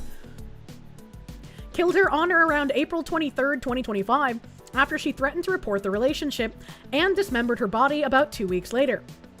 Silverman said evidence includes the contents of his phone and iCloud accounts, items seized from many search warrants, and a huge amount of forensic material. It includes witness testimony given to 3 different grand juries, whose existence she confirmed for the first time publicly Thursday. Silverman said the grand juries, which have subpoena power, were called only for investigative reasons. Defense attorneys and court observers have questioned why no grand jury indictment was issued against Burke before his arrest. It's been an informative hearing, Burke, the defense attorney, told the judge. The girl's parents, Jesus Rivas and Mercedes Martinez, made their first public statements in the case on Tuesday, calling their daughter a beautiful, strong girl who loved to sing and dance, and saying all we want is justice for Celeste. David, pronounced David, gained popularity among young fans for his blend of indie rock, R&B, and lo-fi pop. He went viral on TikTok in 2022 with the hit Romantic Homicide, which peaked at number 4 on Billboard's Hot Rock and Alternative Songs chart. He reached his debut EP, Petals to Thorns, and a follow-up, The Lost Petals, in 2023. His debut full-length album, Withered, was released in 2025. If he was going to go with any kind of Burke, it should have been the Berkowitz variety. Imagine. This is our first look at David in custody. You can see he's just wearing a black hoodie. He was pretty emotionless as he was listening to the various charges against him. There are 3 different counts: first-degree murder, continuous sexual abuse of a child under 14 years old, as well as mutilation of human remains. One of the things that the prosecutor said is that they have a lot of forensic and digital evidence. And one of the things we're really zeroing in on is some of these video clips and pictures that are available online. I want you to look at this Twitch video. I media trained you. It's the one we just watched. It's controversial of raping kids. It's important to note that David is being charged with the sexual abuse of 1 child, not multiple children, and that is an important distinction to make. And when David's lawyer, I mean, like, I guess it's important because there's only 1 victim, but like, raping kid bad. Did also add that they have evidence that they believe will show that David didn't commit the crime. He does have a hearing later this week on Thursday where we hope to learn a little bit more about the evidence that the prosecutors say they do have in their possession that they will be entering into court. So is that or is that not Celeste? I'm not sure. I'm not sure. People were saying that it wasn't, so it's like, maybe? Question mark? Sir Toasty Boy, thank you. Hiya, Foxy. Listen to your interview from yesterday. It might just go live in the woods and become the whimsy thing townfolk speak of in hushed tones. Oh, wait, you can't. There's cameras there, too. Business Fox outfit is cute. Thank you. Thank you. I'm getting the rigging improved upon it sometime soon, TM. Very excited. Very excited. Is there a single clip where he isn't being glazed? That's a great question. Next question. Ivan Vilches, thank you. You're in Florida now, and hearing the arrest of David is news to you. You listen to his songs and the one with Laffy. How can you be so blind? I mean, you know, you can't know everything about someone. I wouldn't feel bad, I guess. You know, some people write about grisly things in music, and it's just that writing. But this is like, oh, she turned up dead? Well, that kind of puts a different spin on all of his lyrics, does it not? That's crazy. I don't know who Laffy is, so I don't know what song that is either. Saren Mathis, thank you. It's so dumb that this whole situation is literally the Key and Peele rap confession skit. I read that already, but it is very, very correct, unfortunately. You never know who famous people really are? Yeah, unfortunately. And then, oh, okay. That seems to be the end of updates I have for our David saga. Quite a bit of stuff on David. I know your mama. Talking about all of the articles glazing him, I saw this tweet get brought up, and I did not know this either. Someone posted the execution of Nguyen Van Lem, and someone quote retweeted it and said, photographer Eddie Adams on the photo he regretted taking. Still photos are the most powerful weapon in the world. People believe them, but photos do lie. They are only half-truths. Lem, who murdered whole families, was portrayed as an innocent man, while his executioner, a man Adams called a hero, was hounded for the rest of his life as a murderer. And this made me think of all of those articles glazing David and trying to, like, downplay what happened while extolling his successes. And I was like, damn, is this real? The story behind Eddie Adams' iconic Saigon execution photo, and this is an article from 2017, the photo of a South Vietnamese general executing a young Viet Cong fighter during the Tet Offensive shocked the world. Details that didn't make it to the papers paint a different story. It was one of the most iconic photos of the Vietnam War. At the height of the 1968 Tet Offensive, while prisoners were being rounded up in Saigon, General Nguyen Ngoc Loan casually strolls over to a young man and shoots him in the temple. The photo, taken with 1 in a million perfect timing as the bullet entered the man's head, won Eddie Adams the Pulitzer Prize and has been reproduced countless times as an example of the brutality of war and especially of the American war effort in Vietnam.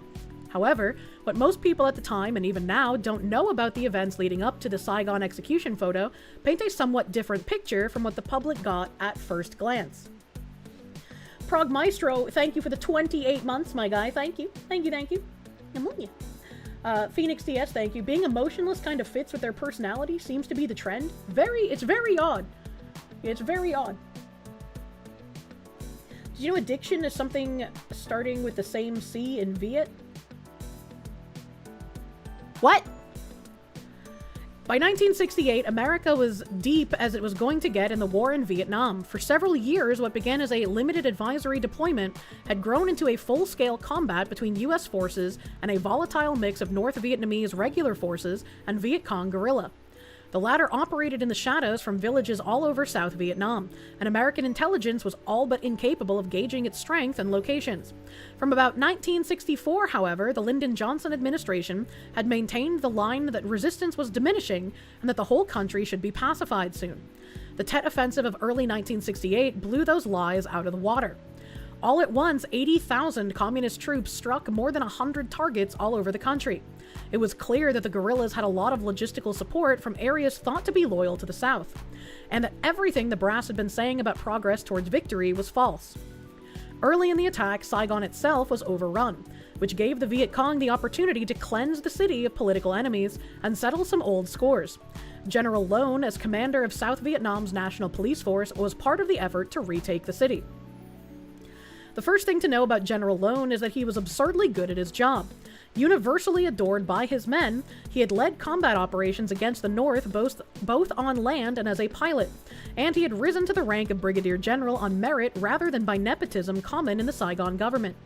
From the war's earliest days, Loan's loyalty to his government had marked him as a potential troublemaker, even for the Americans, who resented his interference in their operations. Many times, Loan had intervened to restrict the violence of American combat operations in the Mekong Delta. He was among the strongest voices in Saigon for asserting South Vietnam's sovereignty in its dealings with the United States.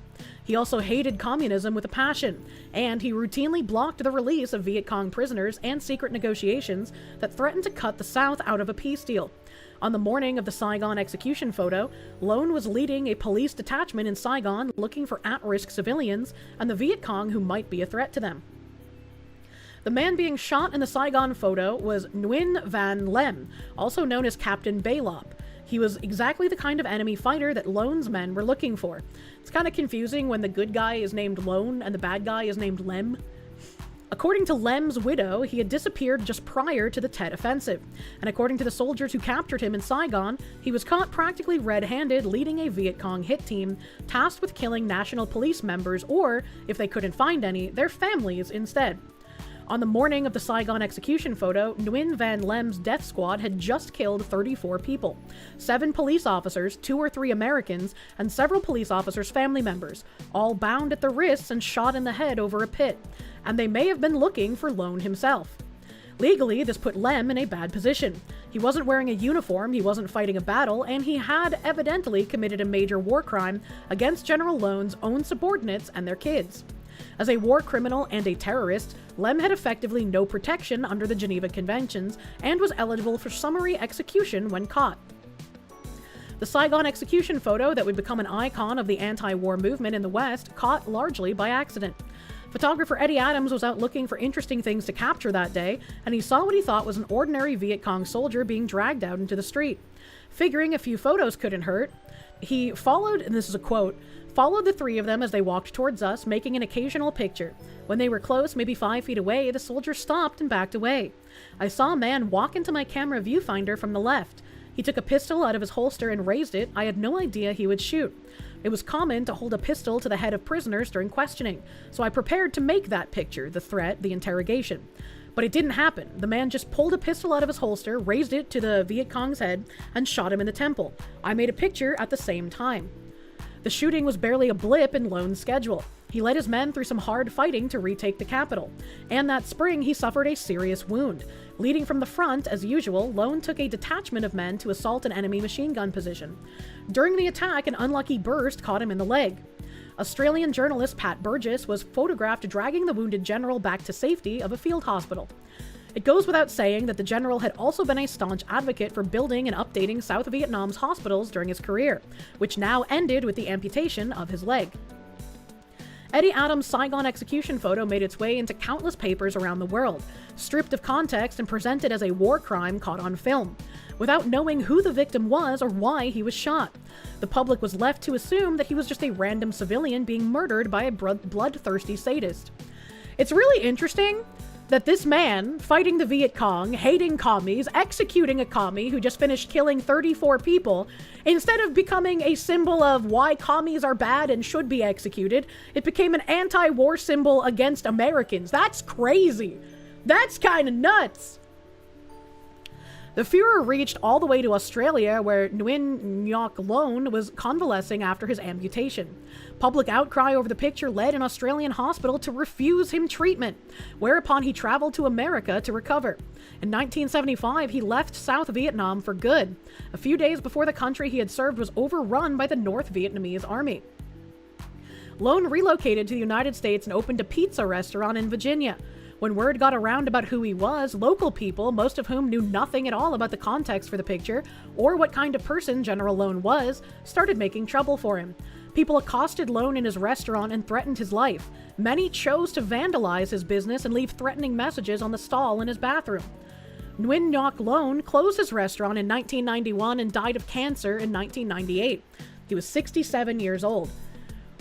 There were people who believed the mainstream narrative to the point of bullying this immigrant who fled war, had an amputated leg from fighting commies in the war, and set up his own pizza restaurant. That's kind of fucking wild. Fucking hippies, yeah, journalists are evil. And where was this photographer to, like, correct any of this bullshit? Like, even if the photographer said, like, he like, regrets things, like, what? Why didn't you speak out? Why did nobody defend this man? You don't hate journalists enough. I hate it. It's a good thing Kirsche has been bombarded by the news about a company hiring devs for Terra 2, because otherwise she might not have noticed. What do you mean? They hate this immigrant, but they would import Lem in an instant? Well, yeah, of course. And I think this probably just goes to show, like, how long the deeply entrenched communist takeover has been going on in America, considering this was a photo from the Vietnam War that is for all intents and purposes an anti-communist message, and it wasn't allowed to be an anti-communist message. You have to reframe reality. Now realize this is how most of history is. I've seen some pretty crazy questioning tweets on the timeline recently, and it's kind of wonderful to see. It's wonderful to see being able to ask questions. And speaking of which, I have a fun New York Post article. Speaking of being allowed to ask questions, Survey shows shocking number of Long Islanders believe Jews need to move on from exaggerated Holocaust. Nearly a third of Long Island residents don't believe the Holocaust should be required teaching and suggest Jews just move on from the exaggerated genocide, according to a shocking new survey. The survey of roughly 400 Long Islanders revealed that a disturbing number of Nassau and Suffolk County residents believed Holocaust deaths to be exaggerated, with even more outright opposing the horror be part of required curriculum in schools. The survey is intended to provide a roadmap for all of us, regardless of faith or ethnicity, because indifference or ignorance of how the Holocaust occurred threatened everyone, said Stephen Krieger, a Long Island-based real estate developer who helped fund the study conducted by national conservative pollster McLaughlin Associates. The findings, released on the anniversary of the liberation of the Buchenwald concentration camp, revealed that roughly 15% of respondents either straight up believed the Nazi genocide was exaggerated to some extent, or refused to answer the question. Can I just say, shocking number, and it's 15%. It's 15 fucking shocking number. About 30% said they don't believe the Holocaust education should be required to be taught in public schools and that Jews should collectively move on. The survey comes as anti-Semitism has surged to the highest levels ever recorded nationwide, according to the Anti-Defamation League, a trend that Jewish advocates link in part to the war in Gaza, and now Lebanon, claiming a growing number of Americans are conflating the Israeli government's actions with Jewish people as a whole. The government of Israel does not represent all Jewish people, and opposing that government doesn't equate to anti-Semitism. But what we are seeing is a conflation of the two, where people automatically associate all Jews with the actions of Israel. And I believe that is causing real anti-Semitism from extremists whose gripe is really with a foreign government, an activist from Jewish Voices for Peace told the Post after viewing the survey. Now, what in the fuck does people's attitudes towards the Holocaust have to do with what current year Israel is doing? Like, what? What the heck? Jews have really overplayed their hand. I was just like, what the fuck are you talking about? Never forget the ADL was created to defend a pedophile while claiming a black guy did it. I remember that. Even the KKK was like, yeah, we don't believe the black guy did it, actually. Someone needs to show them the shoes. The wooden doors.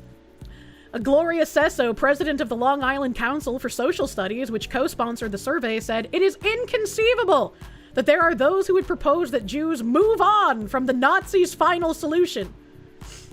Well, I mean, they're still here. It wasn't actually final, right?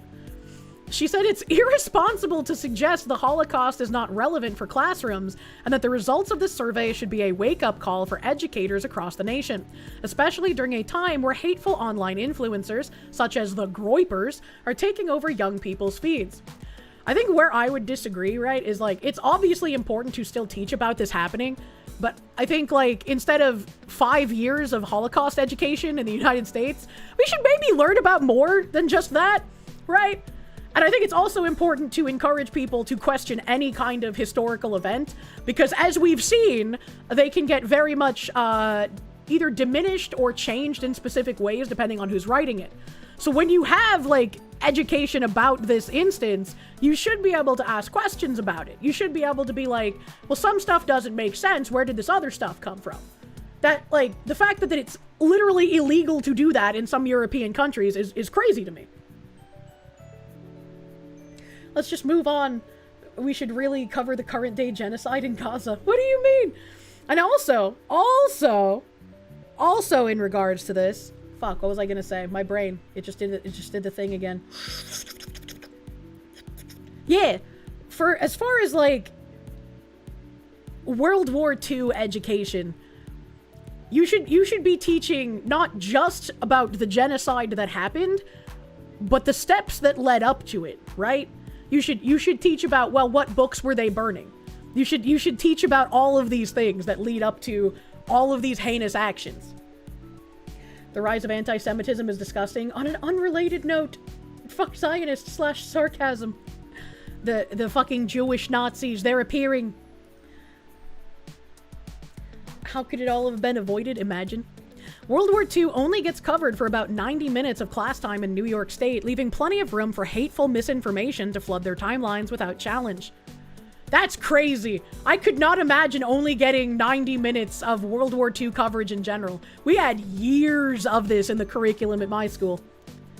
Dr. Bill Tinglin, an educator and author of the Holocaust book, one of humanity's darkest hours, called the polls' disturbing findings dangerous. The world must remember, Tinglin said. Future generations must understand where hatred begins and what happens when it goes unchallenged. Hatred grows strongest where ignorance lives, he said, adding that it is vital to teach young students these lessons early on. I mean, I would agree with that. I would agree with that, but discouraging people from asking questions about something just makes them want to ask more questions. Do you think things would have worked better if they said it was 100 billion cookies? Mr. Rich Lowpitch, thank you. Bet they'll never teach about the Armenians, Holodomor, Great Leap Forward, Rwanda, or what's going on in Jianjing.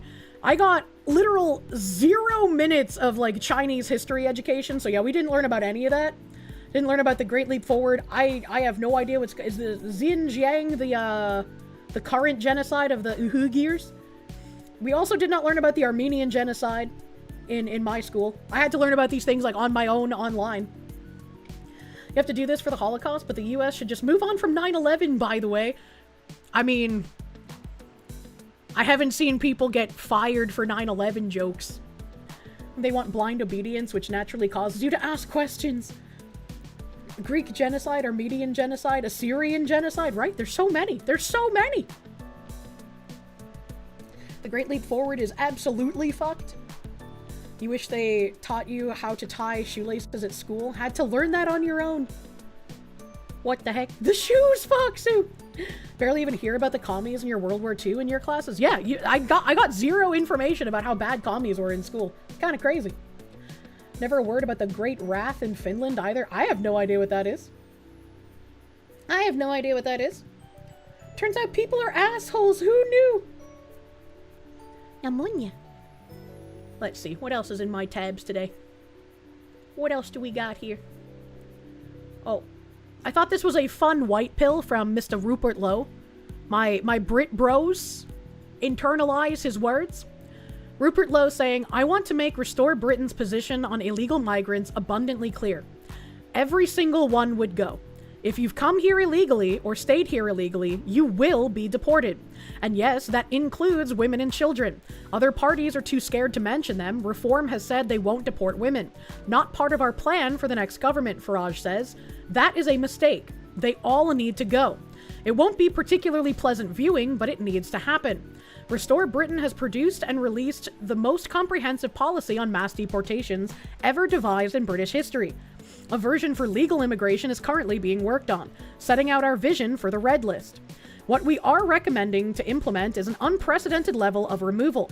Along with our changes to legal immigration, millions will go.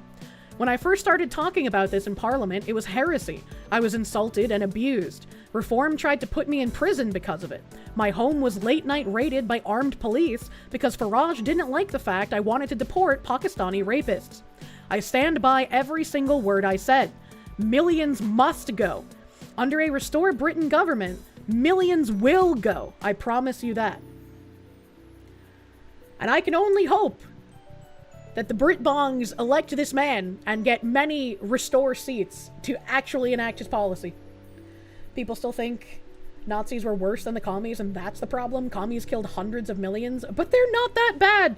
I think the gravest mistake ever, and obviously it's not a mistake, it's by design because of the long march through the institutions, is that we're taught about how evil the Nazis were, and yes, obviously they were, but we're never taught about how evil communists are, and they are just as evil. And it is very jarring to have people be able to espouse communist beliefs and not be resoundingly hated and removed from things like people who have Nazi ideology. I think both of them should be treated the exact same way. Communist ideology destroys people and destroys nations, and it should be treated with the same exact ire as Nazi ideology. Never ask a communist who they invaded and split up Poland with. Sonic Extreme, thank you. The history of the world is fascinating. Too bad you're only taught the same thing every single year without variation. It's very obnoxious and very sad. You can say 100%, you can say the communists were even more evil, true and fucking real. Garugamesh, thank you. Don't talk about the pools at the camps. Baja Cat, thank you. New acting secretary of the Navy, Hung Kao. I fucking love Hung Kao! A Viet refugee replied, was told the left labeled him a white supremacist and humorously responded, when they give me my hood, could they make the eye hole slanted so I could see? I saw that, and I saw people getting really fucking upset about it. I hope everyone becomes a fan of Hung Kao. Stalinism, fascism, Nazism are all just 5th generation socialism, and they share the same evils that come with it. True and fucking real. True and real. What else is in my tabs? What have I got? What have I got here? Ooh! Damn, I have so many tabs. Oh, here's another white pill. I love white pill articles. Blue Mew, thank you. Filling in at a gas station attached to work, customer signed my name to a charity drive, matching the amount 5-fold for my mortgage drive. What? Customer signed my name for charity? What the heck? What the heck? Thank you, Blue Mew. Thank you. Phoenix DS, thank you. Cannibalism was a thing in some communist gulags. I would not be surprised. Why does Mongolian food sound good right now? I love City Walk! Why wasn't the Finno-Korean hyperwar taught in school? I demand justice. Hold on, wait a minute. White pill article. Justice Department announces it's readopting firing squad as a means of execution. The Department of Justice on Friday directed the Bureau of Prisons to expand death penalty protocols to include pentobarbital injections and firing squads as a part of broader actions to strengthen the federal death penalty. Today, the Department of Justice acted to restore its solemn duty to seek, obtain, and implement lawful capital sentences, clearing the way for the department to carry out executions once death sentence inmates have exhausted their appeals, the DOJ memo obtained by Fox News read. Among the actions taken are readopting the lethal injection protocol utilized during the first Trump administration, expanding the protocol to include additional manners of execution, such as the firing squad, and streamlining internal processes to expedite death penalty cases. Born too late to explore the Wild West. Born too early to explore the stars. Born just in time to potentially see treasonous politicians executed by firing squad. Woo! Let's fucking go! They should go back to hangings and get rid of the gay trapdoor. Good news regarding firing squads. Bullets are much cheaper, true and fucking real. Things would be a lot different if they taught about Stalin's purge, Mao's Great Leap Forward, and how Soviet-occupied territory had signs that read, "Don't forget it's wrong to eat your children," when famine was rampant. Jokes aside, this could be a good thing that they're actually looking to charge people with treason once again. This could be a bad thing. This could be writing on the wall of, hey, all of you people to the right of Mao, we're gonna round you up and execute you in the next administration.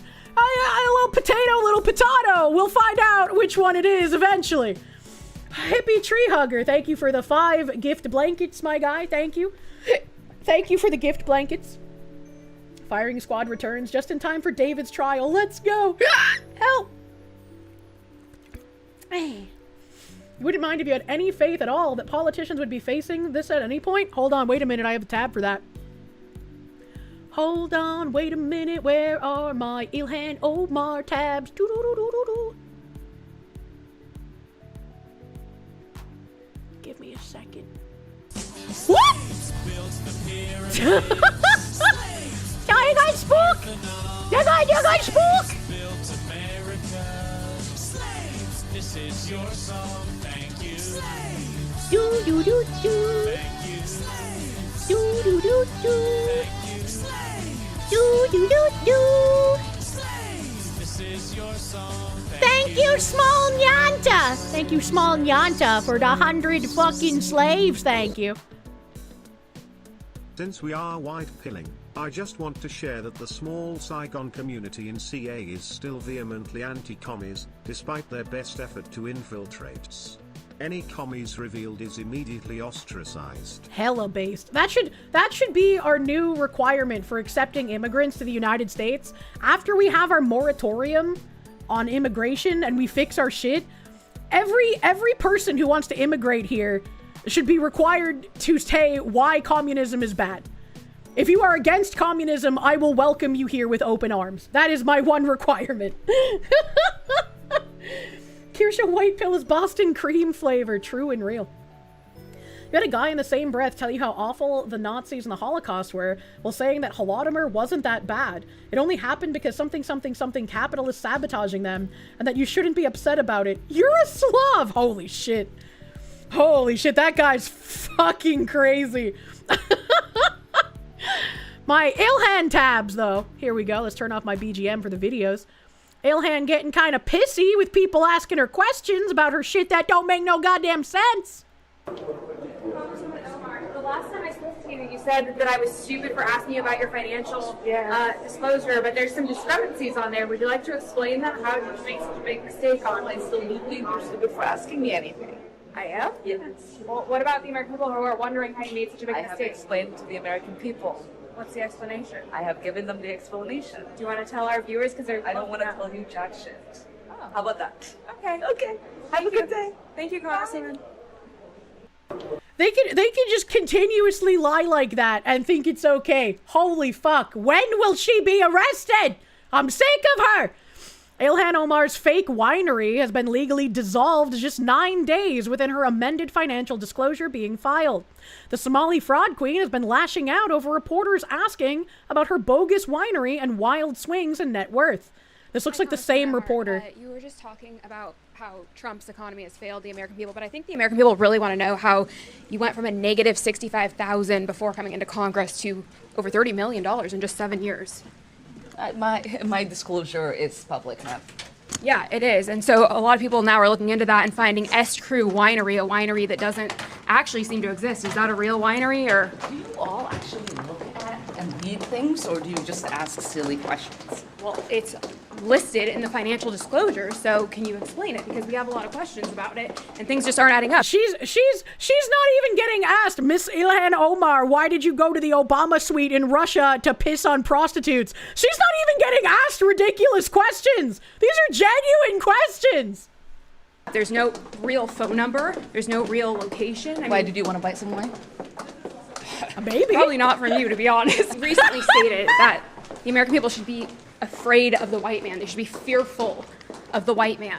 I never said that. Yeah, you're on video saying it. Our country should be more fearful of white men across our country, because they are actually causing most of the deaths within this country. No, I did not. Yes, you. Maybe if they were paid and hired by the SPLC. Like you need to prepare yourself. Also, can we just take a moment to appreciate how a sitting congresswoman doesn't understand per capita? Because you can't continue embarrassing yourself like this. So I'm just a liar. What I was quoting was an actual study done by the FBI. Okay, and thank so you. Just prepare next time. All right, thank you, Congresswoman. Oh man, journalists haven't cut it out for themselves trying to get any answers out of this dumb bitch. Somali Representative Ilhan Omar just refused. She is a Somali representative. She's not a United States representative. Refused to show up for a Minnesota fraud hearing to answer questions about her involvement in the massive Feeding Our Future fraud scheme. She's panicking. And I was like, damn, that's crazy. I feel like I need an article on this if she actually just fucking dodged. Which she did. Minnesota lawmakers demand records after Representative Ilhan Omar skips fraud hearing. Minnesota lawmakers are demanding Ilhan Omar turn over records and communications tied to the Feeding Our Future child nutrition fraud scandal after the Democratic Congresswoman failed to appear before a state oversight committee examining her possible connections to the case.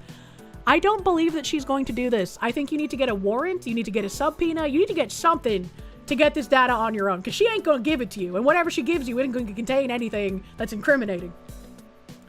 The House Fraud Prevention and State Oversight Committee gave Omar a May 5th deadline to produce documents and answer questions in writing. Committee Chair Rep. Kristen Robbins, a Republican who represents the northwestern Twin Cities, said Omar did not respond to the committee's invitation to testify and has so far failed to provide any documentation. I cannot wait for Ilhan Omar to get deported. Holy fuck. The fact that she ghosted us, she would not even respond to multiple inquiries to a state legislature where she used to serve. I think it shows disdain for Minnesota taxpayers that she's unwilling to even answer these questions. I think if people couldn't tell that Ilhan Omar had disdain for Americans in general, not just the Minnesota taxpayers, you're probably not intelligent enough to actually be voting. Robbins is seeking Omar's written and electronic communications with the convicted owners of the Safari restaurant in Minneapolis, a venue where Omar was a regular presence and held campaign events, as well as communications with more than a dozen individuals convicted in the Feeding Our Future scandal. News Nation first reported on the Safari restaurant's alleged role in the scheme last November. Robbins also accused Omar of authoring the legislation.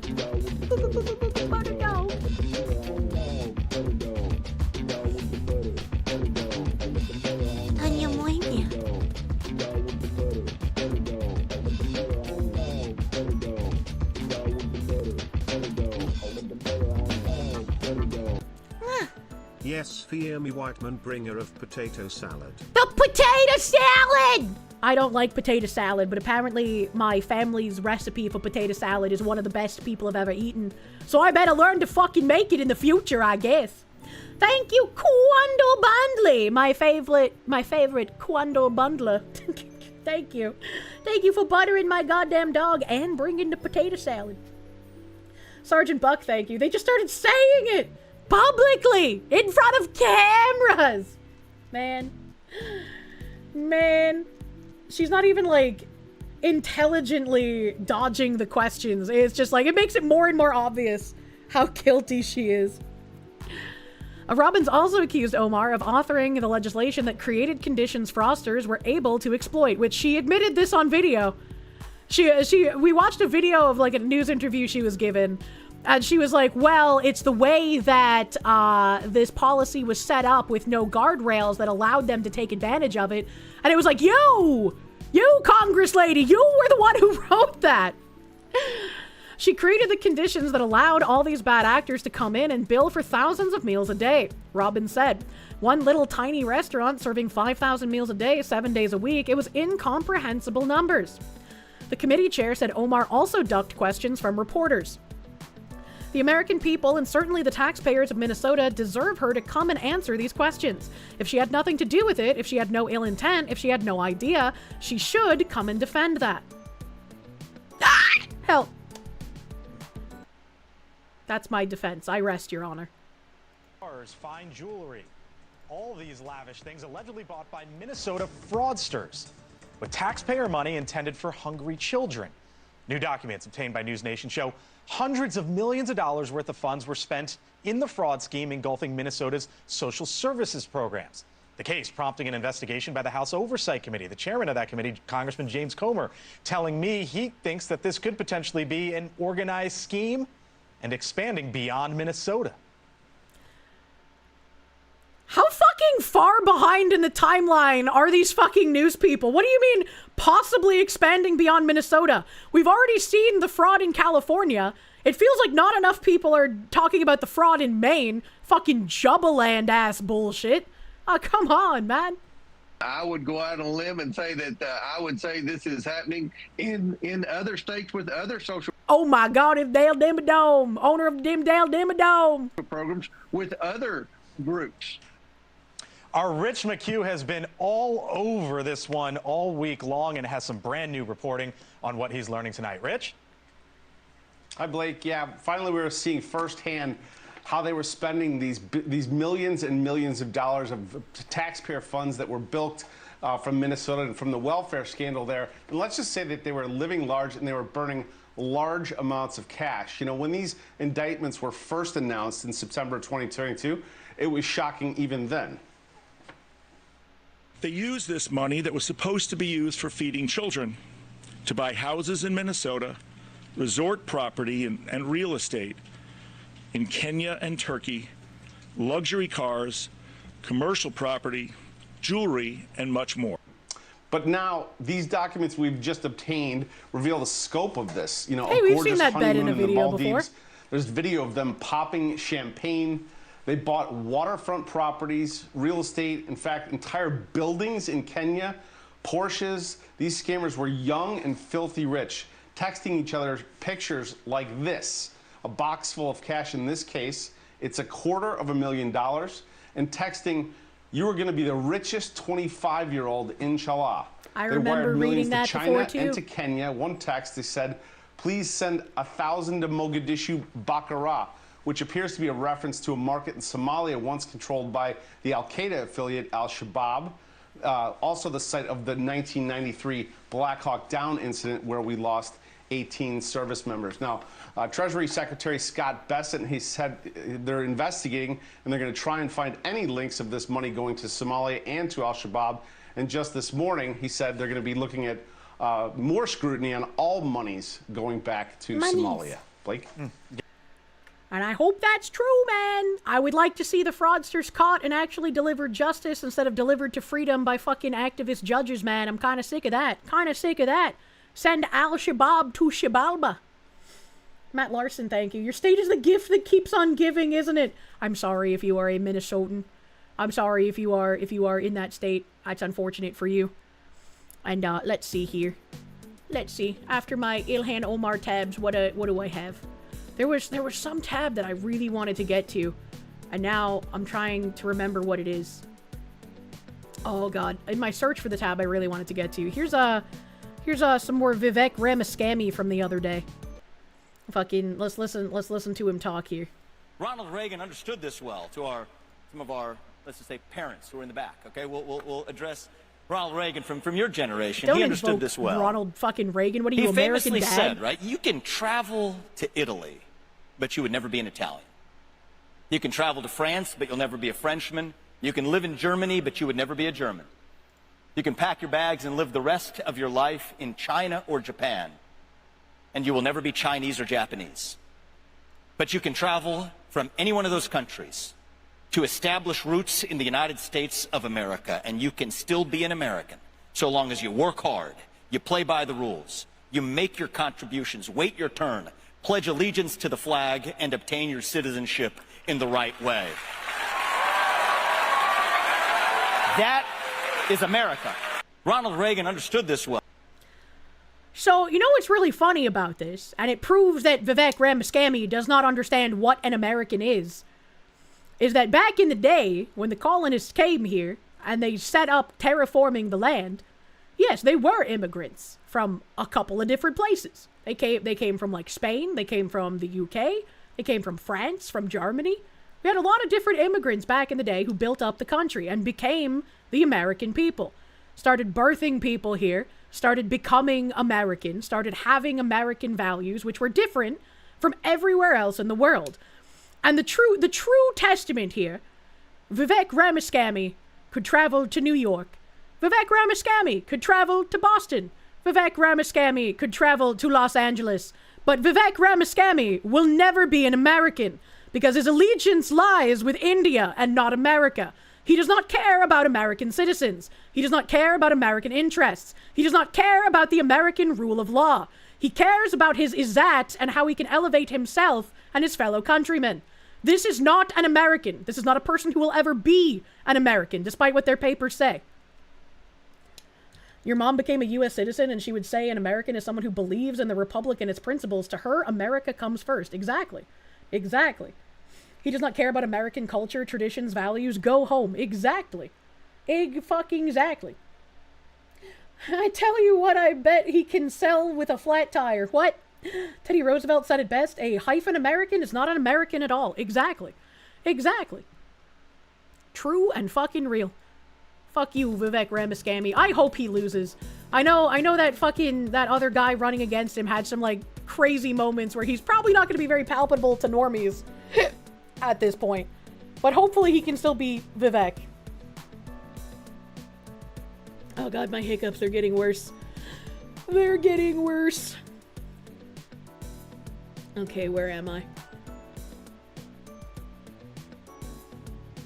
Oh yeah! This then I wanted to make sure to show this one because I thought it was really funny.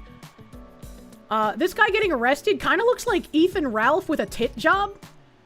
It's like a skinnier Ethan Ralph but with bigger tits.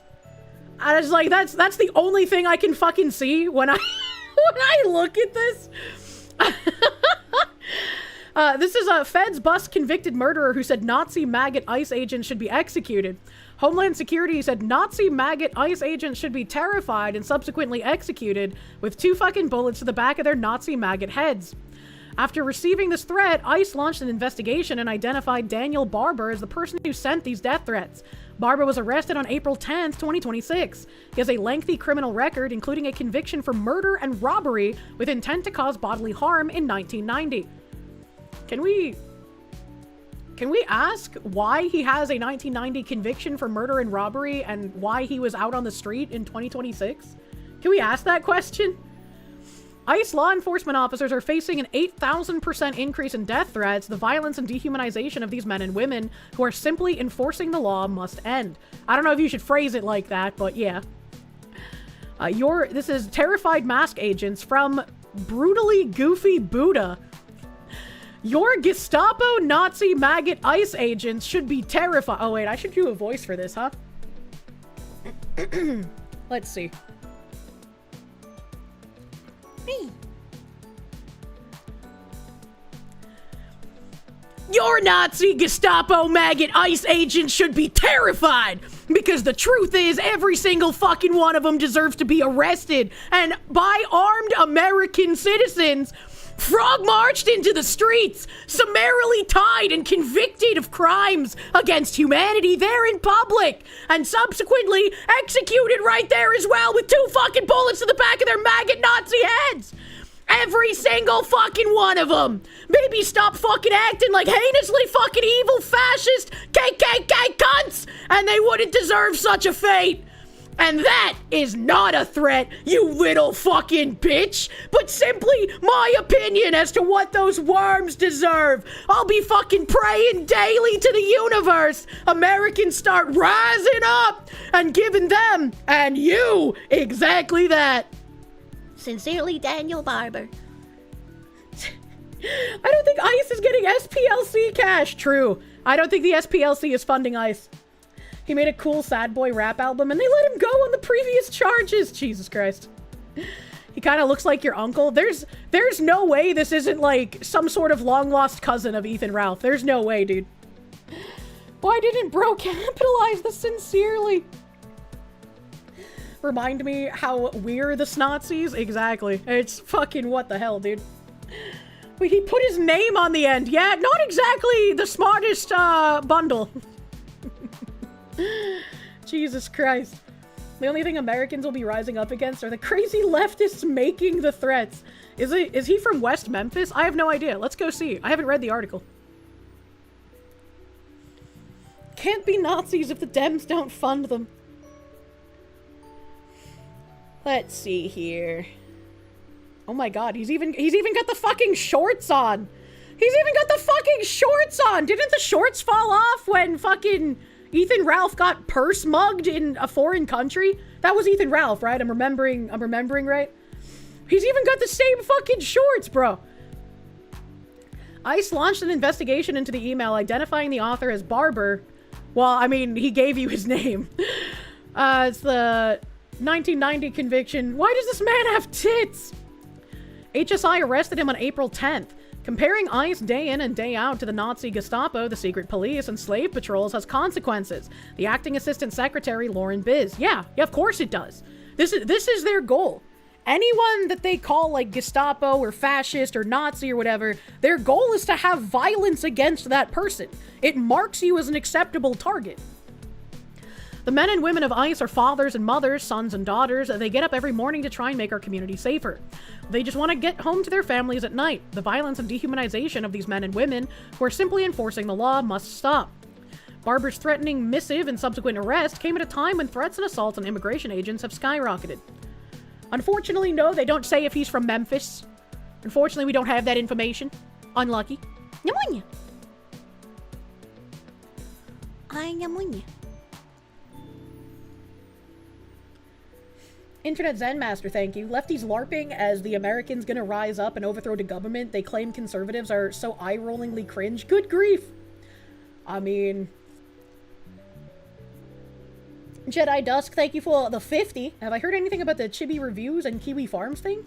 No. Last I knew was there was like some kind of vandalism at his brother's grave again or something, or like people were threatening to vandalize it again.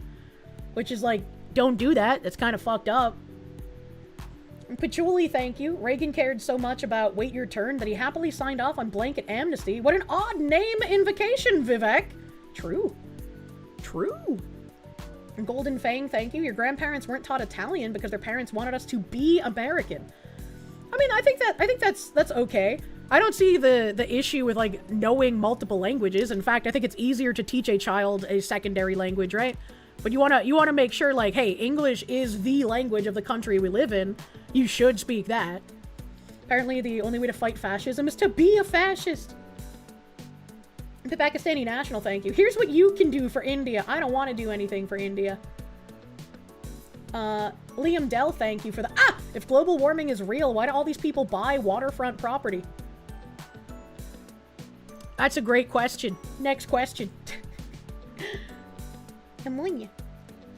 I love how the left now wants to rise up against the government and it's in response to immigrant rapists and murderers being deported. Well, I mean, it's the communist left that's been, like, issuing threats for decades. Doesn't exactly surprise me that they've created even more unhinged people thinking they're fighting against Nazis. Let's see. Let's see here.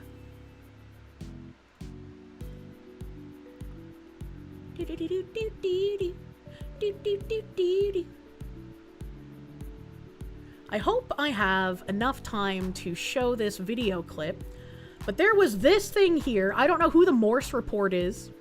I don't know who they are. 12.6k followers, breaking news, America First. I don't know who they are. They said top Democrat political consultant and campaign strategist James Carville just stated on the left-wing Polycon podcast that when the Democrats regain power, they plan to grant statehood to Washington, D.C. and Puerto Rico so that the Democrats can unlock 4 extra seats in the Senate, pack the U.S. Supreme Court from 9 justices up to 13, adding another 4 left-wing justices to the court, reopen the U.S.-Mexico border, and grant mass amnesty to every single alien currently inside the U.S. His advice to Democrat politicians: don't run on it, don't talk about it, just do it. And we've kind of seen that, like, shift in rhetoric as well, where they're trying to present themselves as a more moderate individual to convince people to vote for them while continuing doing the same work that they've been doing, which, wow, what a surprise! That's exactly what Bridge informs companies to do. I'm so shocked. And now for the outrage of the week, James. 2 Republicans in the U.S. Court of Appeals overturned District Court Judge James Boasberg's continuing efforts to hold the Trump administration accountable for blatantly ignoring a court order last year to halt deportations of migrants to El Salvador. It was a 2-1 decision, and the dissenting judge warned this decision is going to encourage other officials to ignore court orders. This is what I think this is all about. Judge Naomi Rowe and Justin Walker are the 2 Republicans. These Republican circuit court judges know there may well be a vacancy on the Supreme Court this year. The word is that Justice Alito is likely to retire. He has a book coming out in October, the same week the court returns from its summer recess. You know, authors usually spend weeks plugging their books in New York, L.A., Houston, Miami, wherever. Hard to do that and be a full-time justice. So I think what Rowe and Walker know is that if there's any anti-Trump ruling from them, that would automatically disqualify them from his consideration when there is a vacancy. So what some of these judicial decisions really are tryouts for Trump's favor. Yeah, absolutely. So there are two headlines I saw today, and I want to speak specifically to groups like the Financial Roundtable, the Chamber of Commerce, the National Association of Manufacturers, all these high-end groups. One headline is in the Financial Times, and it reads, Wall Street banks break records on Iran war drives trading boom. This This guy's voice is so hard to listen to. Like, the gravel in his voice combined with his inflection is just like, what are you? Okay? This is from the Financial Times. That they're making more money on Wall Street as a result of this war than any time they have before in a comparable period. This from something called Oil Price, which is an oil industry publication. This is not any kind of environmental things. World's top oil companies to rake in extra $234 billion in war profits. Now, my point is this. This is all going to come out. People are feeling this. It's not just a talking point. The middle class is getting crushed. The oil companies are experiencing record profits. The Wall Street banks are experiencing record profits. If you don't come up with an idea how to reallocate some of the fruits of capitalism, then people can come up with the idea for you, and you're not going to like it. No, I don't think we actually need to redistribute the wealth. I think that makes you a communist fuckwit, actually. But I'm telling you that when you have something this idiotic like this war that's driving trading profits to an all-time high and driving all company profits to an all-time high and driving the majority of the American people in a financial ditch, be aware change is coming. What I would suggest that you do is get on the right side of the change and start formulating policies that you can exist with that go toward reallocating this. But this is the right side of history, my brethren. Not going to keep up, people. Although I got to tell you, I'm becoming a little more left-wing economically about a month. This guy's espousing communist BS. He's like, I gotta be honest with you, I'm becoming a little more left-wing. You don't say, Grandpa. I'm hardly, well, a lot of these people are, but... Oh, hell by the day, James. They're going to have to do something because something is going to get done to them. And when all of the corruption and the profiteering comes out, people are going to, they're not aware of how big it is. They know it's out there. It's bigger than you think. The other thing I was going to do, but I'm not going to do it, but I highly recommend in the New York Review of Books to read Bill McKibben's article on Stars and Stripes. It was leaving my outrage. They're trying to destroy Stars and Stripes. It's been around. It's a military newspaper. It's been around since the Civil War. Patton tried to screw with it. Eisenhower himself said, leave Stars and Stripes alone. They do these cartoons and everything. And they're coming after that. And as the journalism ought to be, and McKibben's not around or anything, but the article is really worth reading. They don't even think the soldiers can able to read for themselves. It's really that bad. I guess they figure if they can start to destroy the Naval Academy and the Military Academy at West Point, why not go after Stars and Stripes? Because that's what they're doing to the academies. They are. What?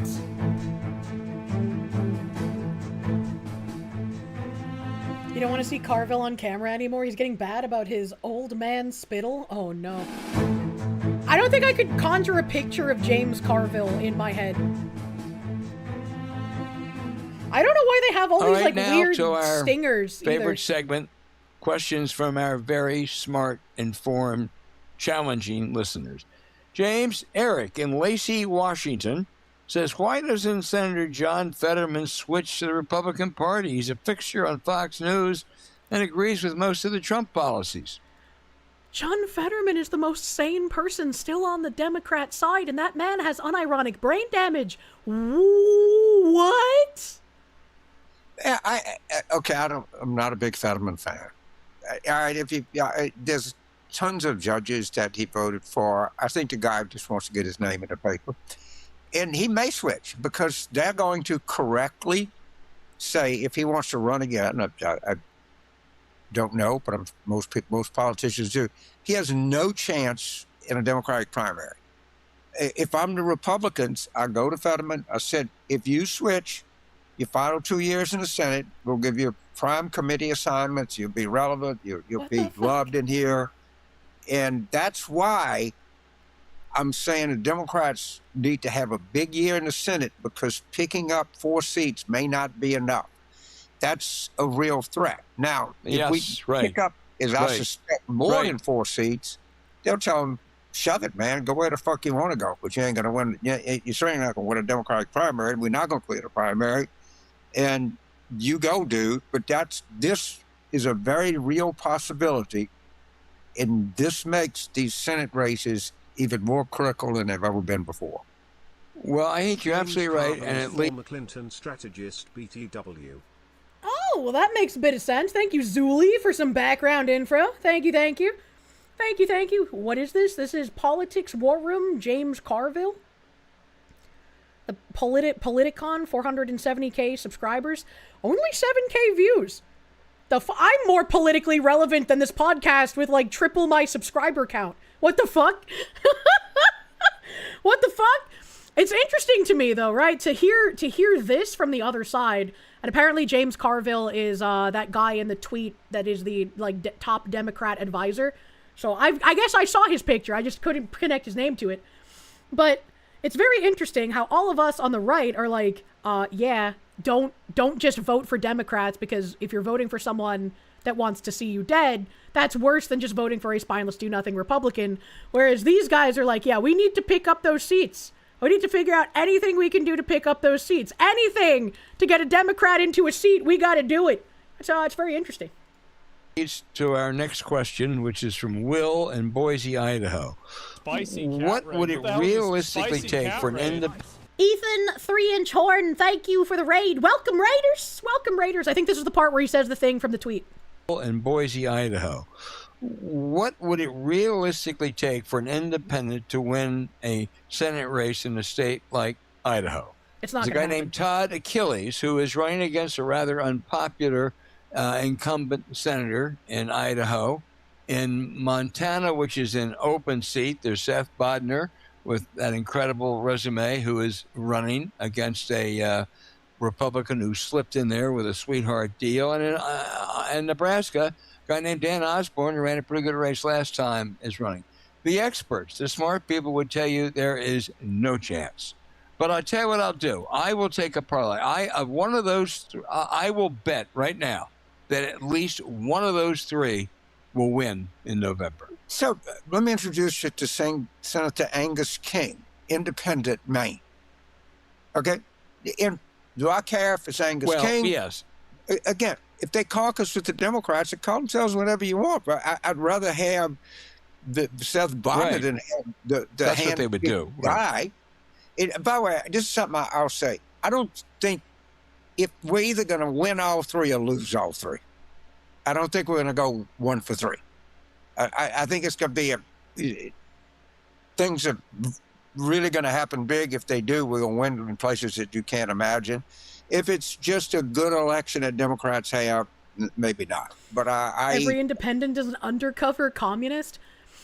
I would say that there are independents who believe erroneously that they can win on an independent ticket. And more people who are independent from either Democrat or Republican have realized it makes much more sense to run under Democrat or Republican and get people elected there instead of trying to run independent where you have no hope of winning. I think we got to prepare for just a monster year. In that case, you might win all three of them. If you win all three of them, you're going to probably pick up, 8 or 10 seats. If you don't win any of them, the Fetterman nightmare could come true. They're really interesting. They are really. So let me put, while we're doing this, in the last quarter, you know how much money Talrico has raised? $27 million. You know how much John Cornyn has raised? $1.7 million. I'm sorry, that's just what happened. I don't see how we could be in any better shape in Texas than we are. Now, Cornyn, if he wins that primary, the special interest money will pour in, but Talrico's just ringing it up like crazy. Yeah. Steve in Hot Springs, Arkansas, James, wants to ask you, who or what is required to charge a war crime? Oh, God. Topical. Yeah. That's a little bit. Hearing them try and talk nice about Talarico or Corden, that's weird. above our pay grade. There are such things as war crime. There is an international court. Well, I don't think we're a signatory, but we could turn something. Well, there's a tribunal, right? They can charge a war crime. So many crimes. He goes even wet. Bahamut, thank you. This guy's from your state. You have my sincerest apologies. Oh, man. Gormel, thank you. You feel like you need some KFC after listening to him? Ooh, he's the Cardinal. Even Hawkenfreres, thank you. You think you got maybe 1 in 3 of the words this guy is saying? Sometimes he mushmouths a little too fucking hard for even me to understand, man. Vladimir Crystal, thank you. Does that mean we all have brain damage? Maybe. Maybe. Cornyn is old, pathetic, and should have been replaced by now? True and fucking real. Internet Zen Master, thank you. The military academies? You mean the same academies that had literal commie graduates in the last decade? Yeah, the academies need a good reform. Also true and fucking real. Phoenix DS, thank you. Boomers need to retire and let others begin to lead? I don't think they're going to do that. They must hold on to their power, man. Yaksha, thank you. Did I see the story this morning about the Fed's bust in North Carolina? I don't think so. Doesn't ring a bell. John in English, thank you. It's like listening to Boomhauer. No, Boomhauer's easier to understand. Error 404, thank you. He's kind of correct in a sense, having businesses talking about record profits there while laying off record numbers of people and the low and middle class are being crushed by groceries and gas doesn't look good for midterms. I mean, it doesn't look good for midterms, but it's not entirely one reason why we have economic issues at the moment. And the places talking about record profits while laying off record numbers of people, that is a problem exacerbated by left-wing policy. It's because these companies are hiring foreign people on H-1Bs, or they're outsourcing it to a foreign nation. They're not hiring Americans, thus they're paying less in wages. That's not something we want to have. We want to get rid of that. They'd rather take anything and everything to the grave or destroy it on the way out. I probably should have picked another question, but I do think, James, that if he's charged by the International War Crime Tribunal, of which we are not a member, what it would mean, there's a case, certainly a case, and it would mean that he just can't travel anywhere. Tom.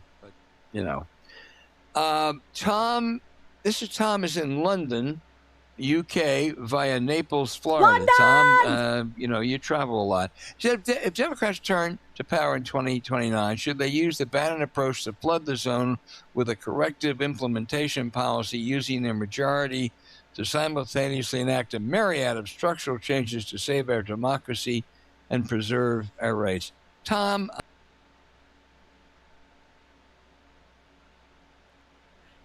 Did he say, should the Democrats just become a de facto dictatorship to preserve our democracy and our race? I need to hear this question in full again. Florida, Tom, you travel a lot. If Democrats turn to power in 2029, should they use the Bannon approach to flood the zone with a corrective implementation policy using their majority to simultaneously enact a myriad of structural changes to save our democracy and preserve our rights? Tom, I got some thoughts about what the Democrats should do. They return to power in 2029. But, I haven't thought it through thoroughly. I think he slurred our rights. Our rights would make a lot more sense. It would make a lot more sense. It's still a very commie gobbledygook sentence, but preserve our democracy and our rights makes more sense. Really, yet. I'm really focused on what they should do when they win the House and maybe the Senate in 2027. And that's to hold Trump as accountable as they possibly can. If the Democrats win the presidency in both houses of Congress, I think on day one, they should make Puerto Rico, D.C. a state, and they should expand the Supreme Court to 13. Fuck it, eat our dust. They've done everything they could. They held up the 2000 election. They stole it. They've stolen Supreme Court seats. They've gerrymandered everything that you can, and the only way to fight this is don't run on it, don't talk about it, just do it. She said, okay, we got 54 senators and we got 13 court members. Thank you. Goodbye. Because you're not going to get a fair shake any kind of way in this system. 18% of the United States elects 52 senators. Well, You're not going to make it equitable, but you'll make it better by adding Puerto Rico and D.C. It's not supposed to be equitable. What are you talking about? What are you talking about? So yeah, the fact that it's a top Democrat political consultant and campaign strategist, the advice is don't run on it, don't talk about it, just do it. That should absolutely horrify everyone, because we already know that they've been bold-faced lying about what their plans are. And so this guy just admitting that, yeah, the tactic is to just continue lying and then doing things under hush-hush. That should be very concerning for absolutely everyone. Yeah, by any means necessary. Our democracy is a very, very red flag when you listen to these people. Pack the courts, pack the Senate. I've been saying 2028 is going to be the year where we see which way our country is going. And it's very, very important to not get taken in by the black pillars and the demoralizers that say, vote Democrat to teach the Republicans a lesson. You're not teaching those Republicans a lesson, because they basically march in lockstep with these Democrats that you're going to vote in. It's now that the Republican doesn't have to lie as much because you voted in a Democrat instead. The noticing will continue until morale breaks down. I just like really hope that the influencers larger than me have not been able to do enough damage to actually convince people to either vote Democrat or just stay home. Because that would be intensely sad to see happen. Very, very sad. The type of planning the right needs to learn to turn things around. No need to lie, but plan long and far ahead. Very much so. Very much so. Error 404, thank you. Doesn't matter actually why it's that way, only matters how it looks, and it looks bad for Republicans right now. The normies don't keep up with politics. No, I agree with you, unfortunately. Help. Phoenix DS, thank you. Time to get into skilled trades. Let those outsourcing businesses help begin to fail. They don't like you. Why give them money? Jesus Christ.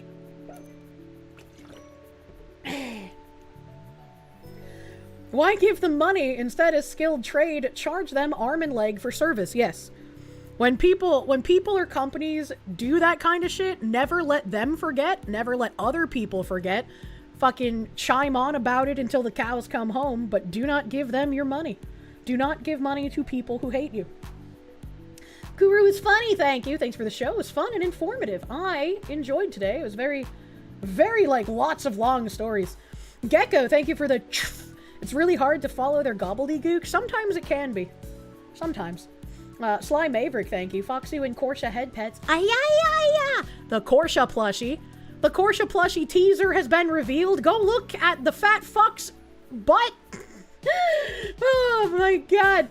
Bahamut, thank you. To everyone talking about not understanding him, Carville's accent isn't even that bad. You should hear someone from Pierre Part talk. It's a trip. I can only imagine. I can only imagine, dude. Do not the Kirsche. Just touch its fluffy tail like a cat. Like a cat. Nick Fuentes cannot hide at the Catboy Ranch forever. Enma Zirconis, thank you. Our democracy, comrade. And Dragon Striker, thank you. Like, all this over anime takes on Dan Dan Dan's Wild? You feel bad for Chibi because the whole side of anime fanbase hates him. Society is beyond cooked. I was just like, I saw the thing that happened a few days ago with like the threats of like vandalizing the grave again. I was like, that's fucked up. People should not be harassing him or encouraging others to harass him in that manner. I also think there's something to be said for like not airing out absolutely everything that happens, because that could encourage psychopaths to do more things, which is why like I'm very careful about certain things, you know? Thankfully, India's our best ally for eliminating outsourcing. Most of the data breaches you hear about now are third-party contractors getting hacked. Let's stop it. Let's stop it. But you know what we shouldn't stop? Desiring to have the Kirsche as a household pet. Soon, TM, you can bring a Kirsche of your very own home. Yay! Every time you hear our democracy, just picture the greater good scene from Hot Fuzz. True! True. Let me see. Homestead is online. My computer, I feel like it needs a restart. It feels like it's dying. How long has my computer been active? That's in the performance history tab, right? Oh god, I clicked on my task manager and now my mouse is lagging. uptime 59:04:20. 420! Blazing. So I guess this has been up for 59 hours, is what it looks like. That's not that bad. I don't know why it's so laggy. 59 hours isn't so bad.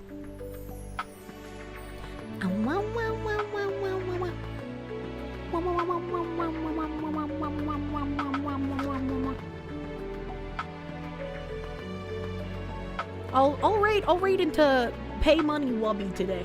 I feel like it's been a hot minute. I don't know what his streaming schedule is, so we'll read into the Wubby Man. I like Wubby Man's background noise. His background noise makes the joy. Oh yeah, that's true. Also, reminder, no Saturday stream. Oh, he's here with a lady. Is that his wife? I don't know what his wife looks like. That is true. No stream tomorrow. Tomorrow I will not be here, so I will see you honorable chatters on Sunday. I'll see you guys on Sunday. Spread the word. No Saturday stream. No Saturday stream. I don't hate you. I don't hate you. I just sometimes have to do things in real life, unfortunately. Unfortunately. So I'm gonna raid into Wubby. Doing silly stuff, I guess. I don't know what he's doing. You laugh, you lose with Big Al. High laugh, you lose with Big... Are they getting high? I don't know what's happening. I don't know what's happening, but we're gonna raid into the Wubby Man. I love Pay Money Wubby, dude. I hope you guys have a great rest of your night and a wonderful fucking Saturday. Beautiful fucking Saturday. I will see you on Sunday for some Sunday trials and tribulations. I couldn't think of the word I wanted to use. My brain is very mushy today. It's very mushy, chat. You can squish it. Have a great rest of your night. Thank you for hanging out. Bye-bye. Bye-bye.